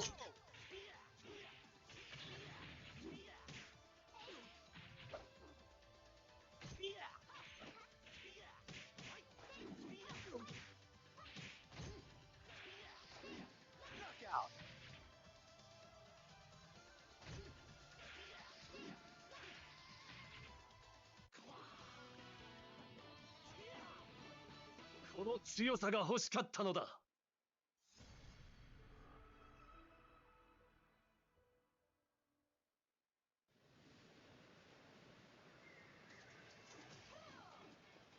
You know what you're getting yourself Look at into. Elena. Round 1. Ready, go!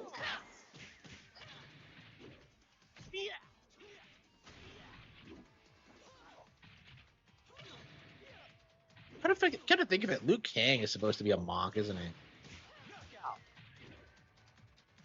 Oh, I was thinking of when I first saw this character, like, oh, you don't see a lot of Shaolin monks in fighting games, and I took a moment to realize that, like, wait a minute, no, Mortal Kombat. I don't. Mortal Kombat doesn't feel authentic though. It's very westernized.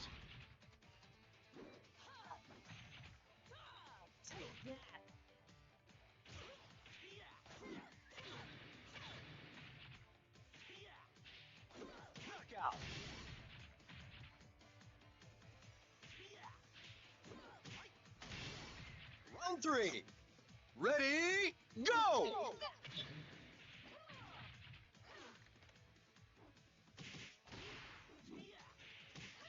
Ah.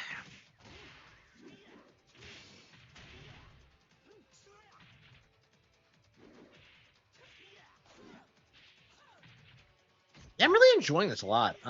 It's fun, but I'm not sure how much mileage I can get out of it if I. Rich is an idiot. Yeah. Yeah. What do you do now? Like, you're like the second person on here tonight out of nowhere complaining about Rich. I don't know what he's doing. Like, I saw that he was streaming when I did that reaction video earlier tonight, but I didn't actually tune in to see what he's doing. I mean, like, you don't have to tune in to know that he's like complaining about DSP and that he's lying about tech.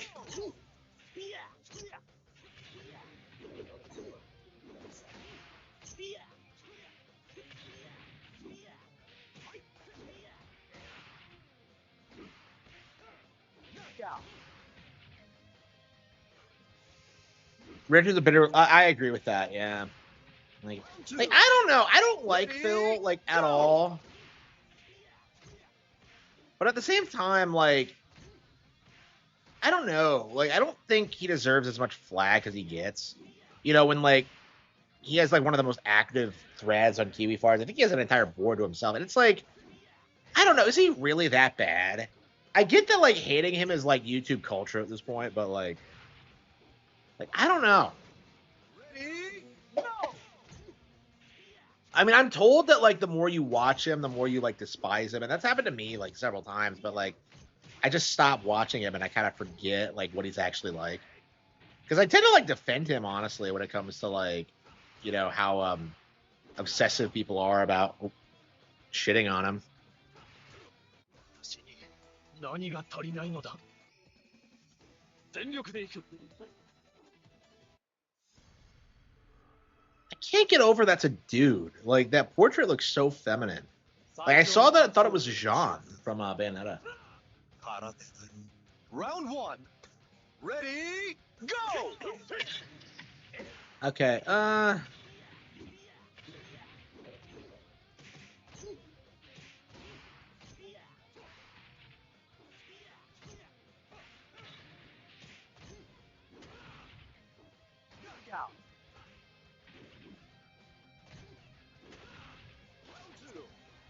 Ready, go!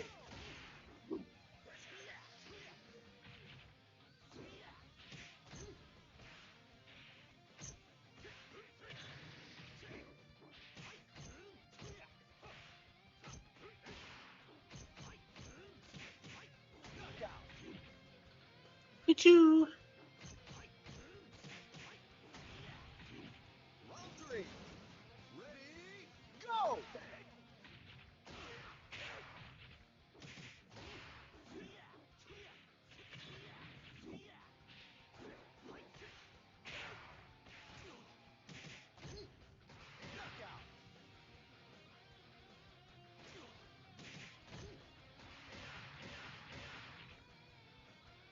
私に何が足りないのだ。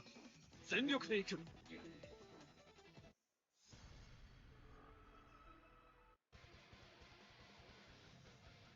Round 1. I'm definitely glad I'm getting so much mileage out of this, but like, again, I don't know if I have like an any need to like play another fighting game. I don't know. Playing this has definitely got me interested in 6. I was interested in 6 when they announced it, but like, I don't know. It seems like they very well may bring it back. And considering it's been 20 years, and considering this is the first entry that won't be designed for arcades, I don't know. They might have some. Is Yu Suzuki still working on this? Because this is his thing, right? Because Shenmue was, I know it was built on the Virtual Fighter engine.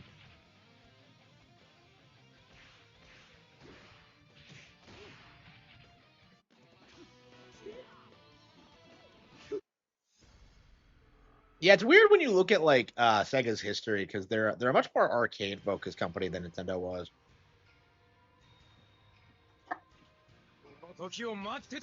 Round 1. Ready, go!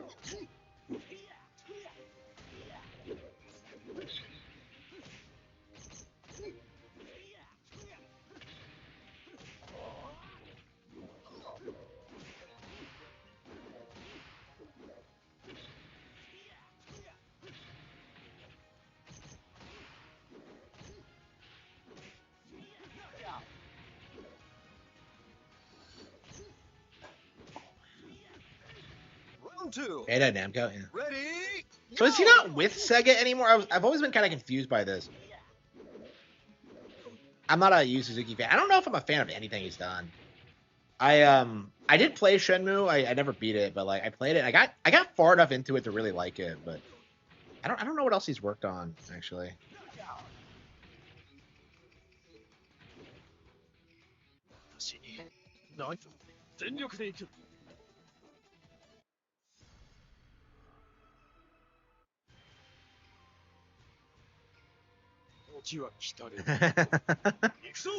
People are making so many great jokes about Black Snape. It's hilarious. ready, go!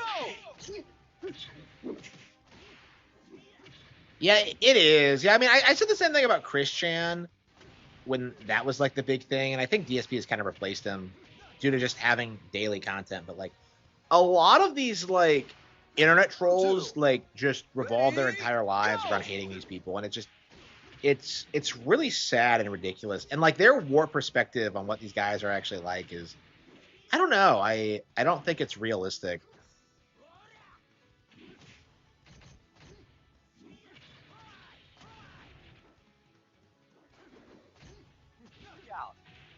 Okay.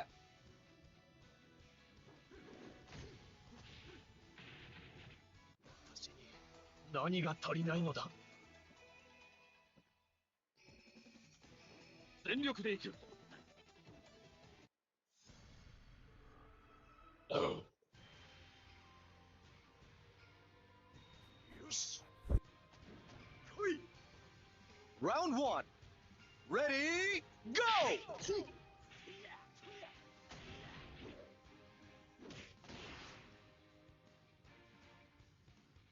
Yeah, we're gonna try to put some time into it every night, but I don't know how long we'll be able to play this. It's just like a re-release of an older game that's good, that I enjoy, but like, I don't know. It's interesting how this like, how they didn't even try to make a sequel after this.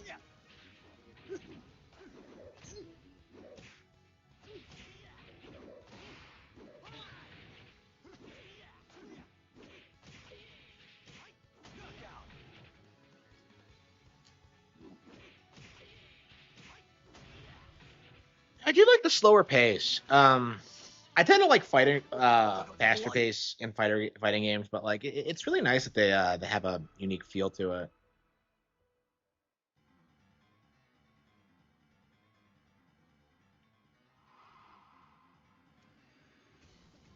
Round 1. Wait, what the hell is this? Ready, go! Durai. Oh, I think I've seen. I think I saw this in Project X 2 actually. I looked at it. I'm just like, isn't that like the same thing as the Kasumi clone from Dead or Alive 4? What even is the plot of Dead or Alive? It has something to do with like Kasumi running away, Ayane. Yeah, you know, like Dead or Alive is legit like fucking Naruto if you think about it, because like Kasumi leaves the village, and like Ayane decides to like go after her. It's kind of like the anti-Naruto. It's like girls who want to kill each other.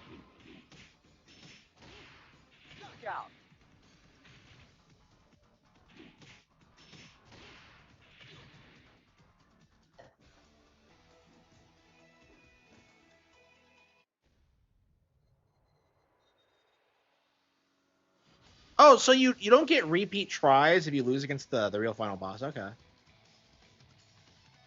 Usapa Parise. Wait, what? Yeah, and people still try and say that like Sega was a Japanese company. What's with these Western names? Okay.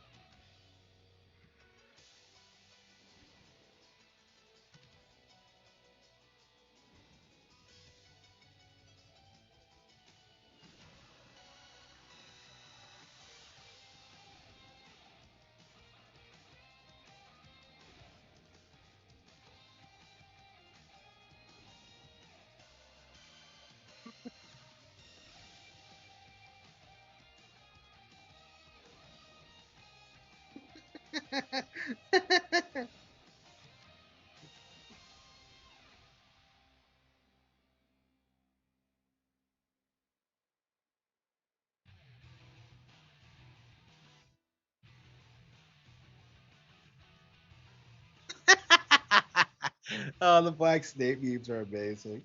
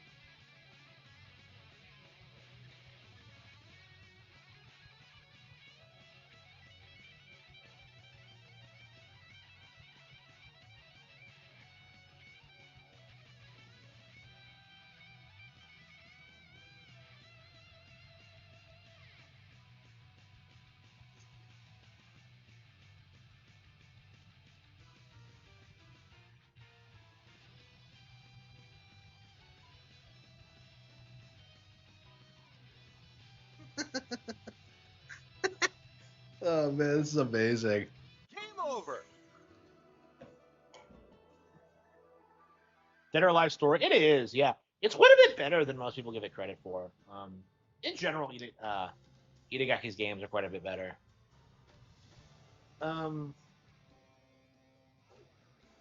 Okay.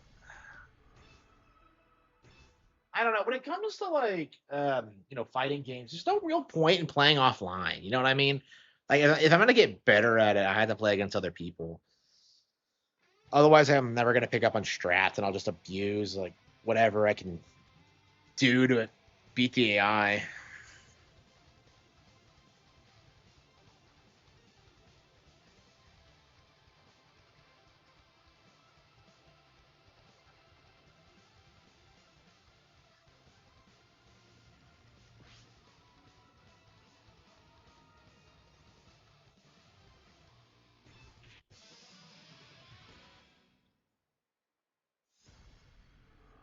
Eileen, okay.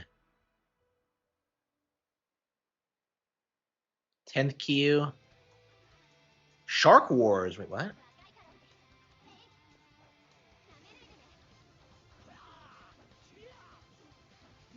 Yeah, I'm curious when we're gonna start getting like more original fighting games for Switch 2. All we gotten so far are ports. I really think Nintendo needs to like put out their own traditional like 3D fighting game. I mean, I guess they could acquire Soul Calibur or something. That's what I would want them to do. Is just acquire Soul Calibur as an exclusive or something. But like, I don't know if that's gonna happen. I mean, if I had my way, like Link would be the protagonist, and like it would just like retcon everything after Soul Calibur 2. I mean, that's how I would do it, but Round 3. it's hard for me to like not to see Link as like the main character of that game because he's the reason I bought it. He's the character I've played the most over the years. You know, I never played any of the sequels, so like to me, it's not even like weird. Like, well, where's Link? It's just like, well, I haven't played the sequels.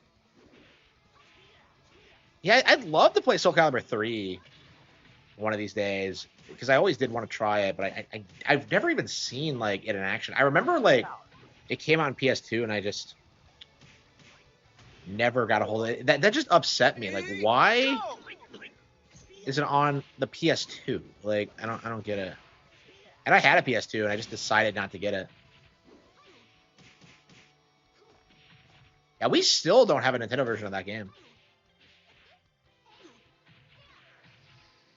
I don't know if they've ever re-released Soul Calibur. I mean, yeah, they've done one and they've done two HD and like the NSO version, but I don't know what it is with this chick, but she's really cute. Okay. Yeah, it was paid, yeah. Like all these Sony exclusives were paid. Like they always like try and gaslight you. It was about the rematch was canceled, really.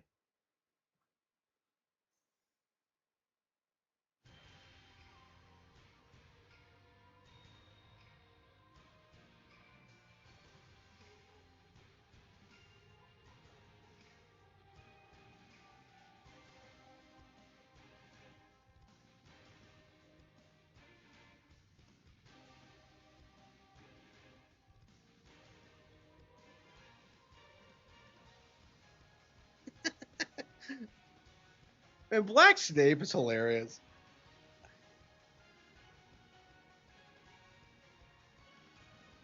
He gets away with murdering Dumbledore this time by telling the police the headmaster muttered the N-word. Aw, based.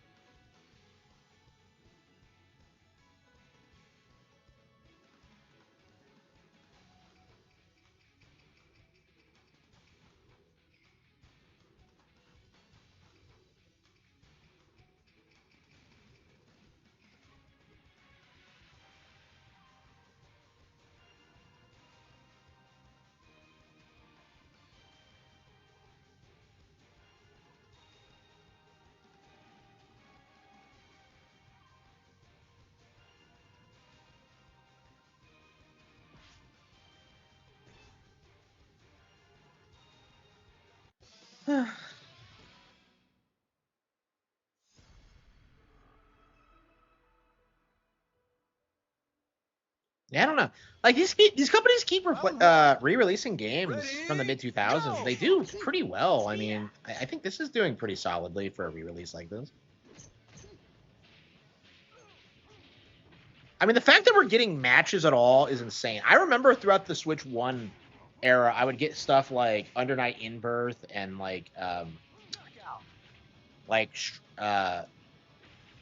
and like stuff like that, and just have like have no matches like ever. And it was just so frustrating because like nobody was playing on Switch then. And it's slowly been getting better, but it's still not as good as it should be.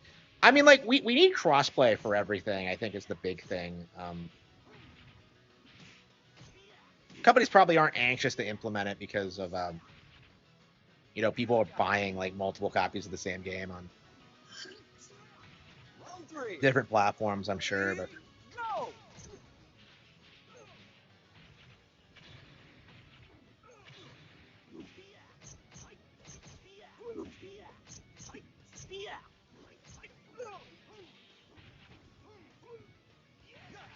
you got me. Yeah, everybody's way better at this than me. It takes me a while to get good at any specific fighting game. One.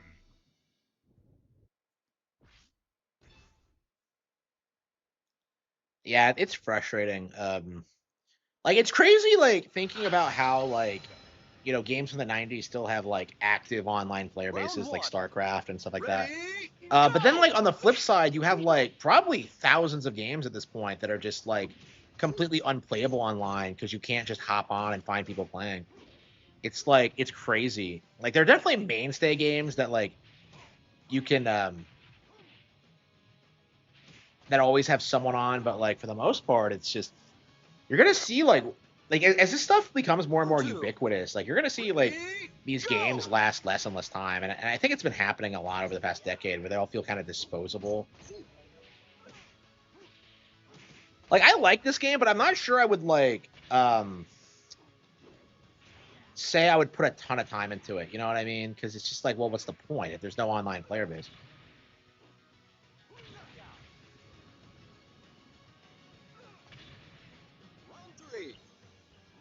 I mean, I'm glad this game is has as active as it seems it does. Because I was kind of worried about that going in. Excellent. Yeah, I'm just embarrassing myself. To be strong is beautiful. He looks like a Macho Man.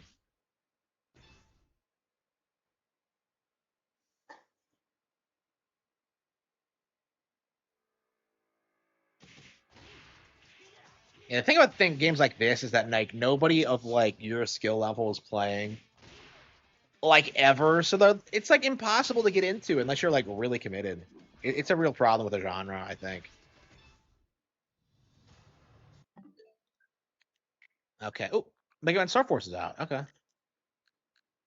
I thought it was out already, but okay. I completely forgot about that though.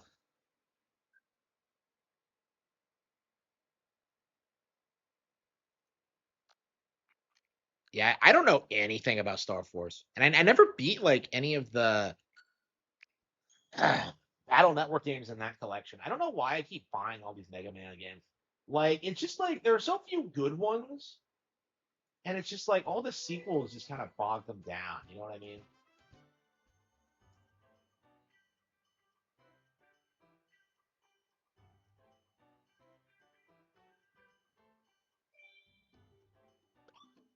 So you can switch to like the Nintendo Switch 1 version if you want.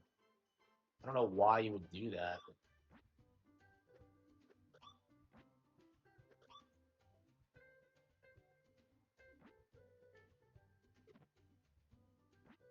Yeah, I keep creating rooms hoping somebody will come on, but nobody ever does.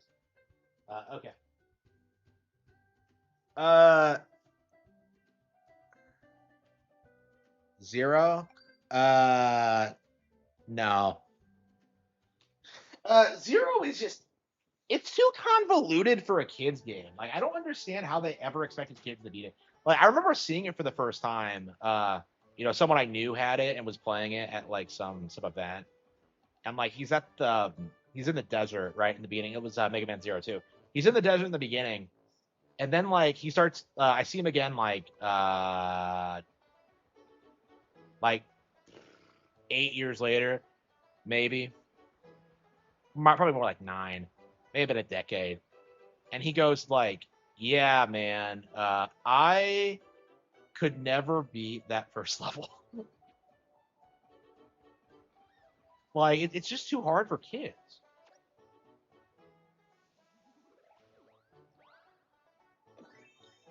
I'm like, I've beaten the original Mega Man Zero, but like I don't really enjoy it, and I feel as if I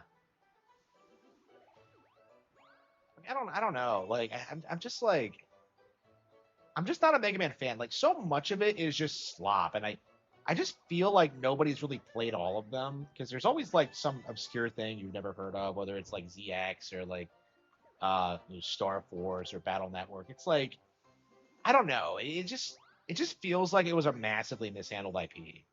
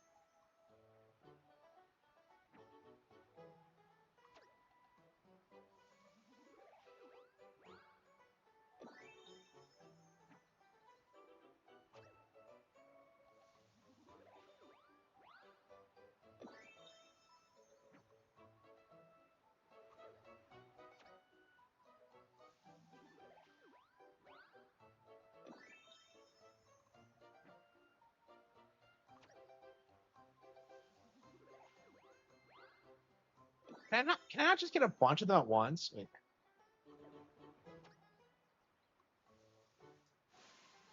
Oh, there we go. Okay.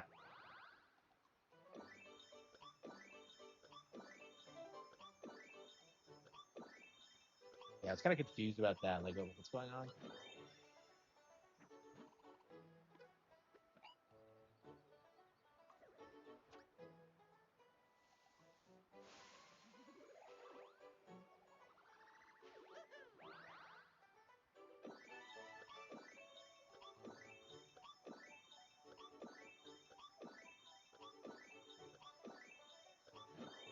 Yeah, it's pretty late. Yeah,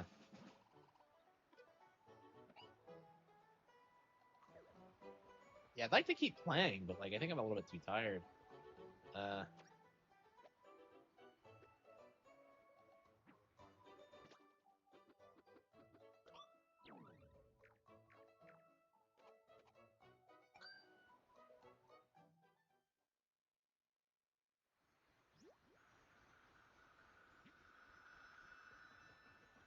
this game is really good, but I just have not like really committed to playing it at all yet.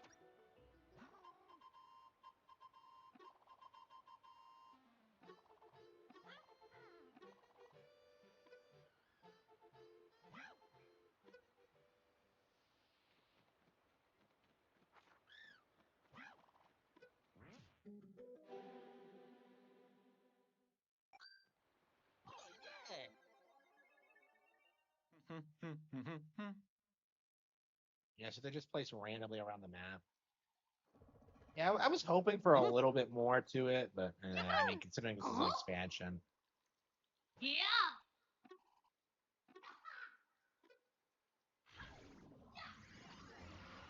I mean, there's so much stuff in this game to begin with that it's hard to get mad at an expansion, but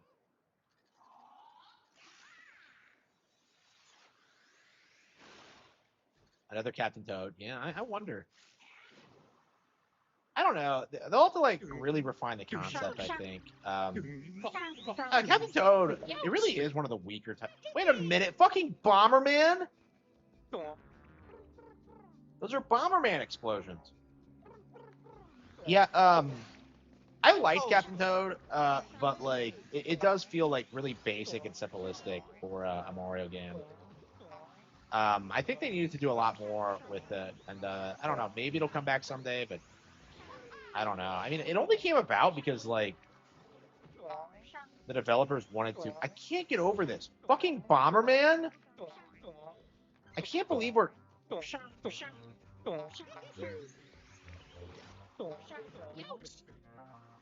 That's a weird thing to reference. Oh no!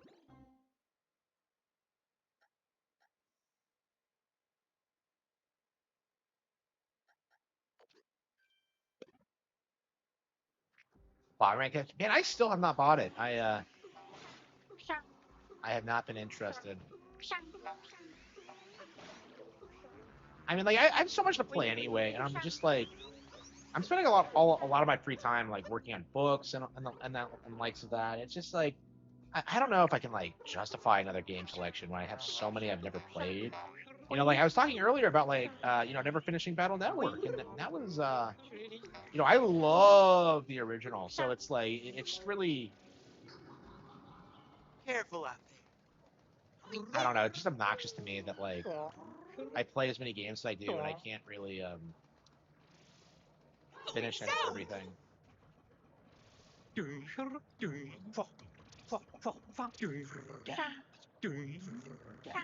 Yeah, honestly, I think I am gonna have to scale back my game purchases and like play less because it's just like I have so much going on now, and I just don't. I don't know. I think I was thinking that like I would rather just work on my books. I'm kind of at that point now where I feel like my priority should be to the books and to like making them as good as possible and like promoting them. I mean, like that's what I'm doing to like streaming is like promoting my books. Like I need it to happen, but it's like I don't know. I just feel kind of I have misgivings about playing so many video games when like I just have so many things I want to do creatively. And like I'm getting a lot done, I got a lot done with the Cat Have things today, but like the editing process is taking so long. I feel like I'm not working hard enough. I don't know. At a certain point, I'll be able to pay someone to edit for me, so it won't be as big a deal. I don't know. Honestly, like with how many radical changes I'm making during the editing process, I'm not sure I'll even be able to do that. Because I think it's something that's like wrong with a lot of modern fiction is that like it feels like people aren't rereading their scripts or their manuscripts, and it's like it feels very forced sometimes. Like typically. Like it feels like books are written for agents and publishers than they are for like actual audiences because like typically what you'll get is like relatively strong like beginnings and then they just like slowly fall off over time because like typically agents judge books by like the initial 5 pages or so. Like that's the first thing they see and they make their decision based on that. And so, like, a lot of people feel like they don't have to work harder than that. I feel like they don't really put any effort in.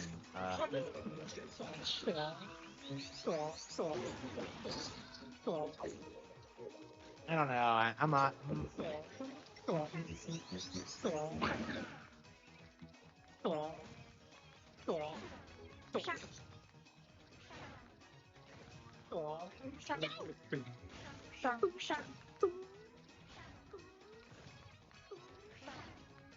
Well, that's clever. You have to get at it from above.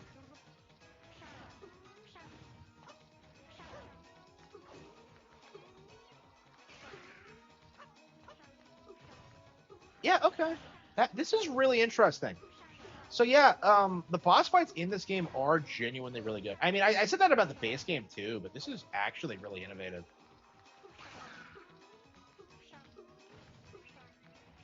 Yeah, a lot of people were saying this is the same game as Wonder, and it isn't, like, at all.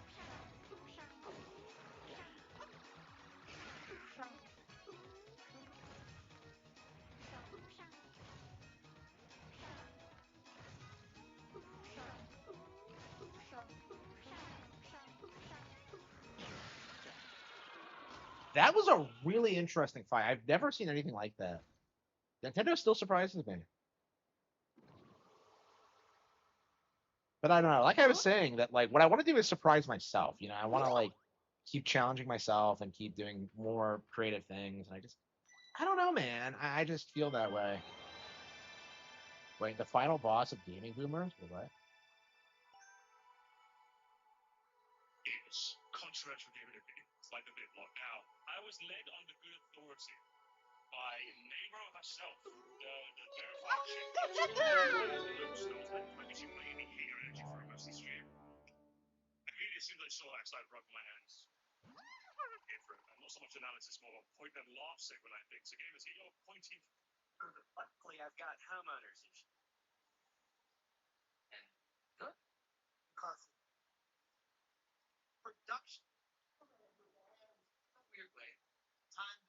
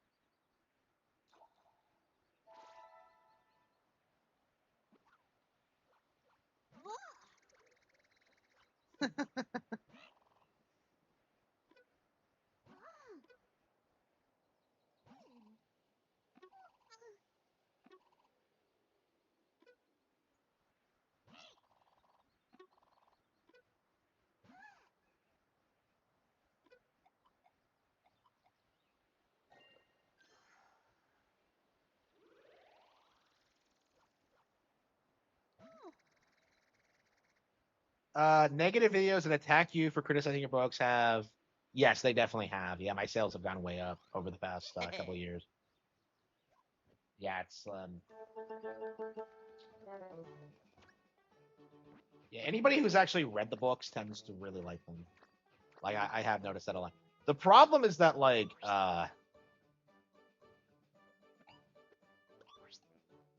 oh, this is cute.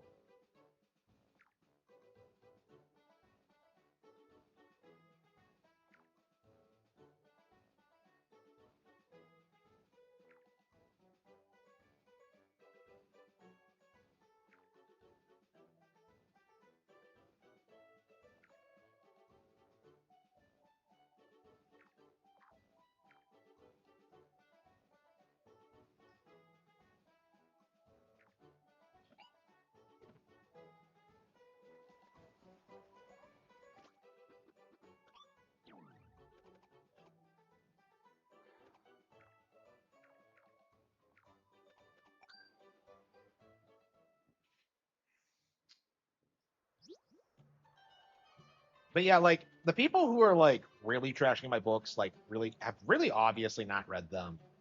And I've been telling fans this for a while, like not to really take them seriously. And like I don't think anybody does, but like at the same time, like the pedophile allegations, right? It's like, oh no, there's a pedophile in the book. That must mean Harman is a pedophile. It's like stuff like that is just people just laugh at it. It's so ridiculous, and nobody believes it or takes it seriously. Especially when you know the context of it. It's just even out of context, it's just like, wait a minute, you're calling this guy a pedophile because there's a pedophile character antagonist in a book, basically. And even if you don't like read it, you can figure out how like weird that is.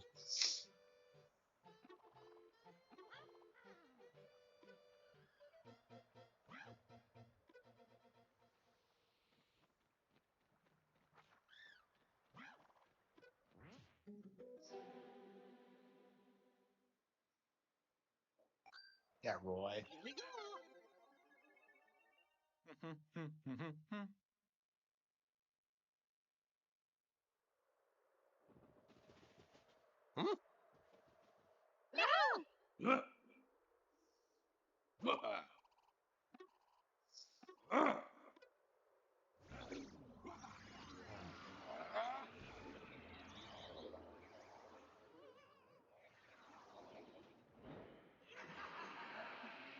Oh, so this is badass, man. I love the wonder effects in this. It's really nice to see them doing new things with the Koopalings because, like, it felt like for a long time they were just kind of like the same as they've been since Mario 3. But no, they're constantly they're innovating with them. I'd say they have been since like Paper Jam actually. Oh no! Paper Jam or Touch Smash around that period, yeah. Like I mean, like Mario Kart, like they were not around for a long time until like they came back in Mario Kart Deluxe. Remember when people were seething about them being in that? They're not in Mario Kart World, are they? I don't know. It's weird seeing how like I don't know. There's so many forgotten memes from that period. Like Mario Kart 8 Deluxe is so popular now. It's really easy to forget that like for a long time people were bitching about the roster, specifically the Koopalings. Like, oh, they took up 7 slots. I mean, the slot thing is just a meme. Like the same amount of resources. Like.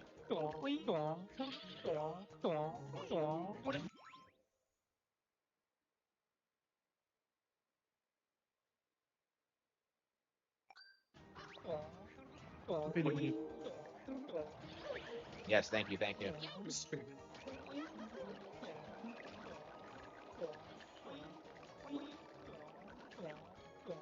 Oops.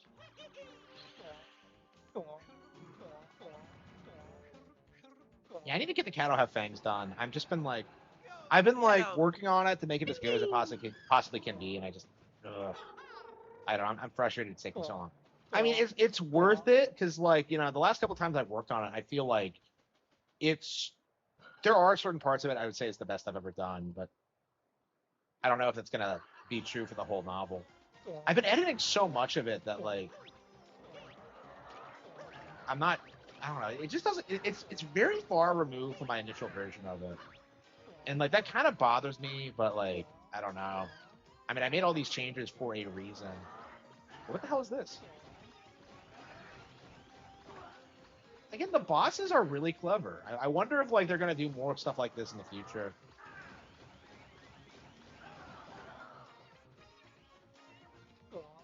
Yeah, there was fish.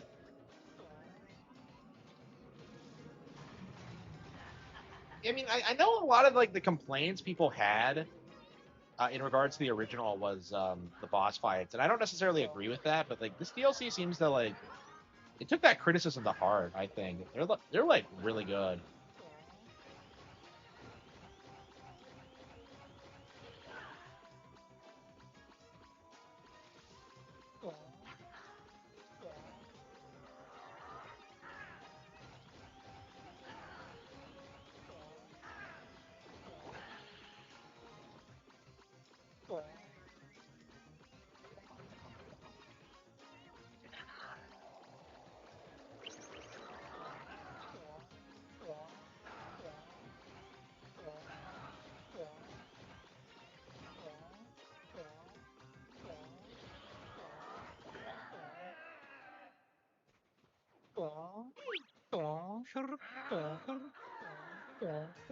I don't know. I feel like kids aren't going to be like buying or playing this. So I do wish they like kind of went all in on the Super Luigi thing and made it super hard. But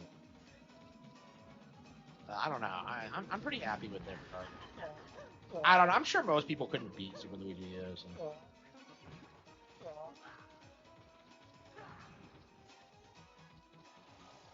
Yeah, this might be the best Koopa Link boss fights we've ever gotten, honestly.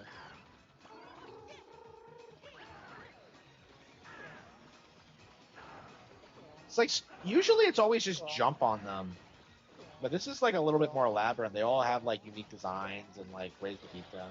It's great.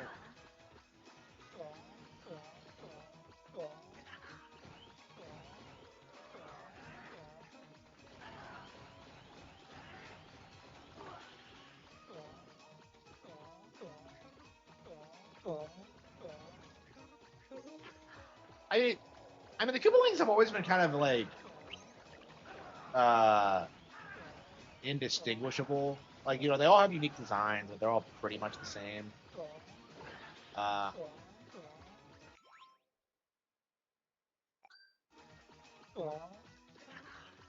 Yeah, I don't know. Yeah, and something people don't talk about with New Super Mario Bros. How much better the boss fights in like one were, because like one gave you like completely original boss fights.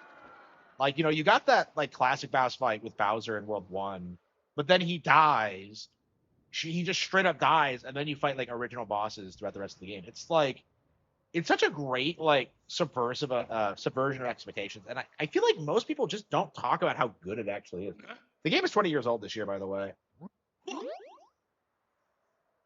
So I hope they re-release it. It's definitely one of those games that like I feel like has kind of gotten buried with time. It's one of the most successful DS games, and like it's so weird looking back on it, like how good it was. But like I don't know, it's like it's like it came out just before I was like challenging the whole like PlayStation and Xbox is superior thing, and I think that's a big reason why it's not talked about much. Like I think of that game as being better than Super Mario Bros. 3 actually.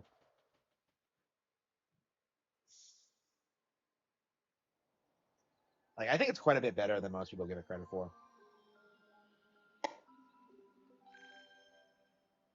Yeah, I haven't played it since 2016. I remember I 100%ed it because I'd never done it before, and it's like it was an amazing experience.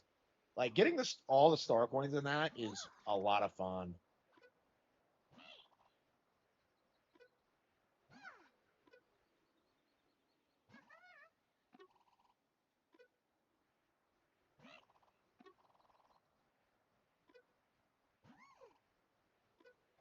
Yeah, and what's interesting about it is how different it is from Wonder with like, you know, since it has the triple jump and it just feels like it has different physics. It's like I feel like now that this exists, more people might go back and reevaluate New Super Mario Bros. Like, it always did feel like to me that the people downplaying New Super Mario Bros. Didn't really spend a lot of time with it. I don't know. I hated that period where people were like spurging out about like the New Super Mario Bros. Aesthetic and like saying it was like ruining games. Was that? Is this it?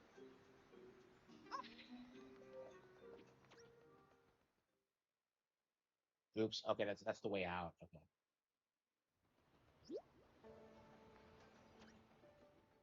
I don't know. New Super Mario Bros. Like I think that defined Mario games for like the next decade. Because if you think about it, like Mario started in like 85, right?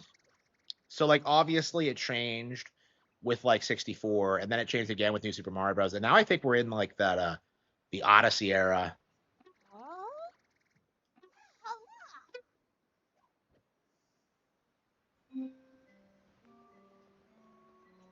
Yeah, it is. Like people just don't really appreciate like the things that New Super Mario Bros. Does. Like, like I was talking a while back about how much I love like the pipe cannons. Like seeing them bend and seeing you fire and seeing you like have that arc. It's like the coolest thing I think I've seen in any 2D platformer. And like people just don't people don't appreciate it, beating bosses as mini Mario and then unlocking entire different worlds. Like people don't appreciate that, like it has such good like secret exits and like mechanics and power-ups. The best power-ups of any Mario game, I think, are from New Super Mario Bros. It's just such an amazing thing. Oh wait, which one? Okay, ED Showdown.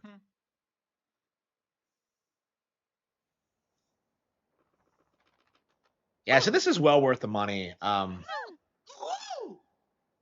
New Super. Oh yes. Okay. Yeah, U is like, that's the game where I realized how good New Super Mario Bros. Actually was.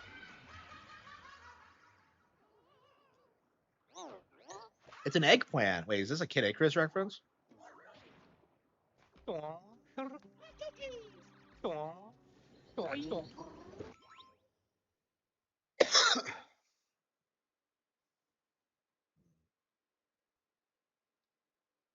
Yeah, so like playing New Super Mario Bros. For the U for the first time was kind of mind blowing for me because like I was told like beforehand that like yeah, it's not great, it's really bad. Like there are so many other better platformers out there, and I believed it at first, and then I went ahead and like picked it up because I didn't rush out and buy it. I just got it for Wii U, and I'm just like, okay, we'll play this and then wait for Zelda to come out. And then like I spent time with it, and I kind of like slowly realized that like not only is it like an amazing game, it's like one of the best platformers I've ever played. Like New Super Mario Bros. U is just like it like kind of represents the Wii U era where like people just didn't understand what they had at the time because like they were just putting out banger after banger every month for both Wii U and 3DS, and like a lot of Nintendo's best games ever came from that period. Stuff like Fire Emblem Awakening, Kid Icarus Uprising, A Link Between Worlds. Like 3D World's a favorite for a lot of people. I don't really feel that way, but like it's popular. Like there were just so many like good things to come out of Nintendo during that period, and like at the time, like none of it was popular. Like everybody was downplaying everything constantly. It was just endless Nintendo, and like it just didn't go away until the Switch came out. And even then, it stuck around for like up until 2019 or so, where it died for good. And now they're trying to bring it back. But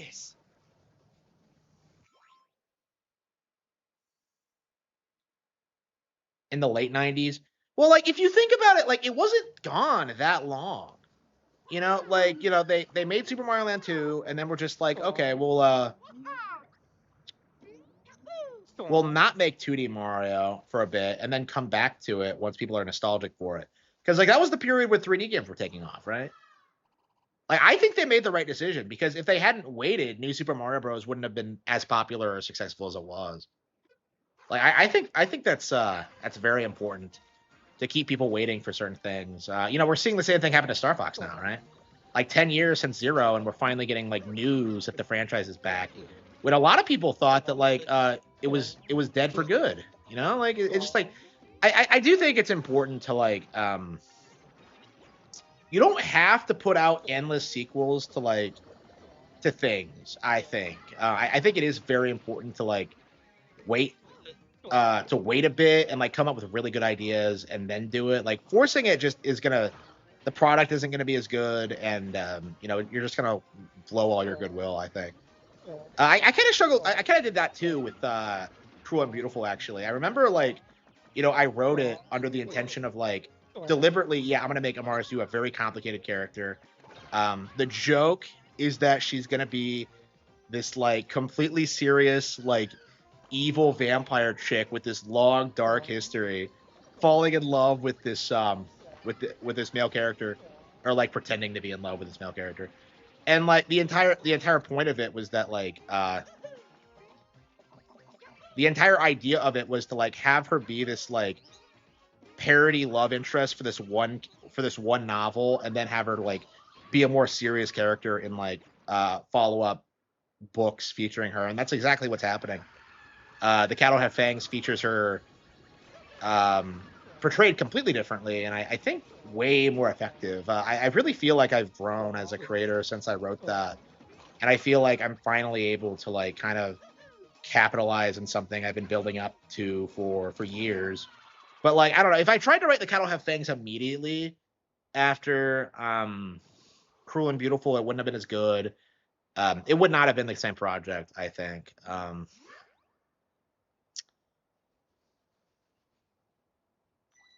Like, it was very important to me to always like experiment and do like radically different things. And yeah, so with American Evil, you know, I did not originally plan for like Soleil to come back and like marry the protagonist, but like it just kind of happened organically, and I was very happy with that. So yeah, we're kind of at the point where like we're finally advancing the storylines for like some of like the oldest characters in like the golden age. So like we're finally getting to the point where we're like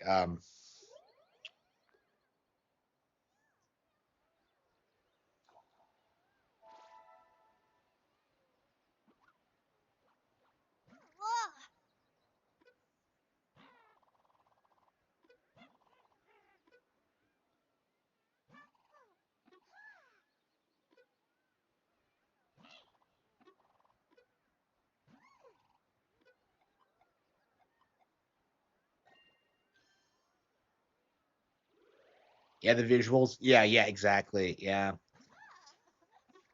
Yeah, that's really only like the only reason why the games were downplayed was because of the visuals.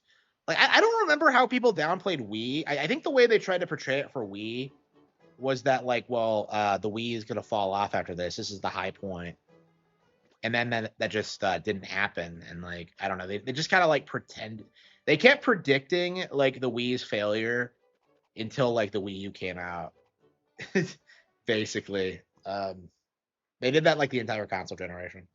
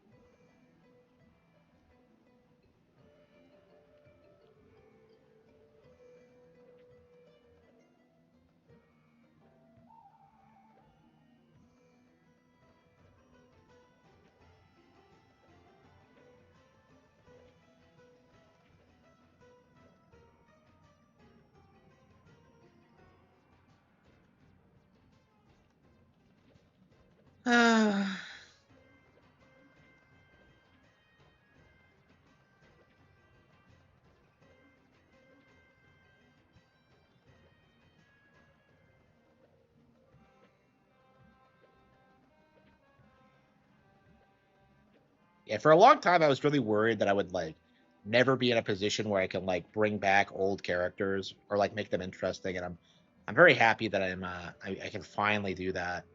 And obviously, I do need to like balance that with new characters as well. which is why I'm trying to put out like new projects around the same time as the Gato have fans. But I suppose we will be alternating between like sequels and new projects going forward. I don't know. Yeah, it's very interesting kind of seeing how things develop because like I definitely plan novels well in advance, but at the same time, like the way it turns out usually is that like I pick a project that's just interesting to me and do it.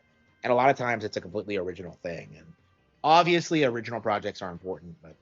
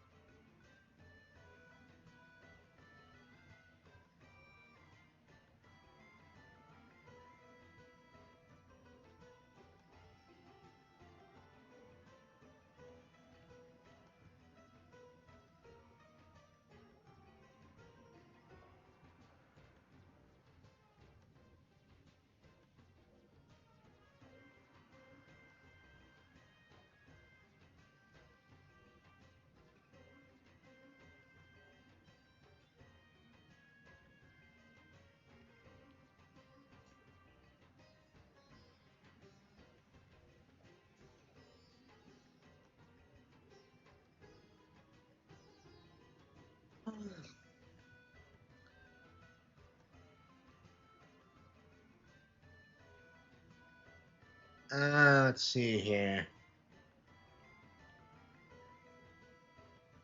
A clown? What do you mean?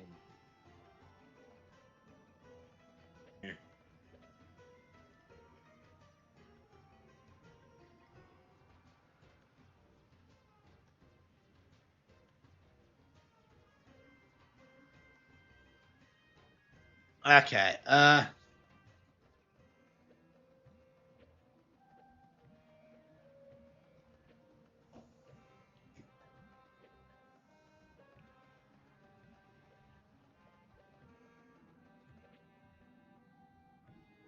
Every time I get exposed, I've never been exposed in my life. You know, it doesn't expose. Like what? What are you talking about?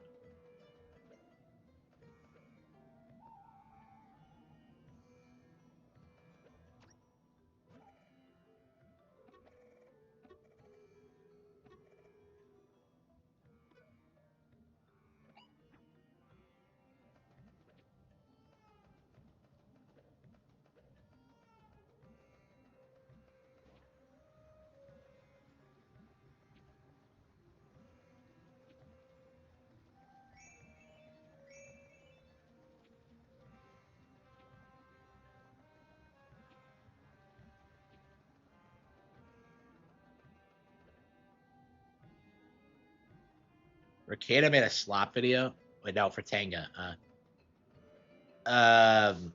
mean, I don't even like pay attention to that Spurg. Like, I don't know. I'll probably laugh at him when like Power World loses a lawsuit, but like other than that, I don't care what Tanga says. Like he's a nobody. Like who cares?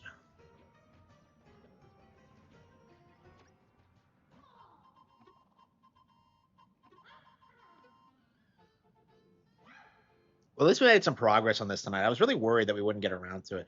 Man, we still haven't even played Resident Evil remake. Morton.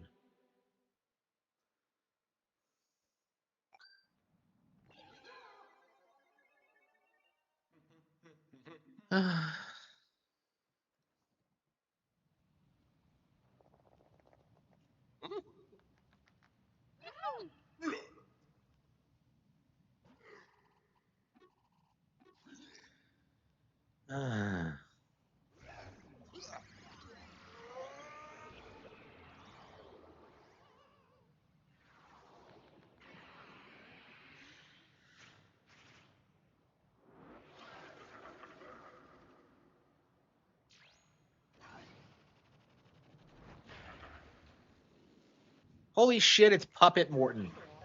He thinks he's like, holy shit, it's a Wind Waker reference. Are these references to other games?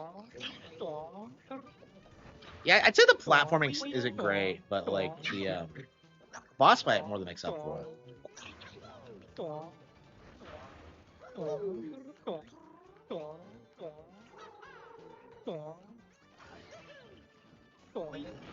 Can you get the flower in the base game? Did they just patch it in or what?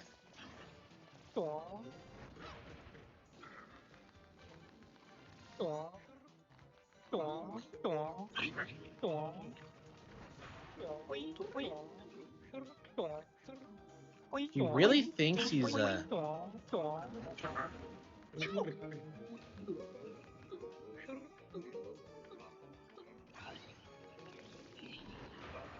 I'm scared. And they always give you the flower for the boss fights. It feels like such a long time ago that they first announced those, but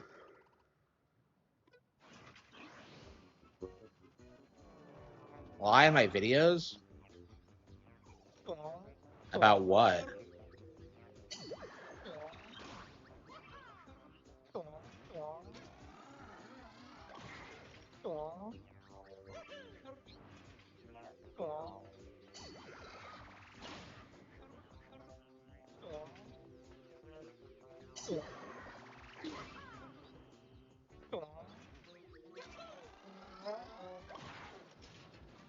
Yeah, it is dead, yeah.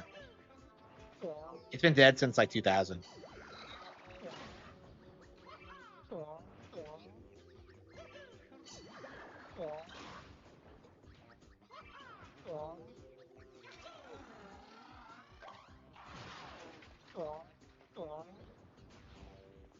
It really is a puppet Ganon fight. Why does he skip like that? I don't get it.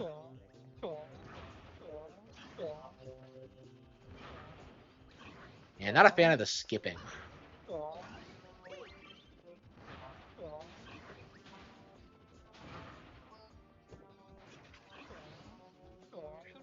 Well, like, the reason I had to talk about the PC thing is because it's a cult. Like, people don't realize that, like, PC gaming is entirely reliant on consoles to continue getting new releases. Like, it's not a self-sustainable ecosystem.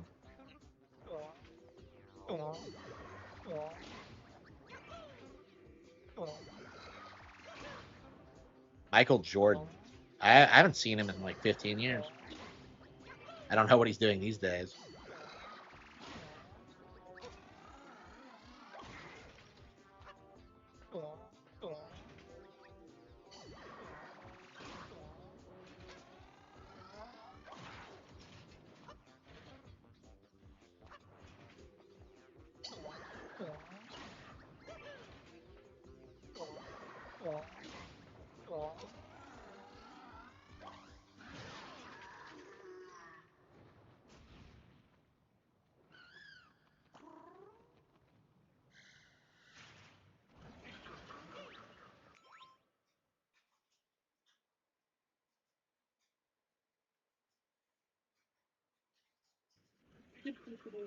How many viewers we have?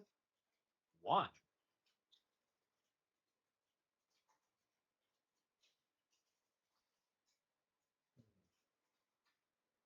Yeah, it says 20 on my thing, so it's like, I don't know. I guess it is pretty late, but I think we had like 20 at one point when I was talking about DSP. Ugh. I wish I could get like a steady viewership on games. If I could get like 1,000 people watching like 8 hours of stream a night, that'd be great. But yeah, I think I'm gonna have to like accept my lot as a YouTuber. Is that like I'm gonna have to like talk about other YouTubers and what they're doing. Like I didn't really want to do it, but like I don't know. I guess I'm gonna have to. I mean, it wasn't very hard for me to like record my my Review Tech USA stream before I went live, to go after Phil and like take a break and go after Review Tech USA. I guess I could just do that. And MMO, I don't think so. No, I did RuneScape. Yeah. So I have played MMOs. I played RuneScape, but I did not care for it.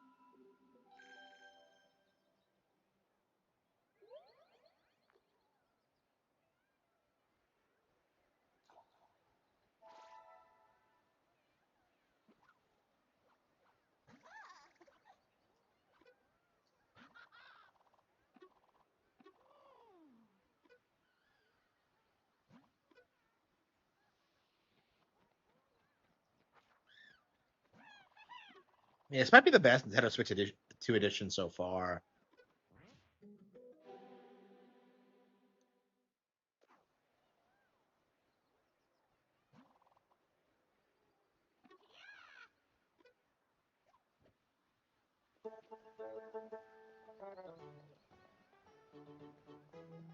Yeah, I think we'll finish up tomorrow.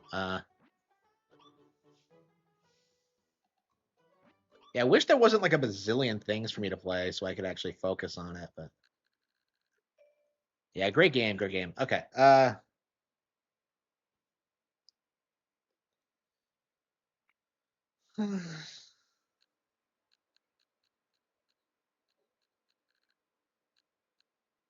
Damn, like Dragon Quest Seven's going ignored, Resident Evil's going ignored. I'm just like, I'm having so much fun, and yet like, okay, Resident Evil, let's do it. Yeah, getting through Resident Evil needs to be a priority. I can't put this game off. I can't keep putting off.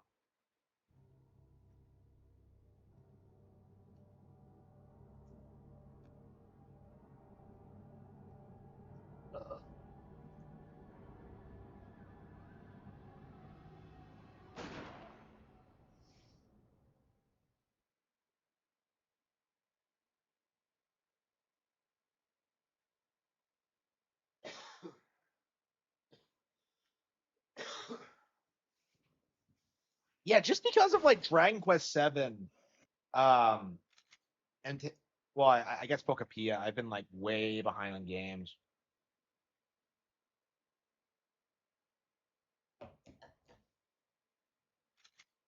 Yeah, I don't know. Yeah, being a JRPG fan is painful. I don't know when we're gonna get around to Trails. Like I've been putting that off for years at this point, and like Atelier, I genuinely don't think we're ever gonna get through those.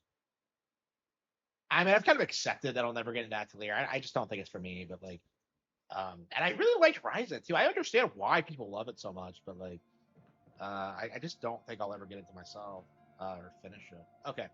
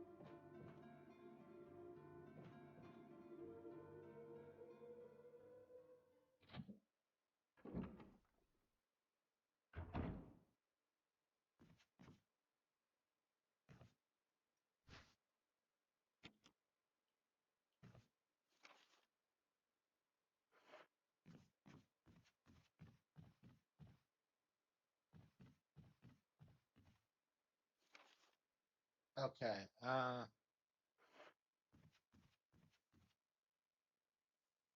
guess we have to look through every single room until we find what we're looking for.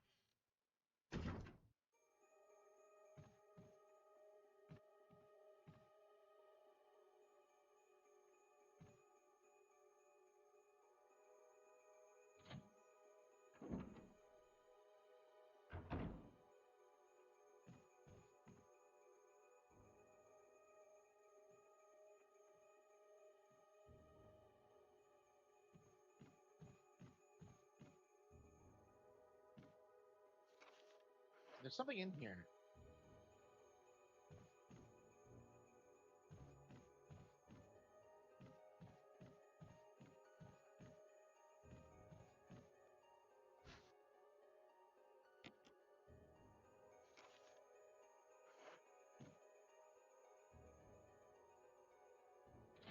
This isn't the best game to play.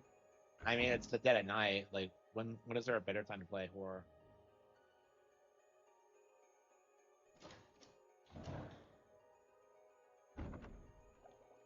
Yeah, I definitely need to get through this game. I've been putting it off for way too long. Like, I remember I used to be like really upset about it, but I just never. The B specimen.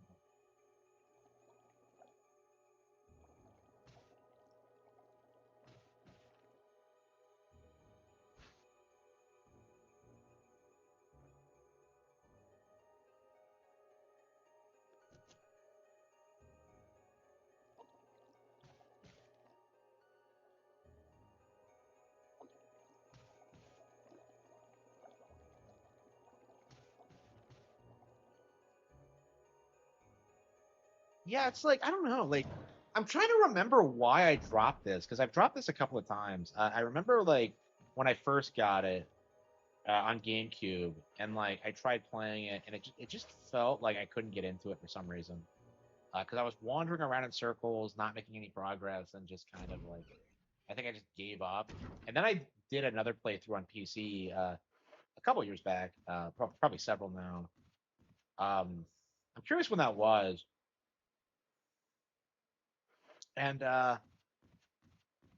made some real progress on it. I got past the mansion, I got to like the sharks, but it's like to me, I just felt like the game was getting like really convoluted and dumb, and I just kind of stopped playing. I don't know, it just felt like it was going on too long, honestly.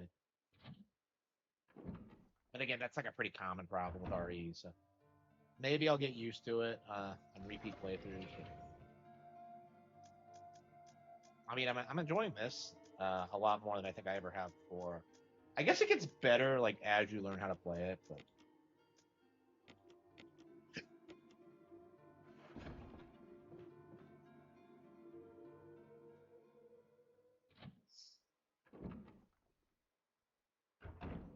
yeah, I think the time was a problem because like yeah, I was still living with my parents when I first got this, and it was uh scarier than actually playing the game. So like I was always worried they would like come in and like start making weird demands, and like I would just spend all my time out of the house. Uh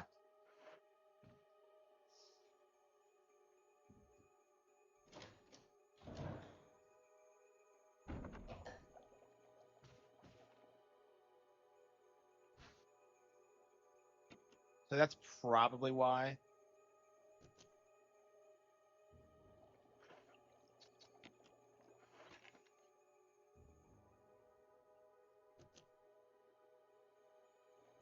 So do you just switch them?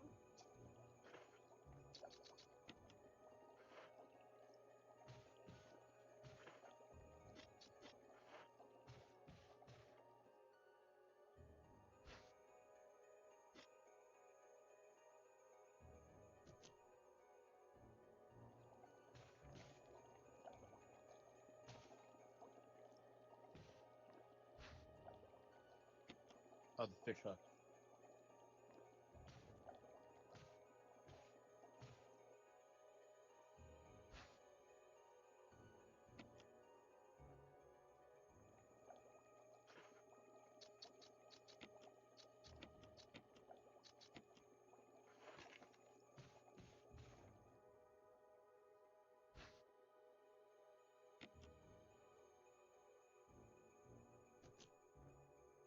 You know, what is with this thing? Like the AI just.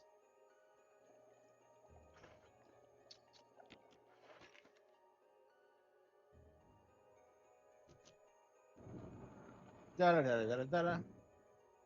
Oh, is that the Spencer emblem? Oh, damn.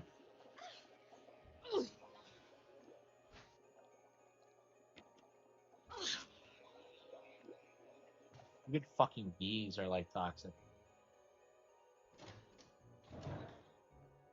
Okay. Okay. So we got the wind crest.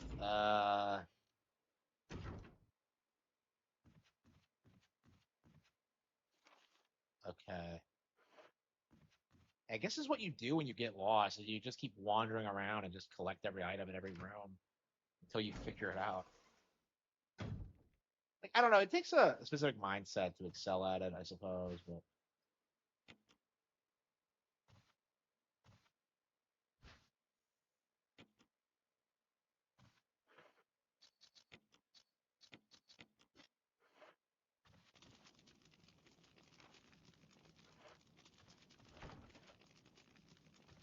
yeah, helmet. Okay.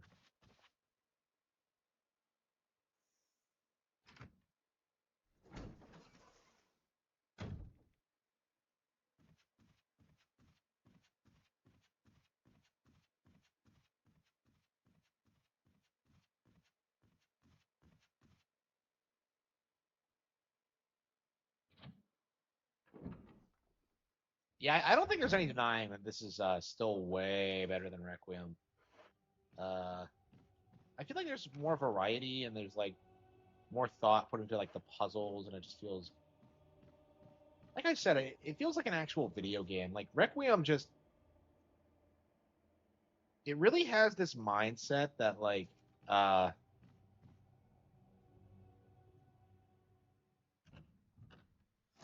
that it's like a movie and it has to appeal to like, you know, as many people as possible. Like again, like Requiem feels like it stole a bunch of plot threads from like the actual Resident Evil movies, which I found really interesting. I've never actually seen any of the Resident Evil movies. I wonder if you can get them on Prime Video. Uh Yeah, have you seen like Anthony Starr bitching about people asking him to be like Albert Wesker? I don't know why he's so salty about it. Because like I don't know, I don't even like him, but like, bro, that he looks just like him.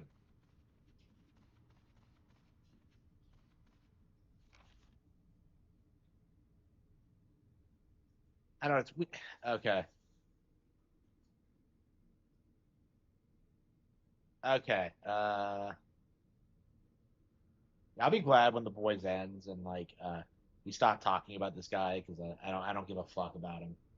Okay. Yeah, was that just like some weird viral marketing stunt? Because I swear I've never heard of like I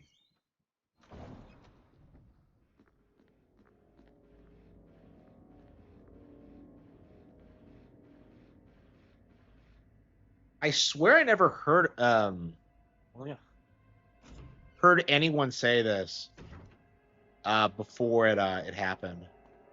Before like uh but before it happened. Before the last couple of days where like suddenly it's everywhere and I'm just like, is this a meme? Is this just like Star trying to like promote himself? I don't get it. A very long Zelda dungeon. I'm not sure about that, but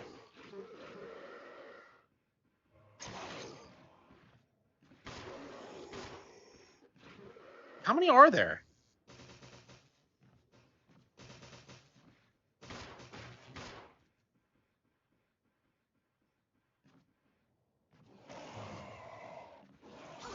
How many are there in this hallway?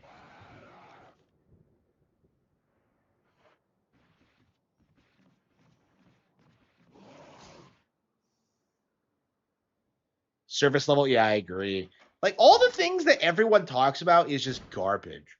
Like after like BoJack Horseman, I feel like I'll never watch like mainstream shows ever again because like they're just so low IQ and they're made for like the lowest common denominator. Like, oh man, John Cena's in it. Like nobody. Wait, what? Windcrest. Okay, I thought it was.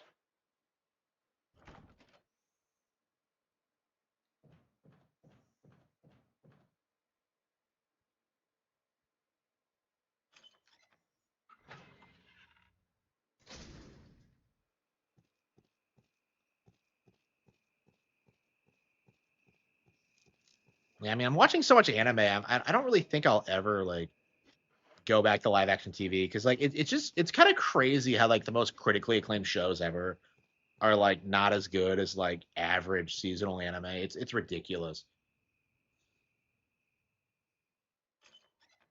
Oh, really? So I got it too early?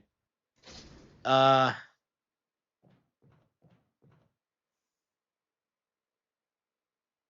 hmm.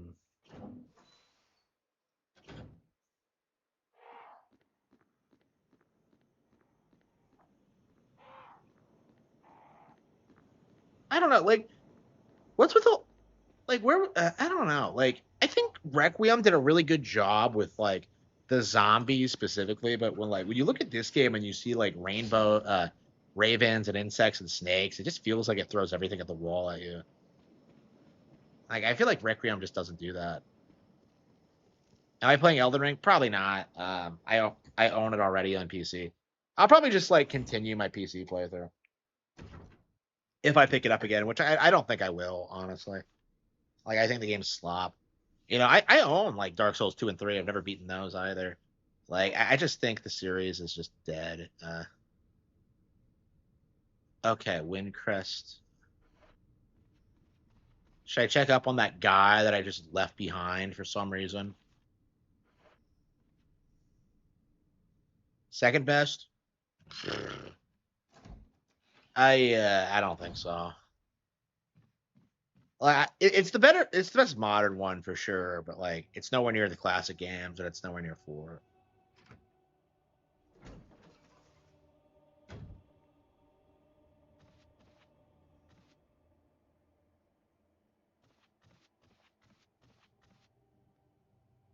Like, I don't get why you're supposed to just leave him alone. That just straight up pisses me off.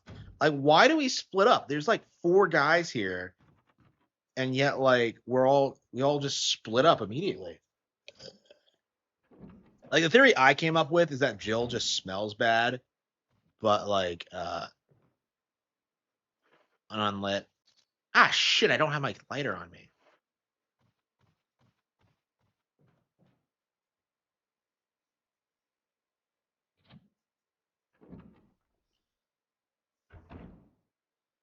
Yeah, I actually don't know like what's up with Wesker because he doesn't initially work with Umbrella. He's with Stars, so like I don't know what like his deal is. Uh,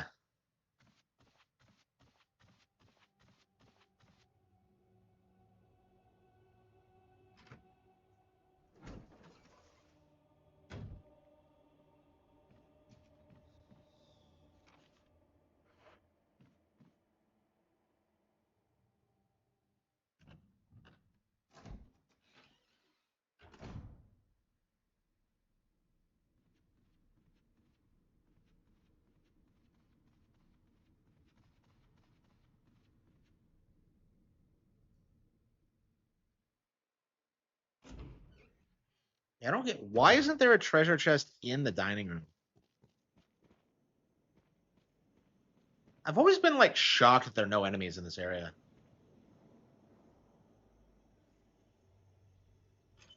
Do they all rush you after you get the coffin? I want to say that's what happens, but I don't quite remember.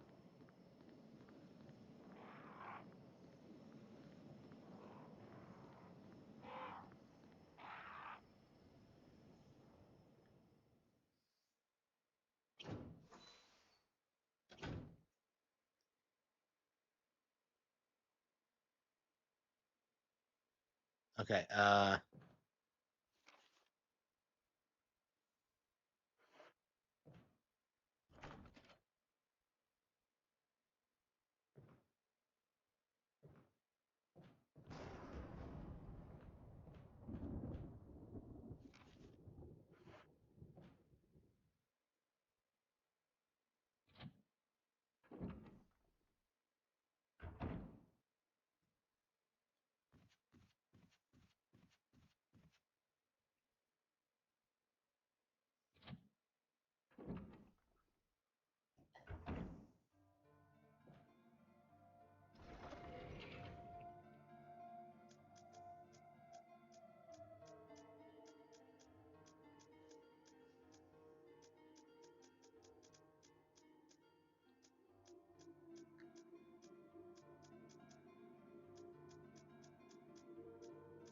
Lighter.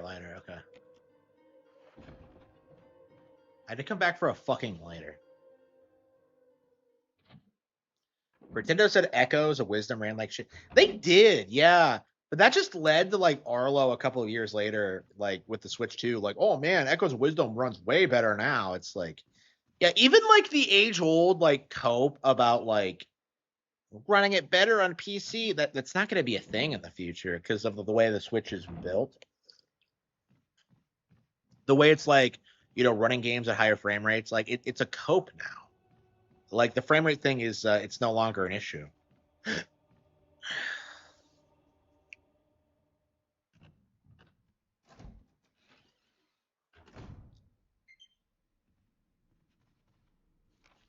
Yeah, I haven't been saving much. I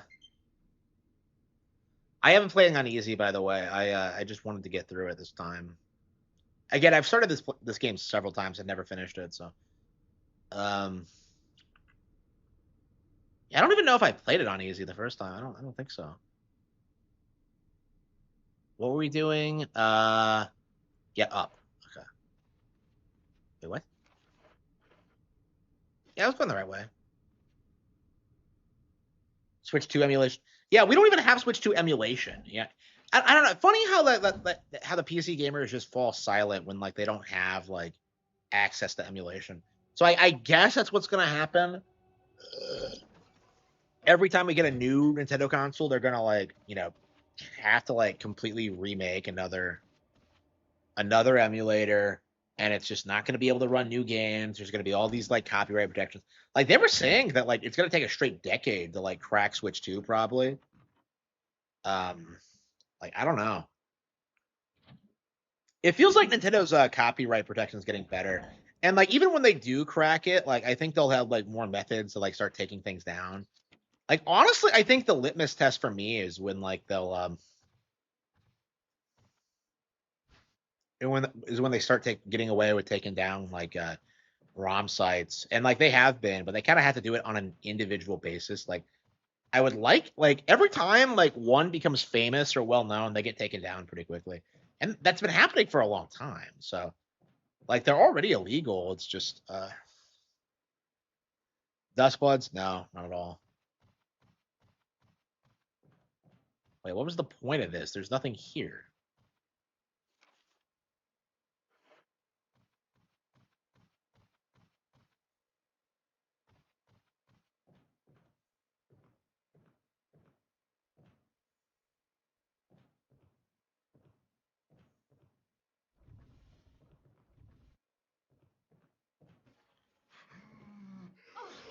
Why was there a zombie in here?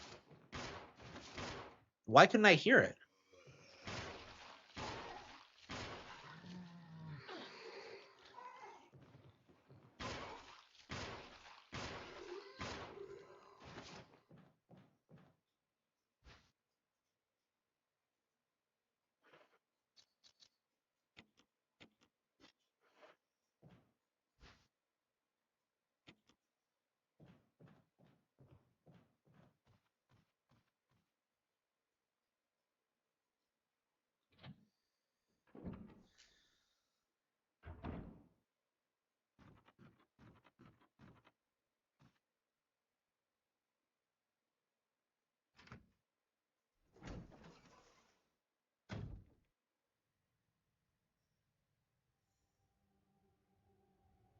Dylan Cuthbert is like bragging.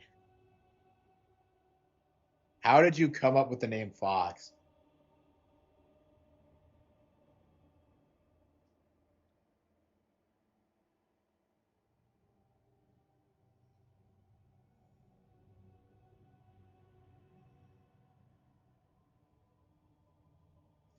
Fox McCloud are now the top most liked posters in their own projects where they're not the main character. Crazy.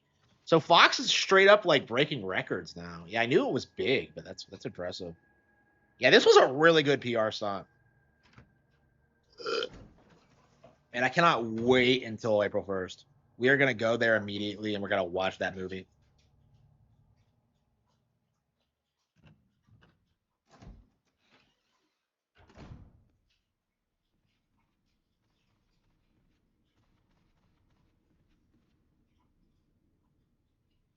He's popular because of Smash Bros. Yeah.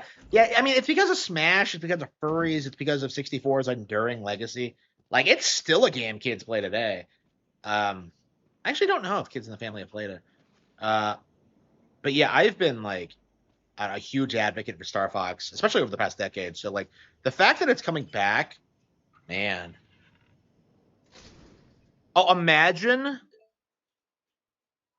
if he straight up takes the control stick on the R wing and it's like time to enter U mode, and then he just rips it out and it's a tablet and he just aims it and he starts shooting in all directions. Like, imagine if they straight up worked in the zero control scheme. Like, people are gonna like freak out so hardcore. Like, if that happens. Because, like, in context, it's going to be, like, cool and badass as fuck. But, like, if you're someone who hates Zero and obsesses over how bad the Wii U controls are, like that's going to come off like a huge fuck you. Like, imagine. Okay. But, yeah, seriously, like, Zero is probably the best controlling, like flight sim I've ever played. The idea of, like, flying and shooting in different directions it's something that like people don't realize how good it is. Like I find it hilarious how people think that like Project Aces was better. It wasn't. I'm sorry, Ace Combat was better. Project Aces was the but like it's like wait, how many spaces are in the box? Pretty generous, aren't they?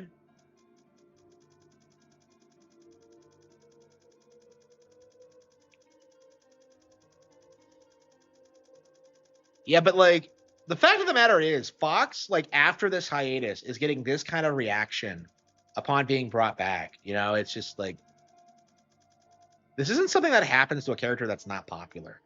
And I do think this is the thing people really need to understand about Nintendo characters is that like they endure so long and they because of just how much people love like the classic games. And like Star Fox is something that's like, you know, arguably struggled a lot. And the fact of the matter is it was still a revolutionary game on Super Nintendo. It was still one of the best games on N64. And I think nothing can really take that away from it. So seeing it back is the most exciting thing for people. Like, it'll be very easy for future generations, I think, to ignore all the bad Star Fox games. Or all the ones where he's not in a fucking plane, I should say. Okay. Oh no, the movie poster. He's not in the plane. Oh no. Oh no. Oh no, that's a bad sign, isn't it? Nobody else has thought about. Oh shit!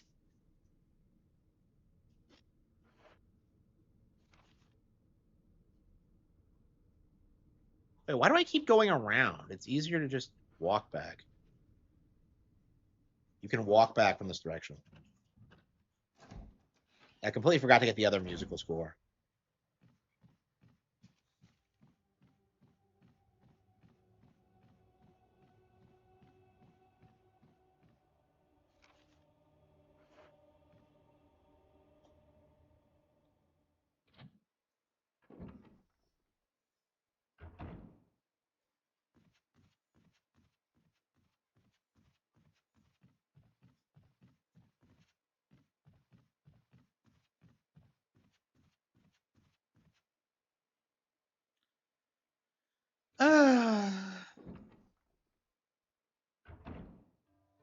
Like, I think people are really like underestimating how good the Mario Galaxy movie is. Like, you know, I've been clowning on DSP a lot for his takes, but like I think it's a really common thing to like wait, what? Oh. I thought I combined them, but no, we just switched them. Okay. I think it's really common for does Jill know how to play the piano? It's a good thing I watched the Goonies and was inspired to learn from Andy.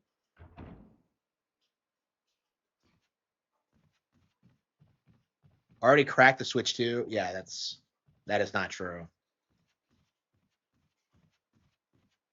Princess Peach Showtime is great. It is, yeah.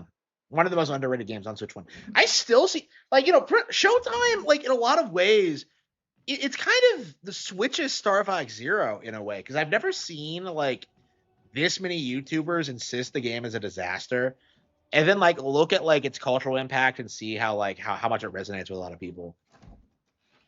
Like, Showtime is great. Like, I think it's, like,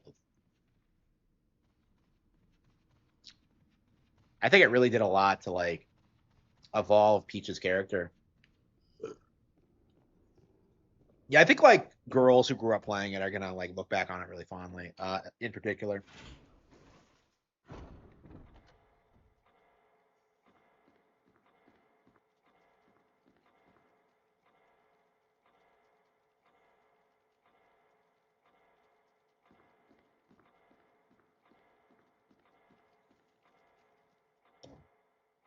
Yeah, I mean that's the cope right now from like people like RGT85. Like, well, oh, I don't care about the movies. Well, like you probably should, considering like their future plans are like being teased in these fucking movies. Like, you know, we got Donkey Kong in the Mario movie, and then we got Bonanza. That's not a coincidence.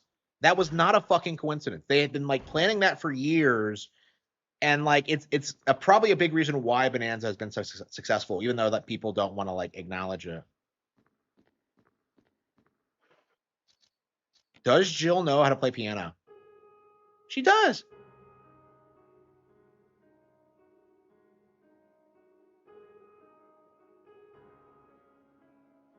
She's not bad. She's a piano girl. What would we have done if she didn't know how to play?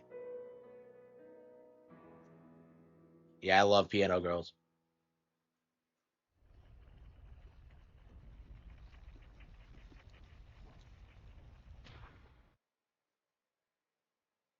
I like Jill. I don't know. I feel like the gold emblem. Wait, what? Oh shit! I'm getting sealed in. Wait, what?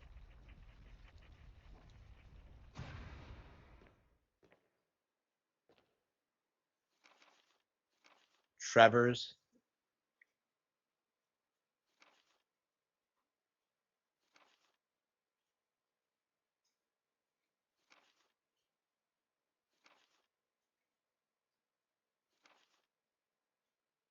(1967). I lost my favorite lighter. I found that in an office.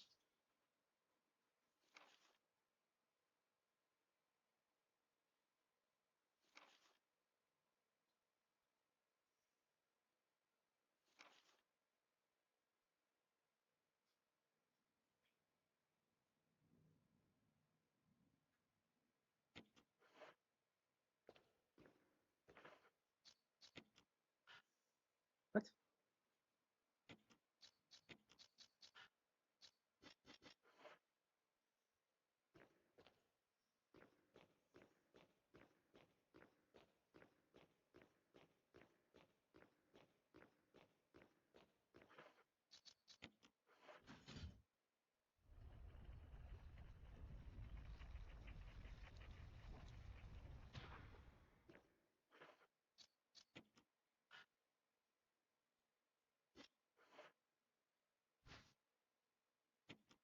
Well, it's the same shape, so surely.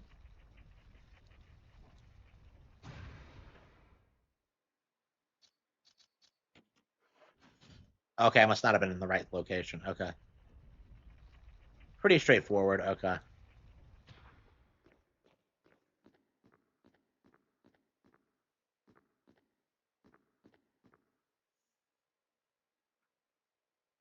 Yeah, I tried to use the wooden board, but it wouldn't work right away. I guess I was just in the wrong location, but yeah, Requiem's really got me fired up about playing classic RE. We're gonna have to see if I can like play 2 or whatever.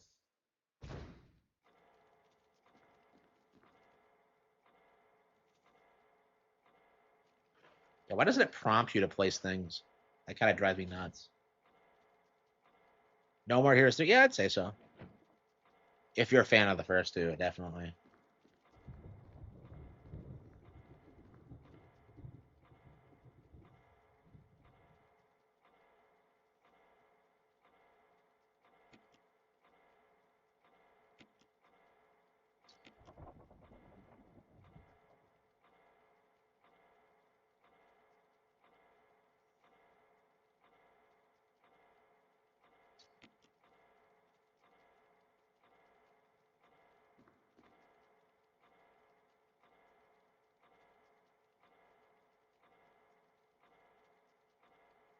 Okay.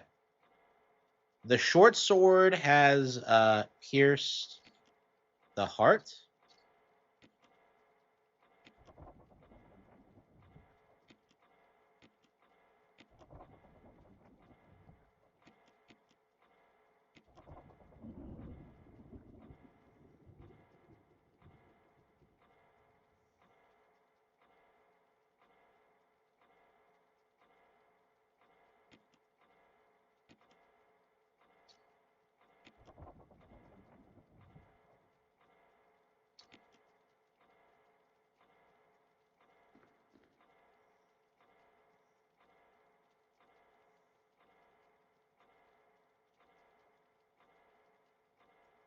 The short sword has been thrust in the breast.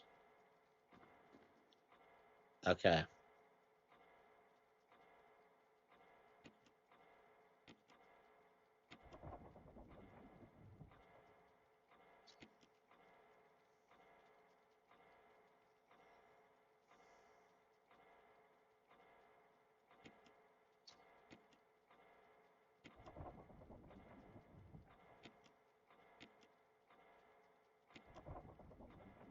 If for some reason the smaller gear is attached to the longer hand, that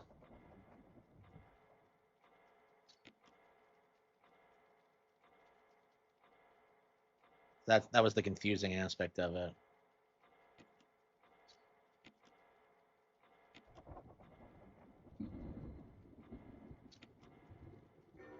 Got him?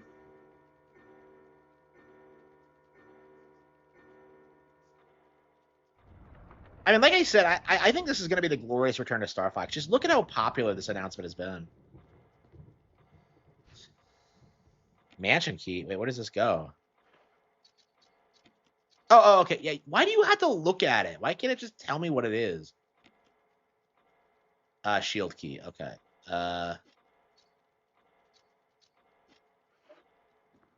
a minute. I only have one bullet. Oh, that is not probably not the best idea. Let's go back. I didn't even realize I had no ammo.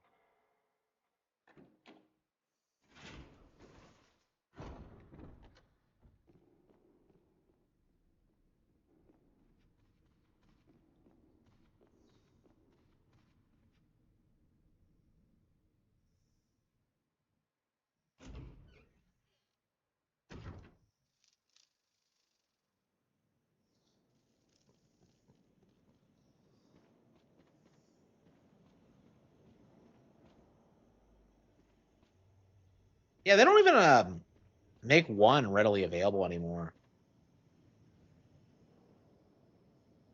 Yeah, Capcom does this thing where they don't really want like older Resident Evil games to be available. I mean, I'm sure they'll do a collection eventually, but more black puzzles. Yeah, so it's like way different.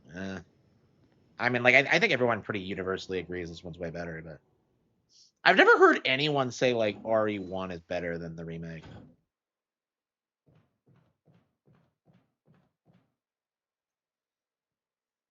I mean, this is a really good game.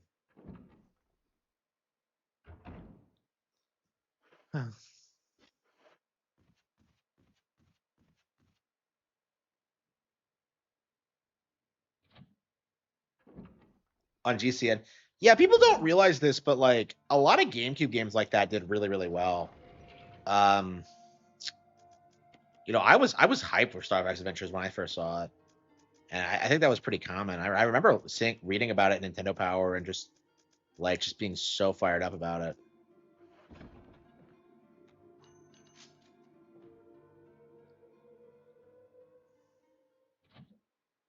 But yeah, the game is like people say that game like was a bomb or it didn't do well, and it's really not true. Like that game was like a Star Fox sequel made by Rareware. People were like hyped. People had like really high expectations for it. And like, yeah, I still think the game is perfectly enjoyable. I played through it several times. It's really finicky. It's very unfinished in certain ways, but as a whole, it's a really enjoyable experience, I think. Okay, a shield. Shield.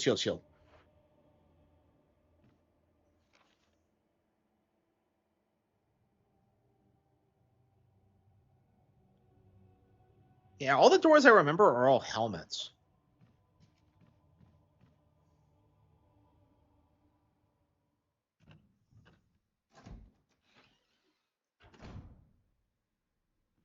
Yeah, I think that door past that one guy is a shield, but like I was thinking about it and I'm just like, but wait a minute, that's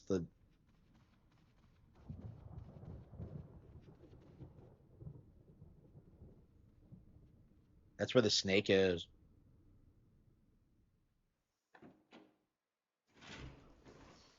Yeah, I love how like the protagonists are invincible in these games, but everyone else just fucking dies. Like it's really odd if you think about it. Like they never seem that concerned about their comrades. Lewis dies in like RE4 and like no one ever talks about him again.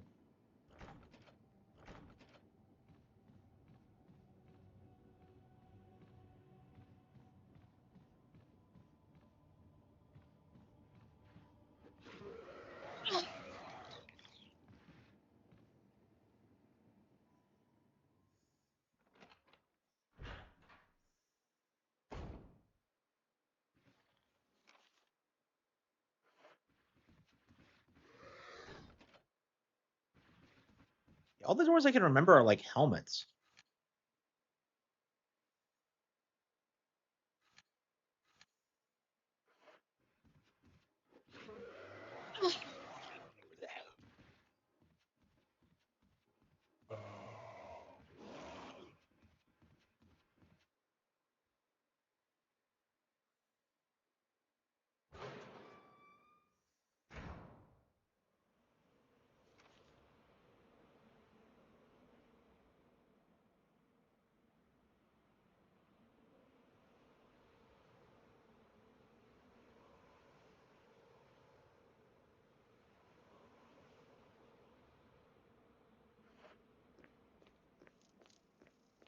Yeah, I think I'm supposed to go for the snake yet, but the snake is pretty hard as I recall.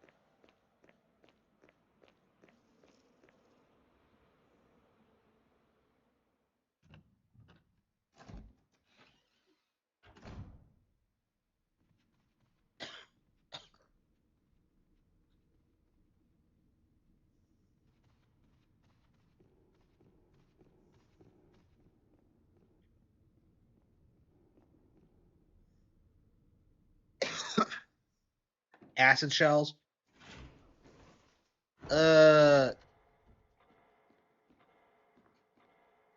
Yeah, I've only been using the handgun.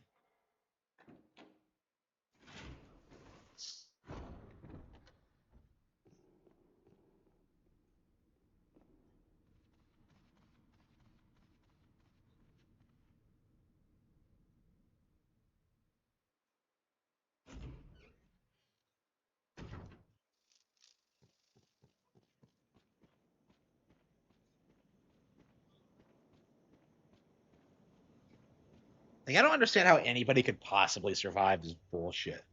It just seems so So you're not only fighting zombies, you're like solving these ridiculous like death traps that make no sense. Like I just don't get it.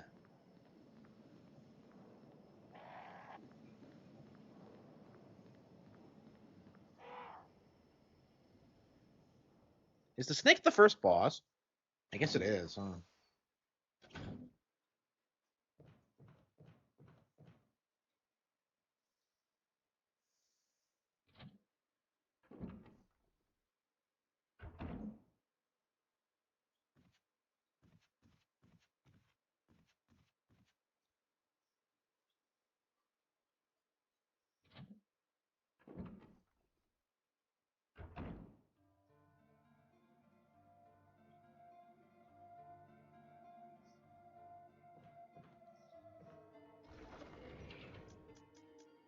Okay, shotgun shells.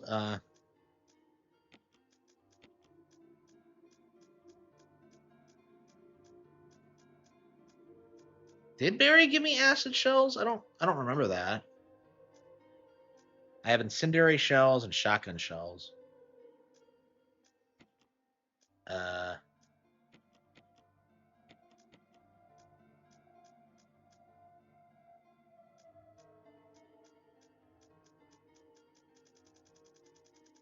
I don't remember Barry ever giving me acid shells.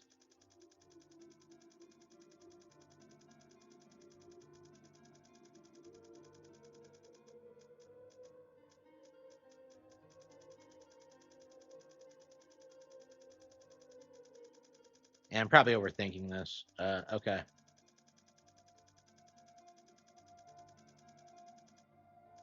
this point, I might as well just unequip the standard weapon.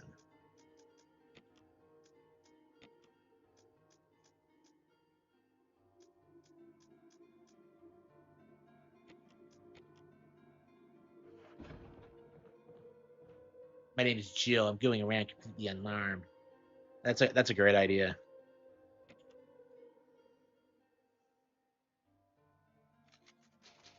But did I have extra incendiary? Hang on, wait, hang on.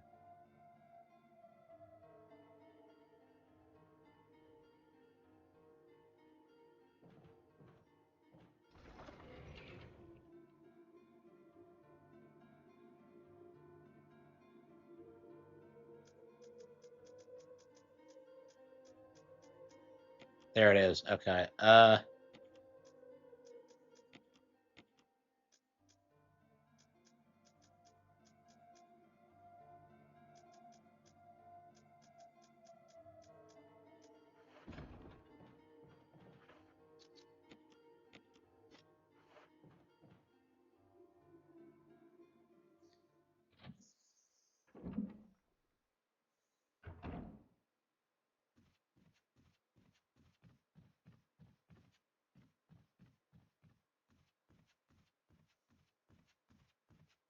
I'm an agent of stars. It's weird how like stars at one point felt like, some iconic video game team. And now it's like, I don't know. I don't think anyone even knows the term. I don't think it's like super well known in the Resident Evil lexicon. Like, what did they do before they fought zombies? So yeah, let's just leave him here and go on and fight the snake ahead. That's a great idea. So how the hell did he fight the snake if it was already bitten? Like, I'm confused.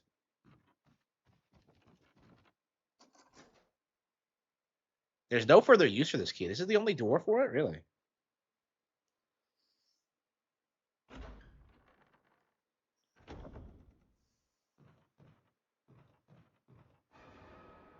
That's a big ass snake.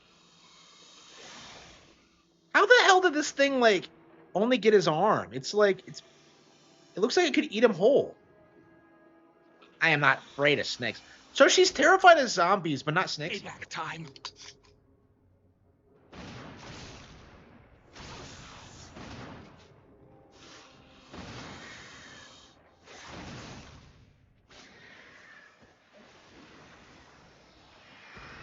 Did we kill it? Thanks. Oh, come on. What? Oh, come on. Really? So he just gets get again? Richard! Unbelievable. Because we didn't wait until it was dead. Like, it doesn't seem like that hard of a fight. There's nothing you can do to save him, really. All because we couldn't wait to get a high five. And it just goes away?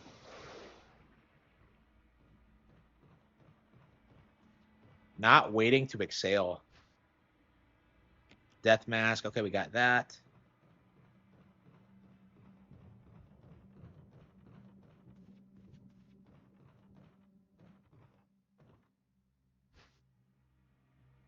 The assault shotgun based.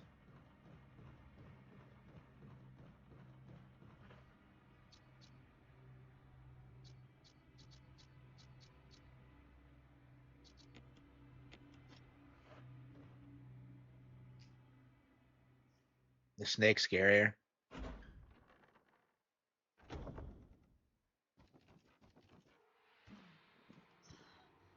Oh, am I poisoned? Damn it, Jill! I need serum. Oh. Oh. Oh.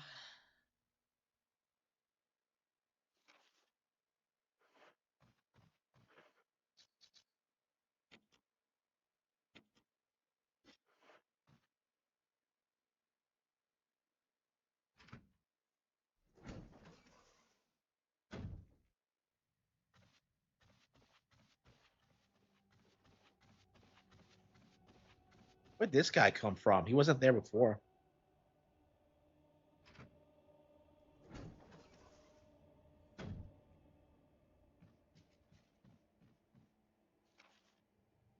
So zombies, I guess, can go from room to room. So you're telling me that Richard was like fine, just lying there for like hours as I fumbled around, and like the instant he leaves the room, a zombie is just there. Wait, that wasn't him, was it? I don't think so. Uh, okay. What's the quickest way there? It's this way, right?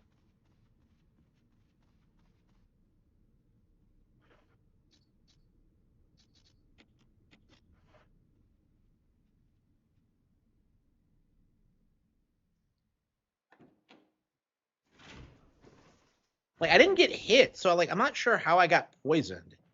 So this is just because of the plot. I mean, it's cool that it happens, but like at the same time, because they put so much thought into it, but at the same time, it's like I don't know. I deliberately killed it as fast as possible so this wouldn't happen. At the same time, you know what I mean?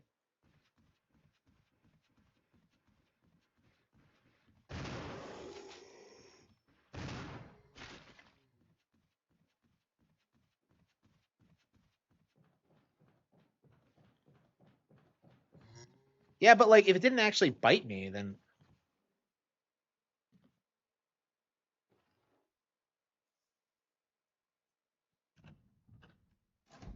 like when did I get bit? Like it just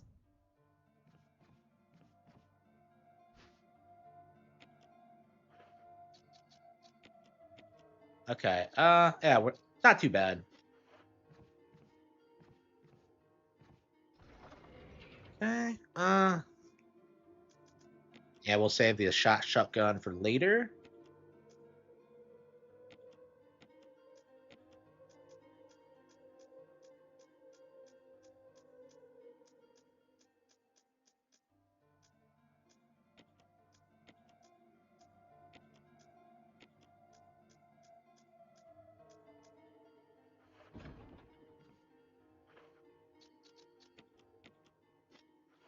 What I don't get is why you can't use your basic knife to defend yourself. Why do you do that thing where you like stab zombies and then just leave them there?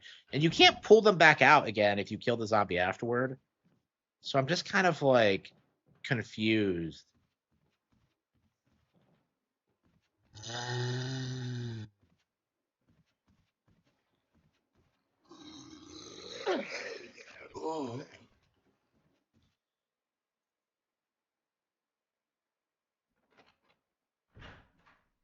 5 Switch games that are must-haves.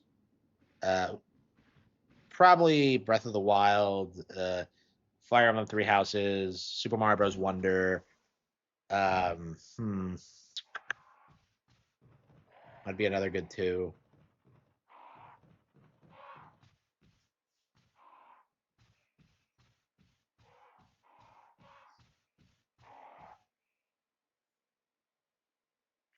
And what would be my other two?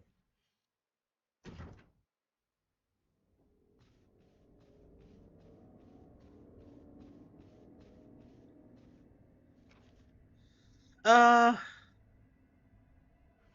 Wait. Oh yeah, the Death Mask. Yeah, let's go turn that in before we.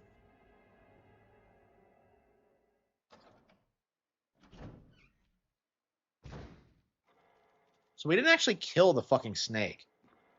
Is the thing that pisses me off is that like you're telling me that we fought the snake, Richard fucking died in the most bitch way made possible. After I went out of my way to save him, and now we're supposed to believe that like the snake just gets away. Like even fucking Harry Potter killed the snake. 12-year-old Harry Potter murdered a fucking giant murder snake that can like kill people by looking at them. It's like that's just crazy, bro.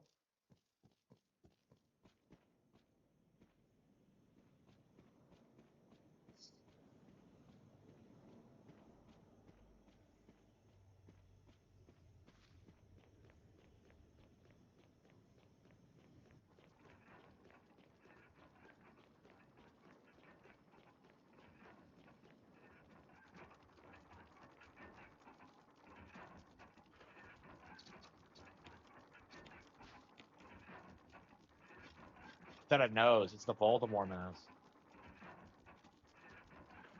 Or the nose.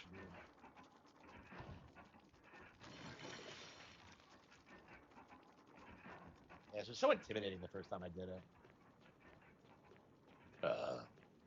Yeah, I don't think I even got the coffin like my first playthrough. I'm curious how far I got. I guess my memory card's still intact. But... Yeah, it's weird to me that I have like all these GameCube games with all these unfinished files that I very well may not never go back to. Yeah, Beautiful Joe has like a ton of them. It was really common for me to start new files and never beat them. Hyrule Warriors Definitive Edition? I wouldn't say that.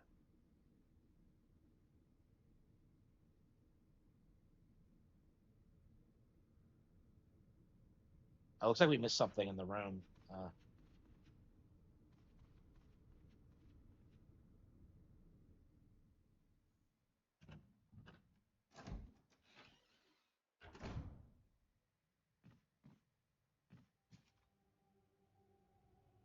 Wasn't there a zombie in here? No, it was the one.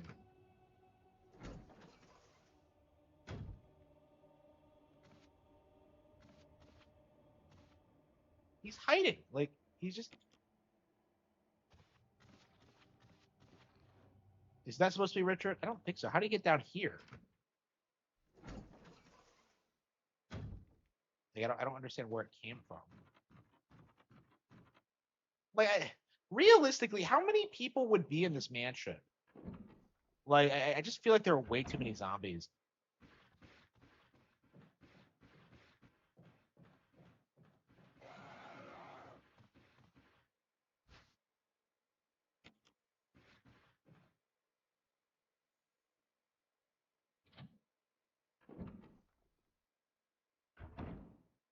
Yeah, Hyrule Warriors, yeah, it's not for everyone for sure, but like, there are definitely people who really like it. Is this thing gonna come back if I go in there?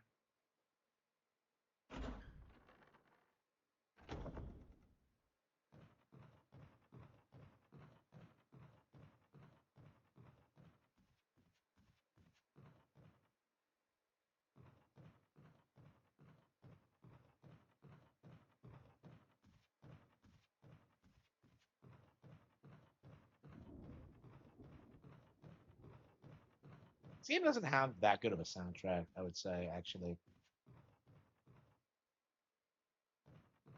Yeah, 4, like, one of the weirdly, like, underrated parts of 4 is the soundtrack. Because, like, I don't know anybody who talks about how good the soundtrack of 4 is, but, like, it's really quite elegant. Oh, here we go. Oh, come on, that's it? I thought it was important. That Hyrule Warriors isn't an evergreen. Yeah, I'm curious, like, I don't know, they released it like 3 times on 3 different platforms. It's crazy. But like, I don't know.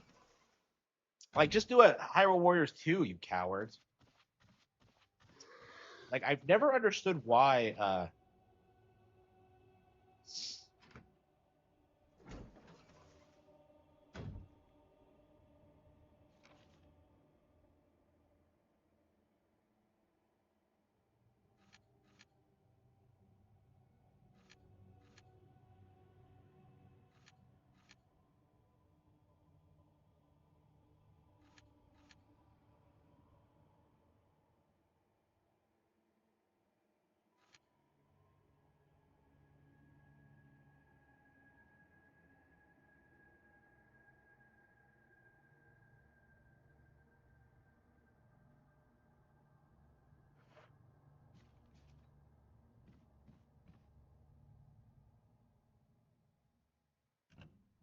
yeah, I tend to always think of like the save room music whenever I talk about the soundtrack, but yeah, 4, I think, I don't know, it's an interesting game because like it's kind of stuck between like hardcore RE fans who don't like that it's like different from the old ones and people who like never played the old ones and like love the action. I don't know. It strikes a really good balance, I think. Like I feel like people don't understand why that game was so innovative at the time.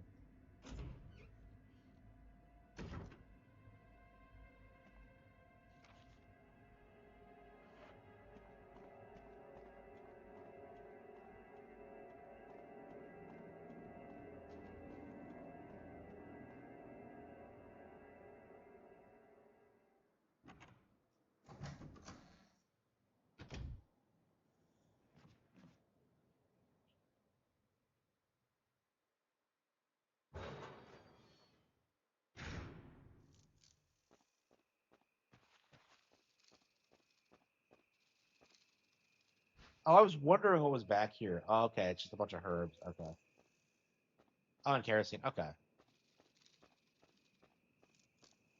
Yeah, easy mode takes it very easy on you.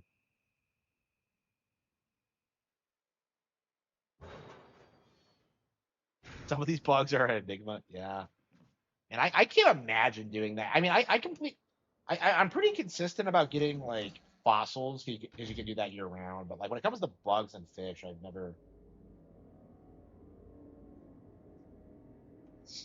I've never really like committed to doing it. I think City Folk's probably the closest I've gotten to doing it, but I played a lot of City Folk.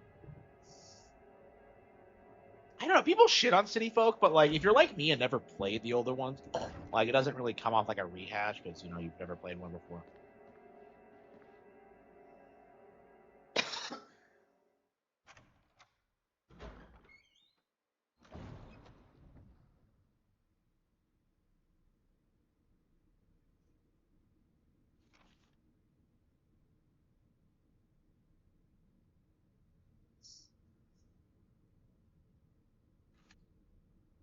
Uh,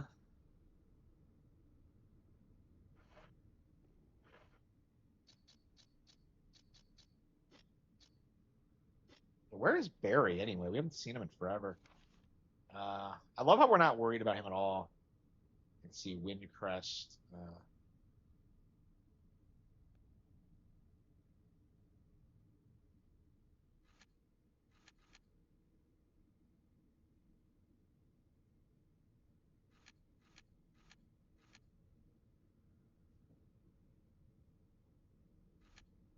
Yeah, I never played Wild World or the original, so like I don't know when those are ever gonna get re-released.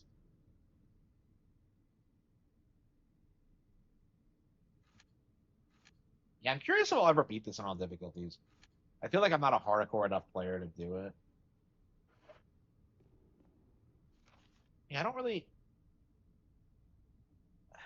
I must be overlooking something.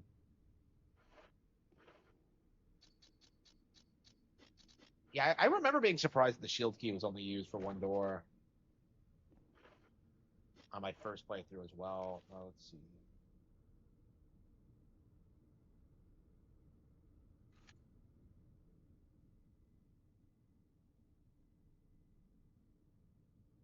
I mean, there's something in that hallway, but there's a crimson head in there.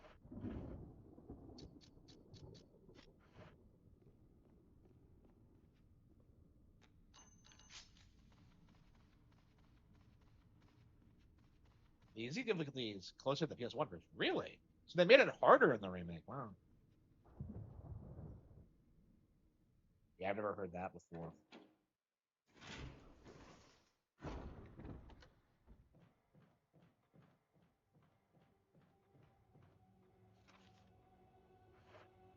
I don't know. It feels like this period was a really special time for games. It feels like, so many people just had this like glorious like experience playing this stuff when it was brand new, and in a lot of ways these are probably going to stay like the best of all time.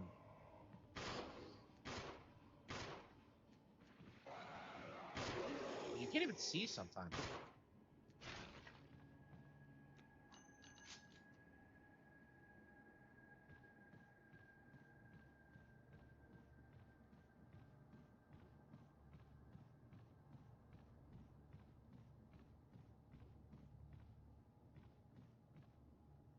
Oh, come on. That's all it was a handgun canister. I guess I needed it, but like, no, there's something else.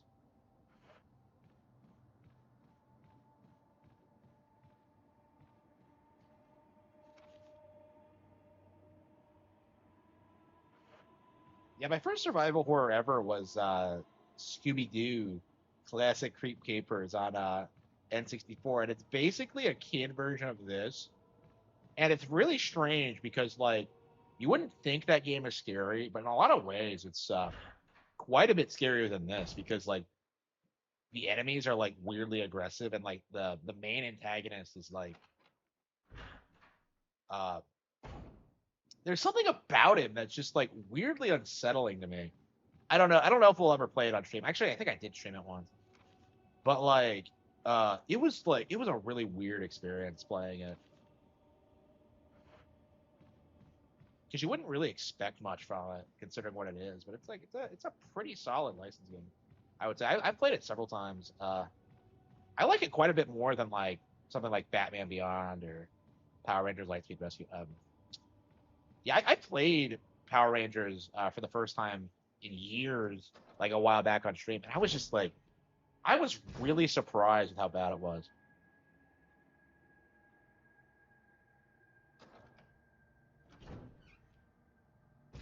Yeah, I don't know. It's one of those N64 games that I feel like a lot of people would never like pick up or try, and it's like, I don't know, man. It's yeah, the sound effects are really good.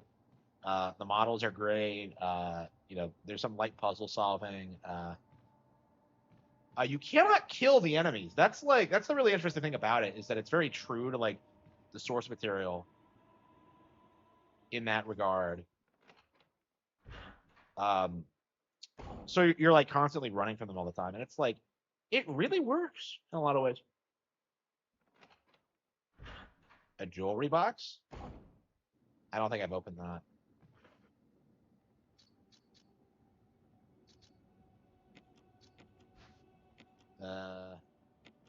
Why am I carrying this around with me?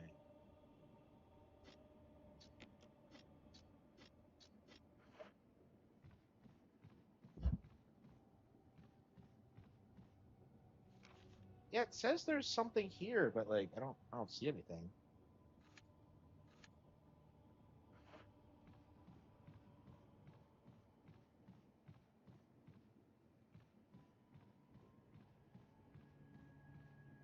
Oh, it's the herb. Okay.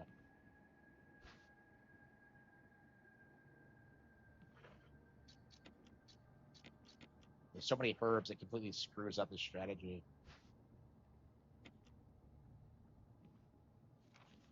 It's a good thing they legalized green herbs. Okay. So yeah, would these green herbs be a controlled substance in like the RE universe? Because it just seems kind of crazy how they just happen to help people resist zombification. And why don't like non-player characters use them if that's the case?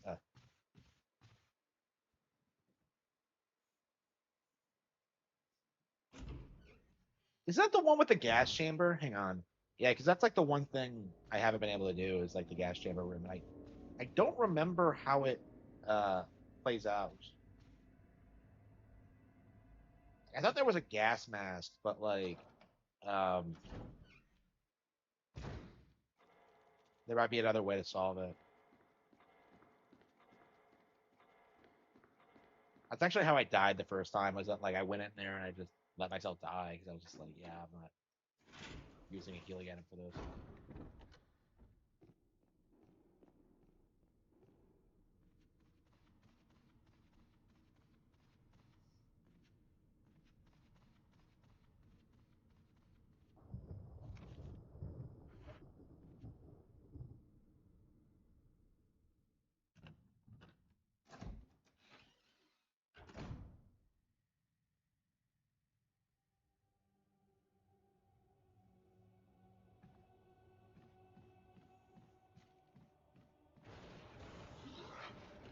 What the hell was that? So we just burst out of the room? You can't just ignore that douchebag?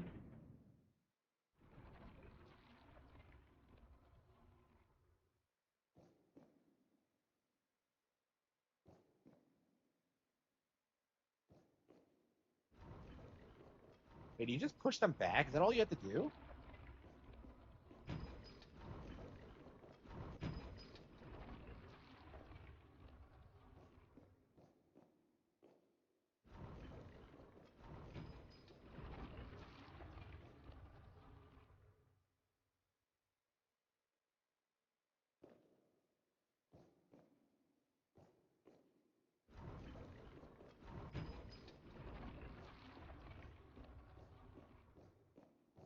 What the hell is this?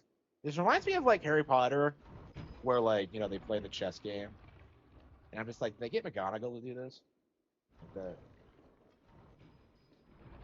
Imagine being so fucking rich that you have like a bunch of giant chess pieces around your house. Like you don't even play the game. It's just something will impress people.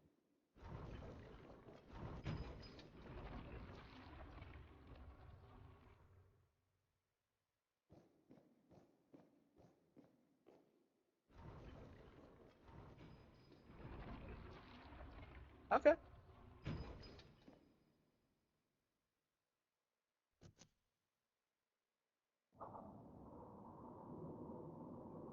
Okay, apparently I'm retarded and had no idea how to solve this puzzle.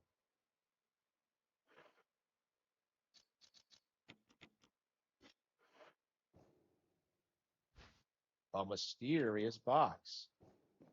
How mysterious could it be?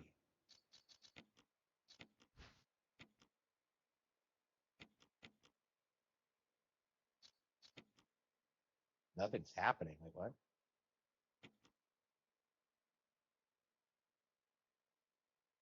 Sunshine will awaken me.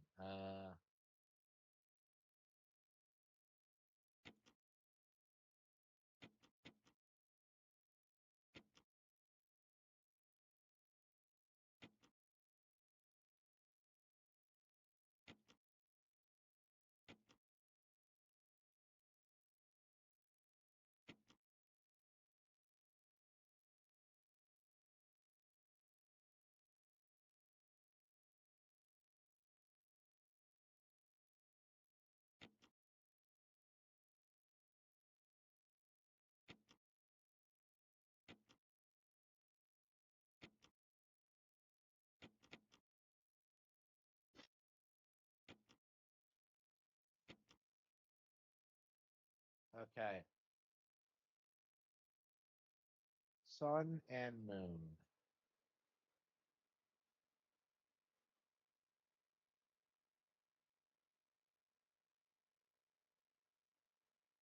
Put the hearts together? Wait, what hearts?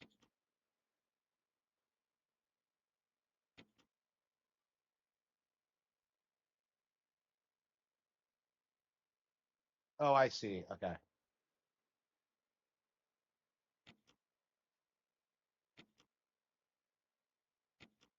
Like what? Who would this keep out? Like it just seems like pretty straightforward. The only thing I was struggling with was the.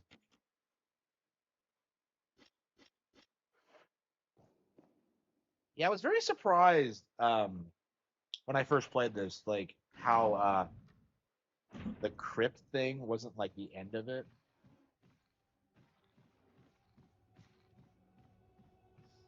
And how I felt like there was like way more afterward. Uh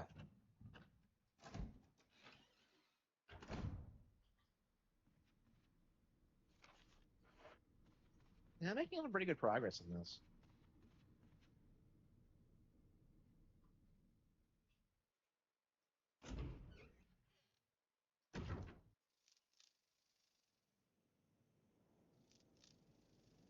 A block puzzle. I mean, that's pretty much what it was, though, wasn't it? Like they were just statues instead of blocks.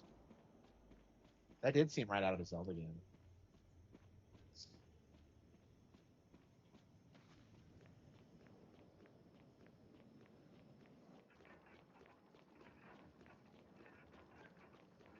And Mikami really had the right idea when he decided to remake this, because I feel like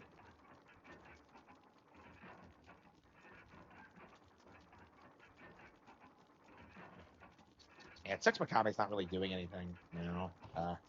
After getting fucked over by Dingo Gimper. Yeah, Hi-Fi Rush is like the end of his career. That's crazy if you think about it. Oh, come on, really?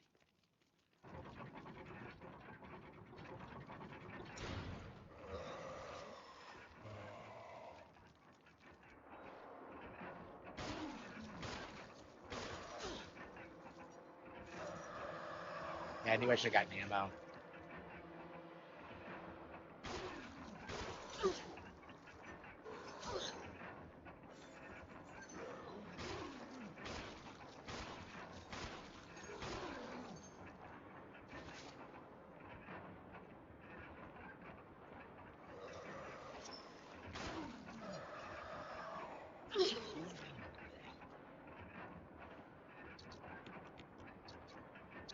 Plenty of ammo. It's just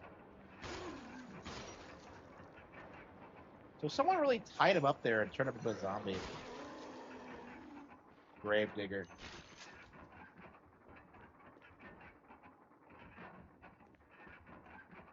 I mean, I think it's pretty obvious, you know, that the coffin would have a zombie in it. I don't think that was completely out of left field.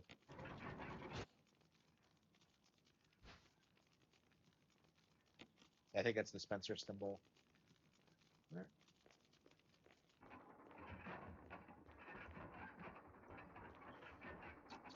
Yeah, it's crazy how things just kind of happen in this game.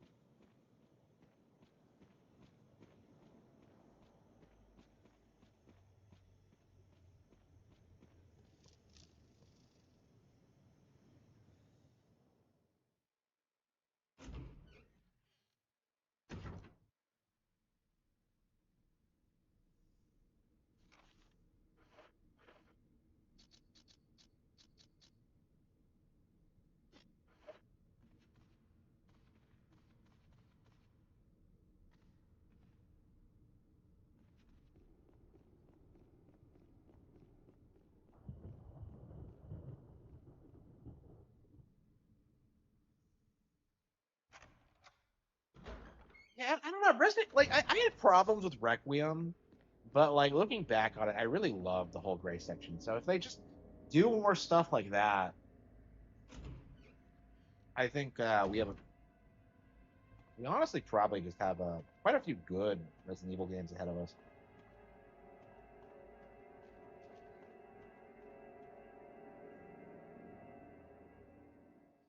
I don't know. I do think they need to move away from the movie influence, though. That's kind of my big problem with Requiem, is that like why are they taking plot threads from the movies of all things? Wait, where'd the others go? Weren't there like 3 of them?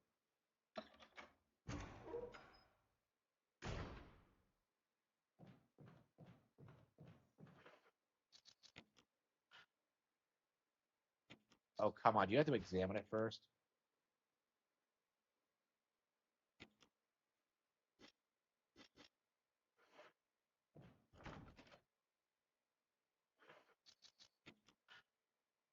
Wait, is this not it? I was certain that. Oh, wait, no, I could have gone around.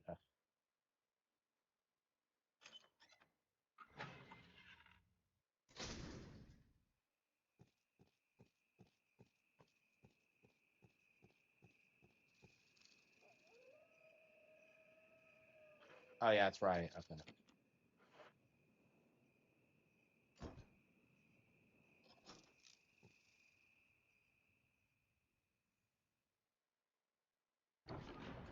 And we still have the Chris campaign to do after we finish this.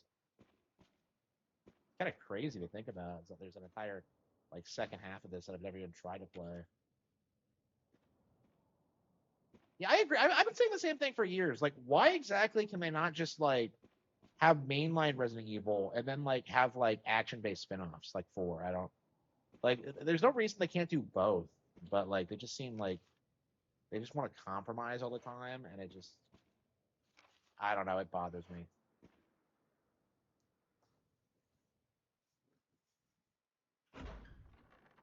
I mean, the action-based ones, generally speaking, are a lot worse. I mean, 4 is like the one exception.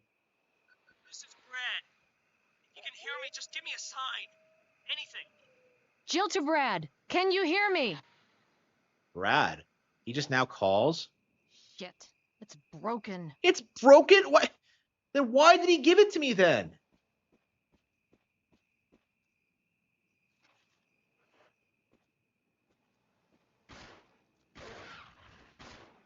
How many dogs does this mansion have?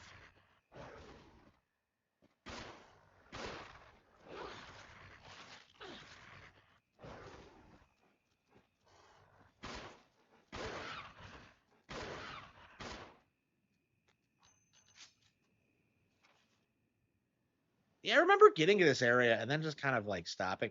Isn't there like some weird like lost forest thing?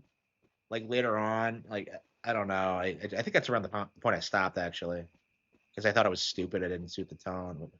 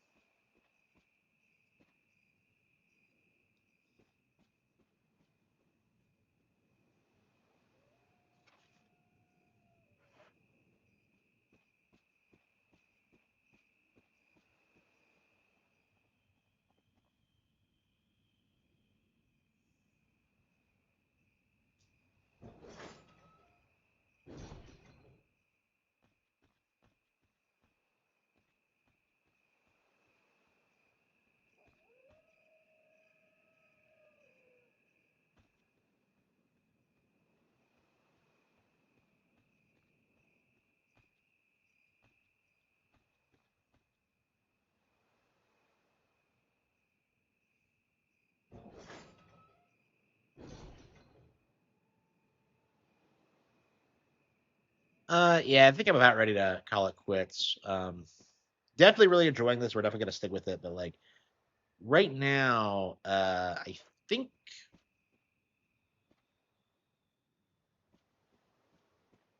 I am gonna take a break and play something else. I don't know, this isn't really a game you can rush, is it? At least not on a first playthrough. I mean, this isn't even really my first playthrough, quote unquote, but like, I don't know. I've still been struggling with it a little bit. I mean, at a certain point, you'll have everything memorized, but it's just, I don't know, man. It's been rough getting through this. I don't know what it is. I got through Eternal Darkness,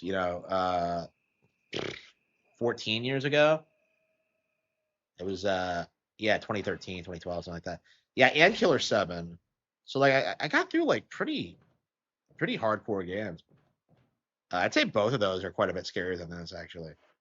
Uh I don't know why people don't like say Killer 7 is scary. I don't know if people just don't understand it if they haven't played it. But like, I don't know, that shit freaks me out. Like, ugh, like every single fucking time.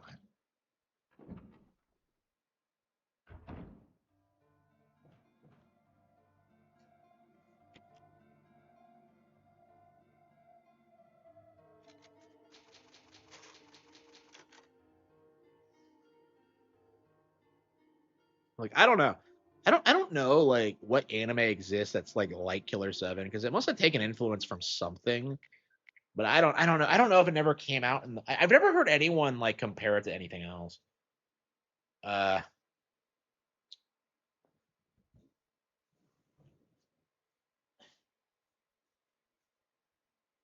yeah, I wonder how much of it was Suda and how much of it was his co-writer. Because I think he locked himself in a room with her and like came up with the plot. So I don't know. I don't know what she's done since actually.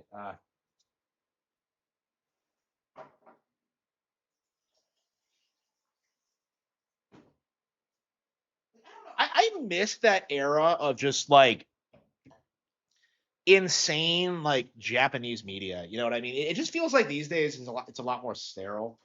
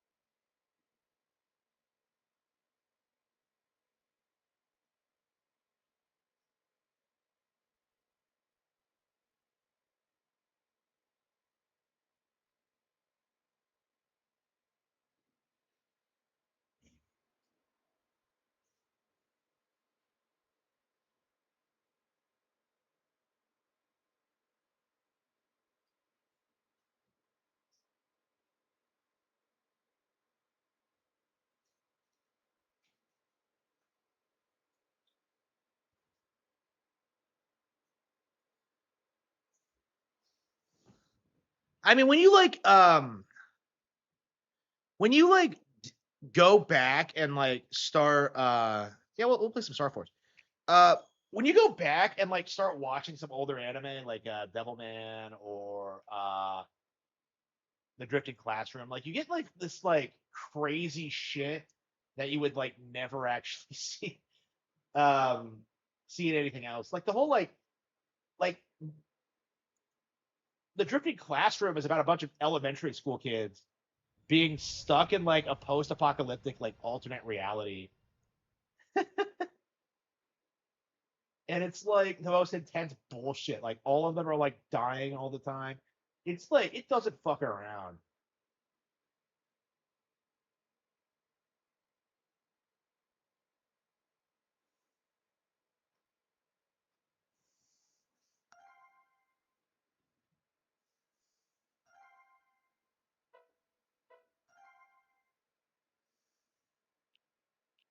Yeah, I don't know if it's just nostalgia because like looking at like modern shows that are popular, stuff like Free Run, it seems to be like really big on like the wish fulfillment aspect. And I just I don't really have any respect for that. Because to me, like I feel like you should strive to live a fulfilling life. And like, using fiction for that is just I think it's not healthy. And I feel that way about like quite a few like modern anime series, but like it especially strikes me with like Free Run.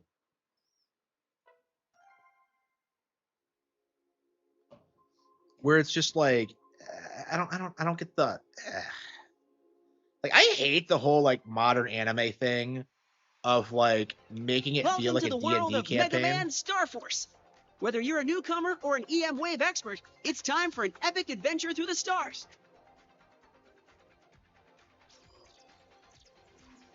I have never understood like why there are so many fucking Mega Man variants. Okay, Star Force, wait. What? Dragon? Wait, what? Star Force 2. Wait, what? Oh, did it do the Pokemon thing of having different versions?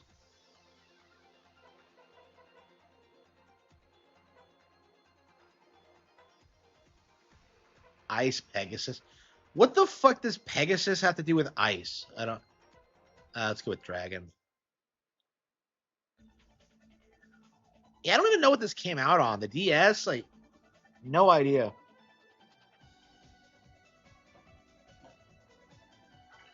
Yeah, Dragon. Okay, it's different games. When did this come out? I swear, I knew this game existed, but I have never heard anyone talk about it.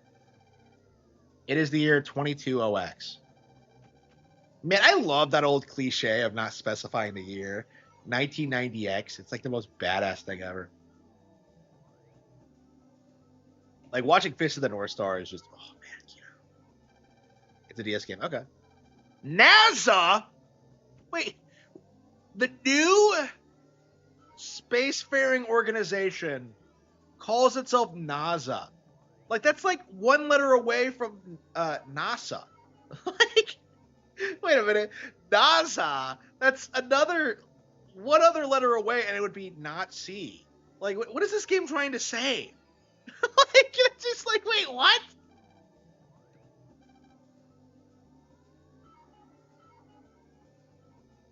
No, I think ZX are the Metroidvanias. If they're really Metroidvanias, I've never heard of them before. I'm a big fan of the genre, so.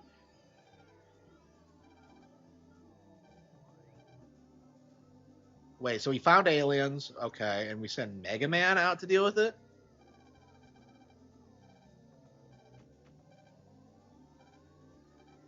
NASA took it hard. I can't get over this. They called their fictional spacefaring organization NASA. Like, what did they mean by this?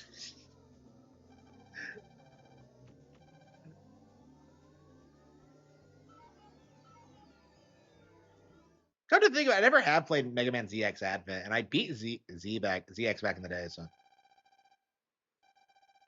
oh, is it like Battle Network? Okay, it's like Battle Network. Okay.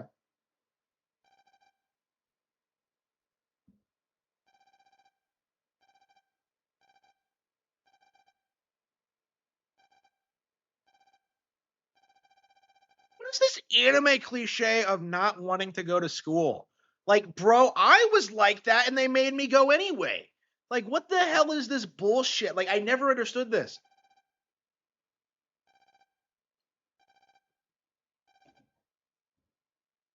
Navi. So this is okay. So this is the Battle Network universe. Okay.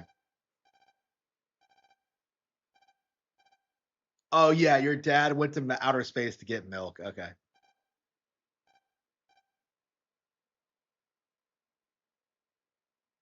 Yeah. So if you don't know, Battle Network is actually my favorite Mega Man series. I just find them like wildly creative and just like really entertaining. But they had like a ton of problems. Mostly like the weird padding and like pacing and just.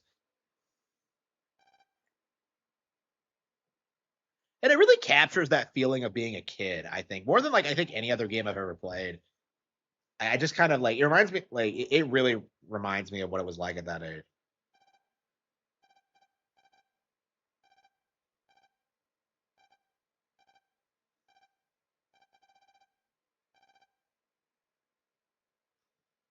Okay, so you actually name your character in this, right? No?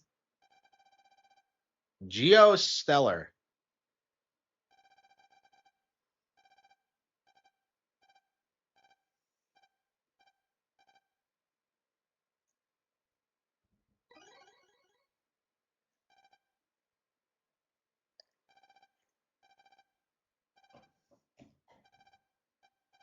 Yeah, I don't know whatever happened to making these kind of Mega Man games. Like just cheap RPGs. Oh, it's doing the DS thing. Okay.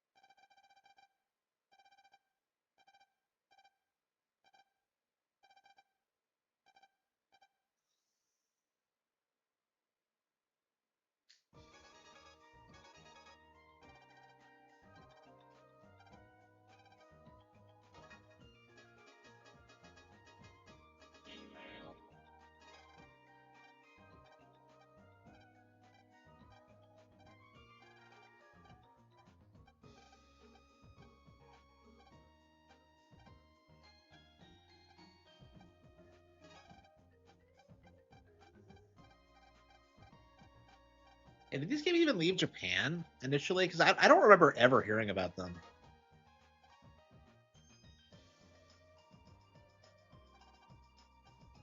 Yeah, like so like the thing with the DS era is that like it was kind of the last time that like developers were able to make like really low budget but like really wildly and creative games like this. Like the DS was like just peak creativity for that reason. This seems like very similar to Battle Network, but I'm very curious what it's actually like.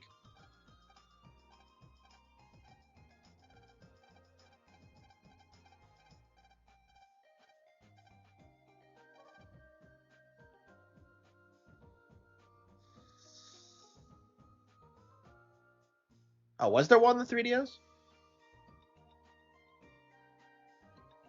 Oh yeah. There were some low budget games in there. I think they started becoming less common around that point. There were definitely some examples. I think Fire Emblem would kind of be classified as that actually. Awakening, but like yeah, generally, yeah, things began getting too high budget for that. Who is this? I am Luna Platts. Holy fuck, she's a snobby bitch. Class president. Wow, we're doing that stereotype. Holy shit. Playing dirty in a video game.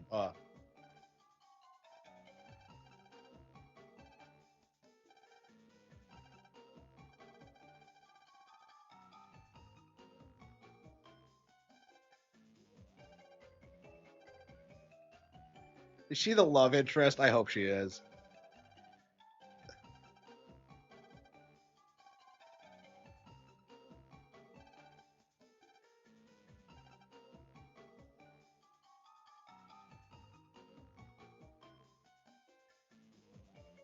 Yeah, I love this stereotype.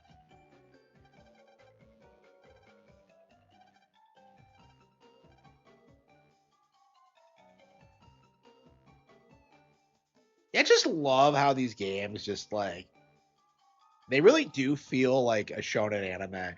They do such a great job like capturing that vibe.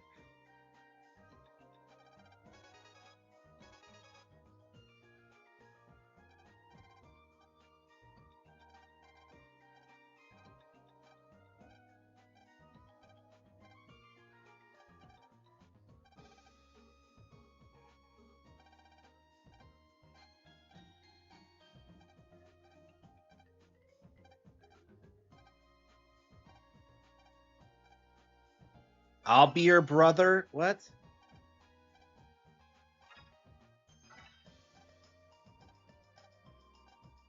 Friends together through EM waves. Once you become brothers, you can send mail and trade data no matter where you are.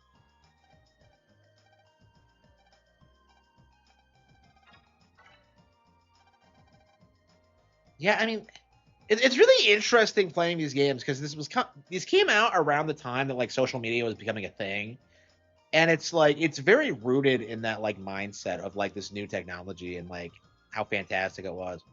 It's a really interesting time capsule.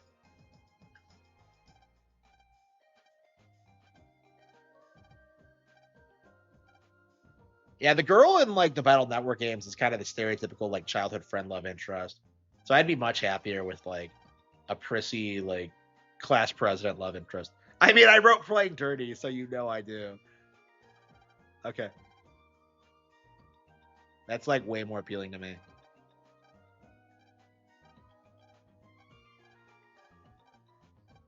Yeah, honestly, we should probably finish the Battle Network game before playing this. I don't know if we'll ever do them all. It just feels like a self intro.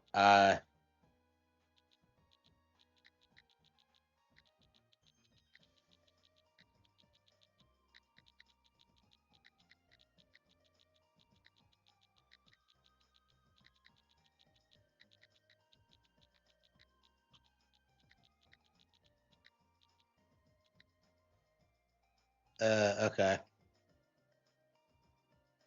Uh,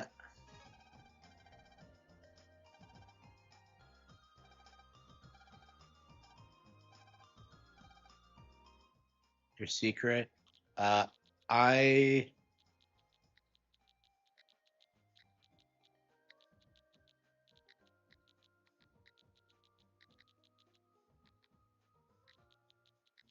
yeah, I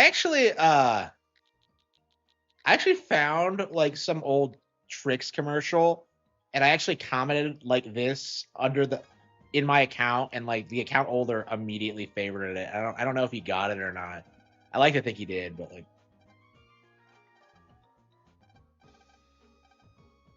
that's such a weird thing to be in like Killer 7 though. A fucking reference to a children's cereal mascot. I don't know if that was intentional, but like that's just that like I don't understand. I don't know if Suda's ever like explained that. Like, do you think Harman Smith was just like watching those commercials back in like the 70s or whatever?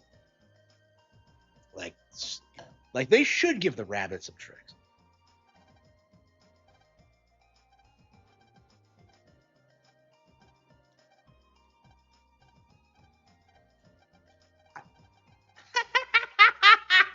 Oh, I love her. She's great. I'll see you at school then. Okay. Yeah, I hate it when they give you excessive tutorials before like actually playing the game. Uh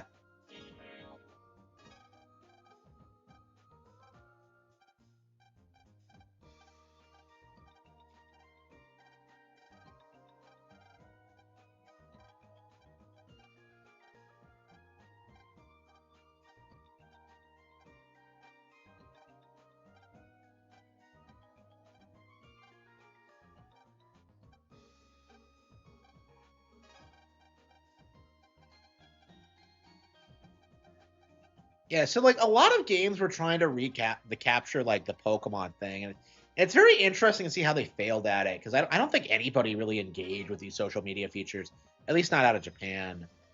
Like I don't know a single person who owned Battle Network growing up. So, I don't know. It's so weird. Like it probably would have been like one of my favorite games if I had grown up with it, but unfortunately I did not. So, the Dodo Airlines. Oh yeah, they're based. Yeah, it is weird. Yeah.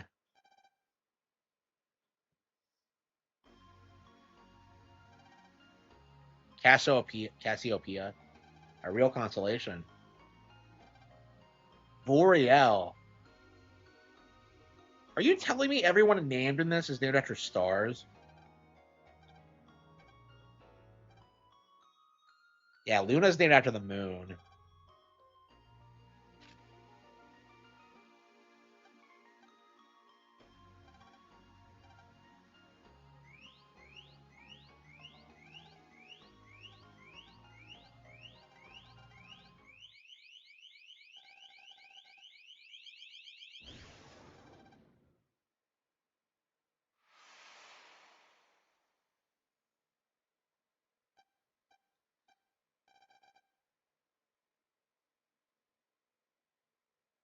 Yeah.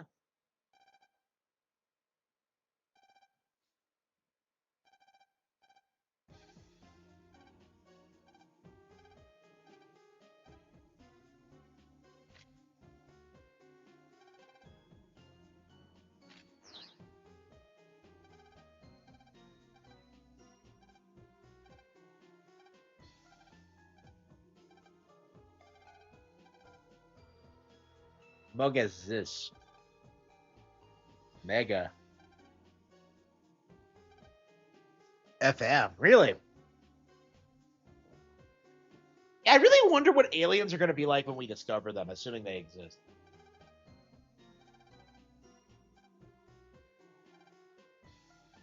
Yeah, that's a really interesting idea that like we wouldn't be able to perceive alien creatures.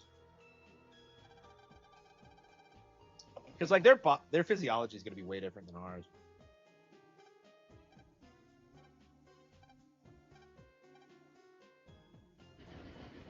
He's on Pandora.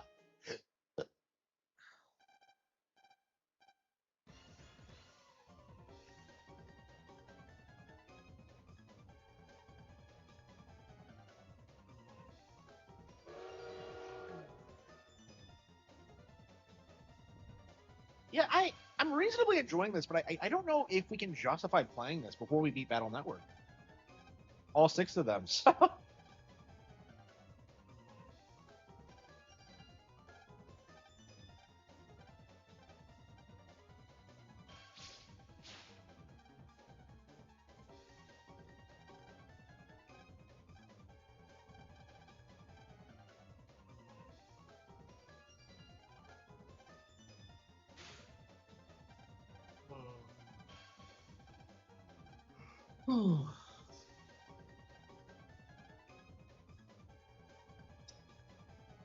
So it's exactly like Battle Network. The setting's a little bit different with aliens and stuff. But like, I don't know. I think Battle Network had a better realized concept.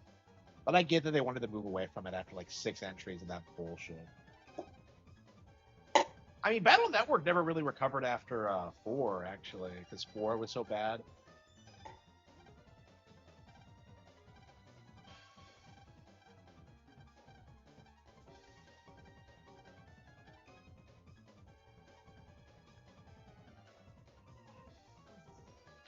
Yeah, it's good. It's just that, like, well, considering this is a sequel to Battle Network and I haven't played them all yet, I don't know if I can.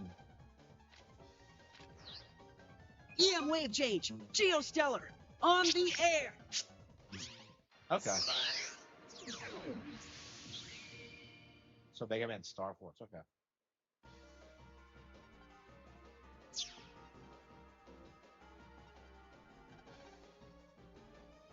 Yeah, so it's exactly like Battle Network. Well, why make it different then? I don't know.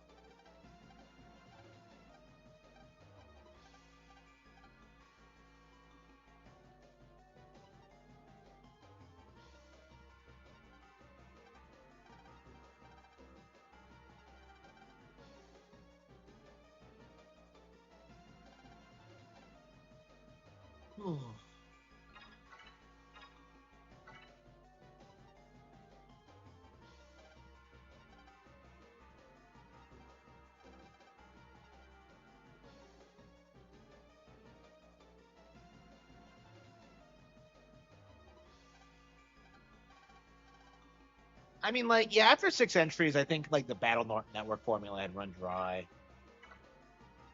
For sure. I don't know. It just feels like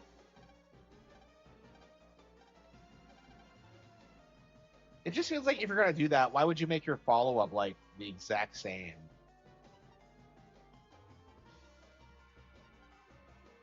Well, at least they made it easier to navigate. But...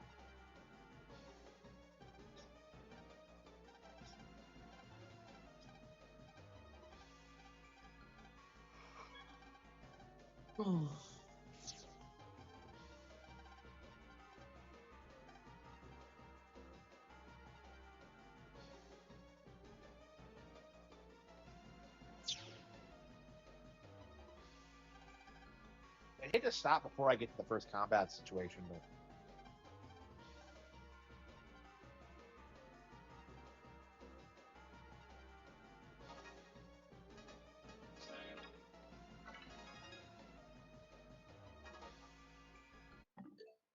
I don't think I can justify playing this until we get to Battle Network, honestly.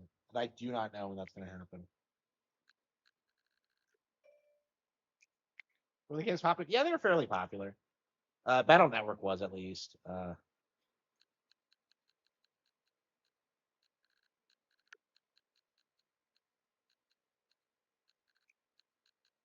Dragon Quest 7.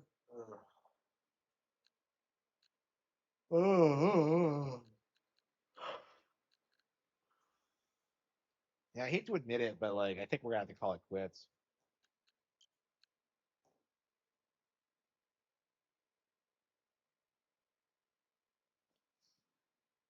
I can't believe we streamed 7 hours. It's like it doesn't feel like I'm playing that long. I mean, I get that like I did the reaction streams and I played some Pokepia, but it's like, did we really do that much? It doesn't feel like it. Well, anyway, thank you all for tuning in. Be sure to check out my books. Support my Patreon, Discord access, sub, and all that. Thank you.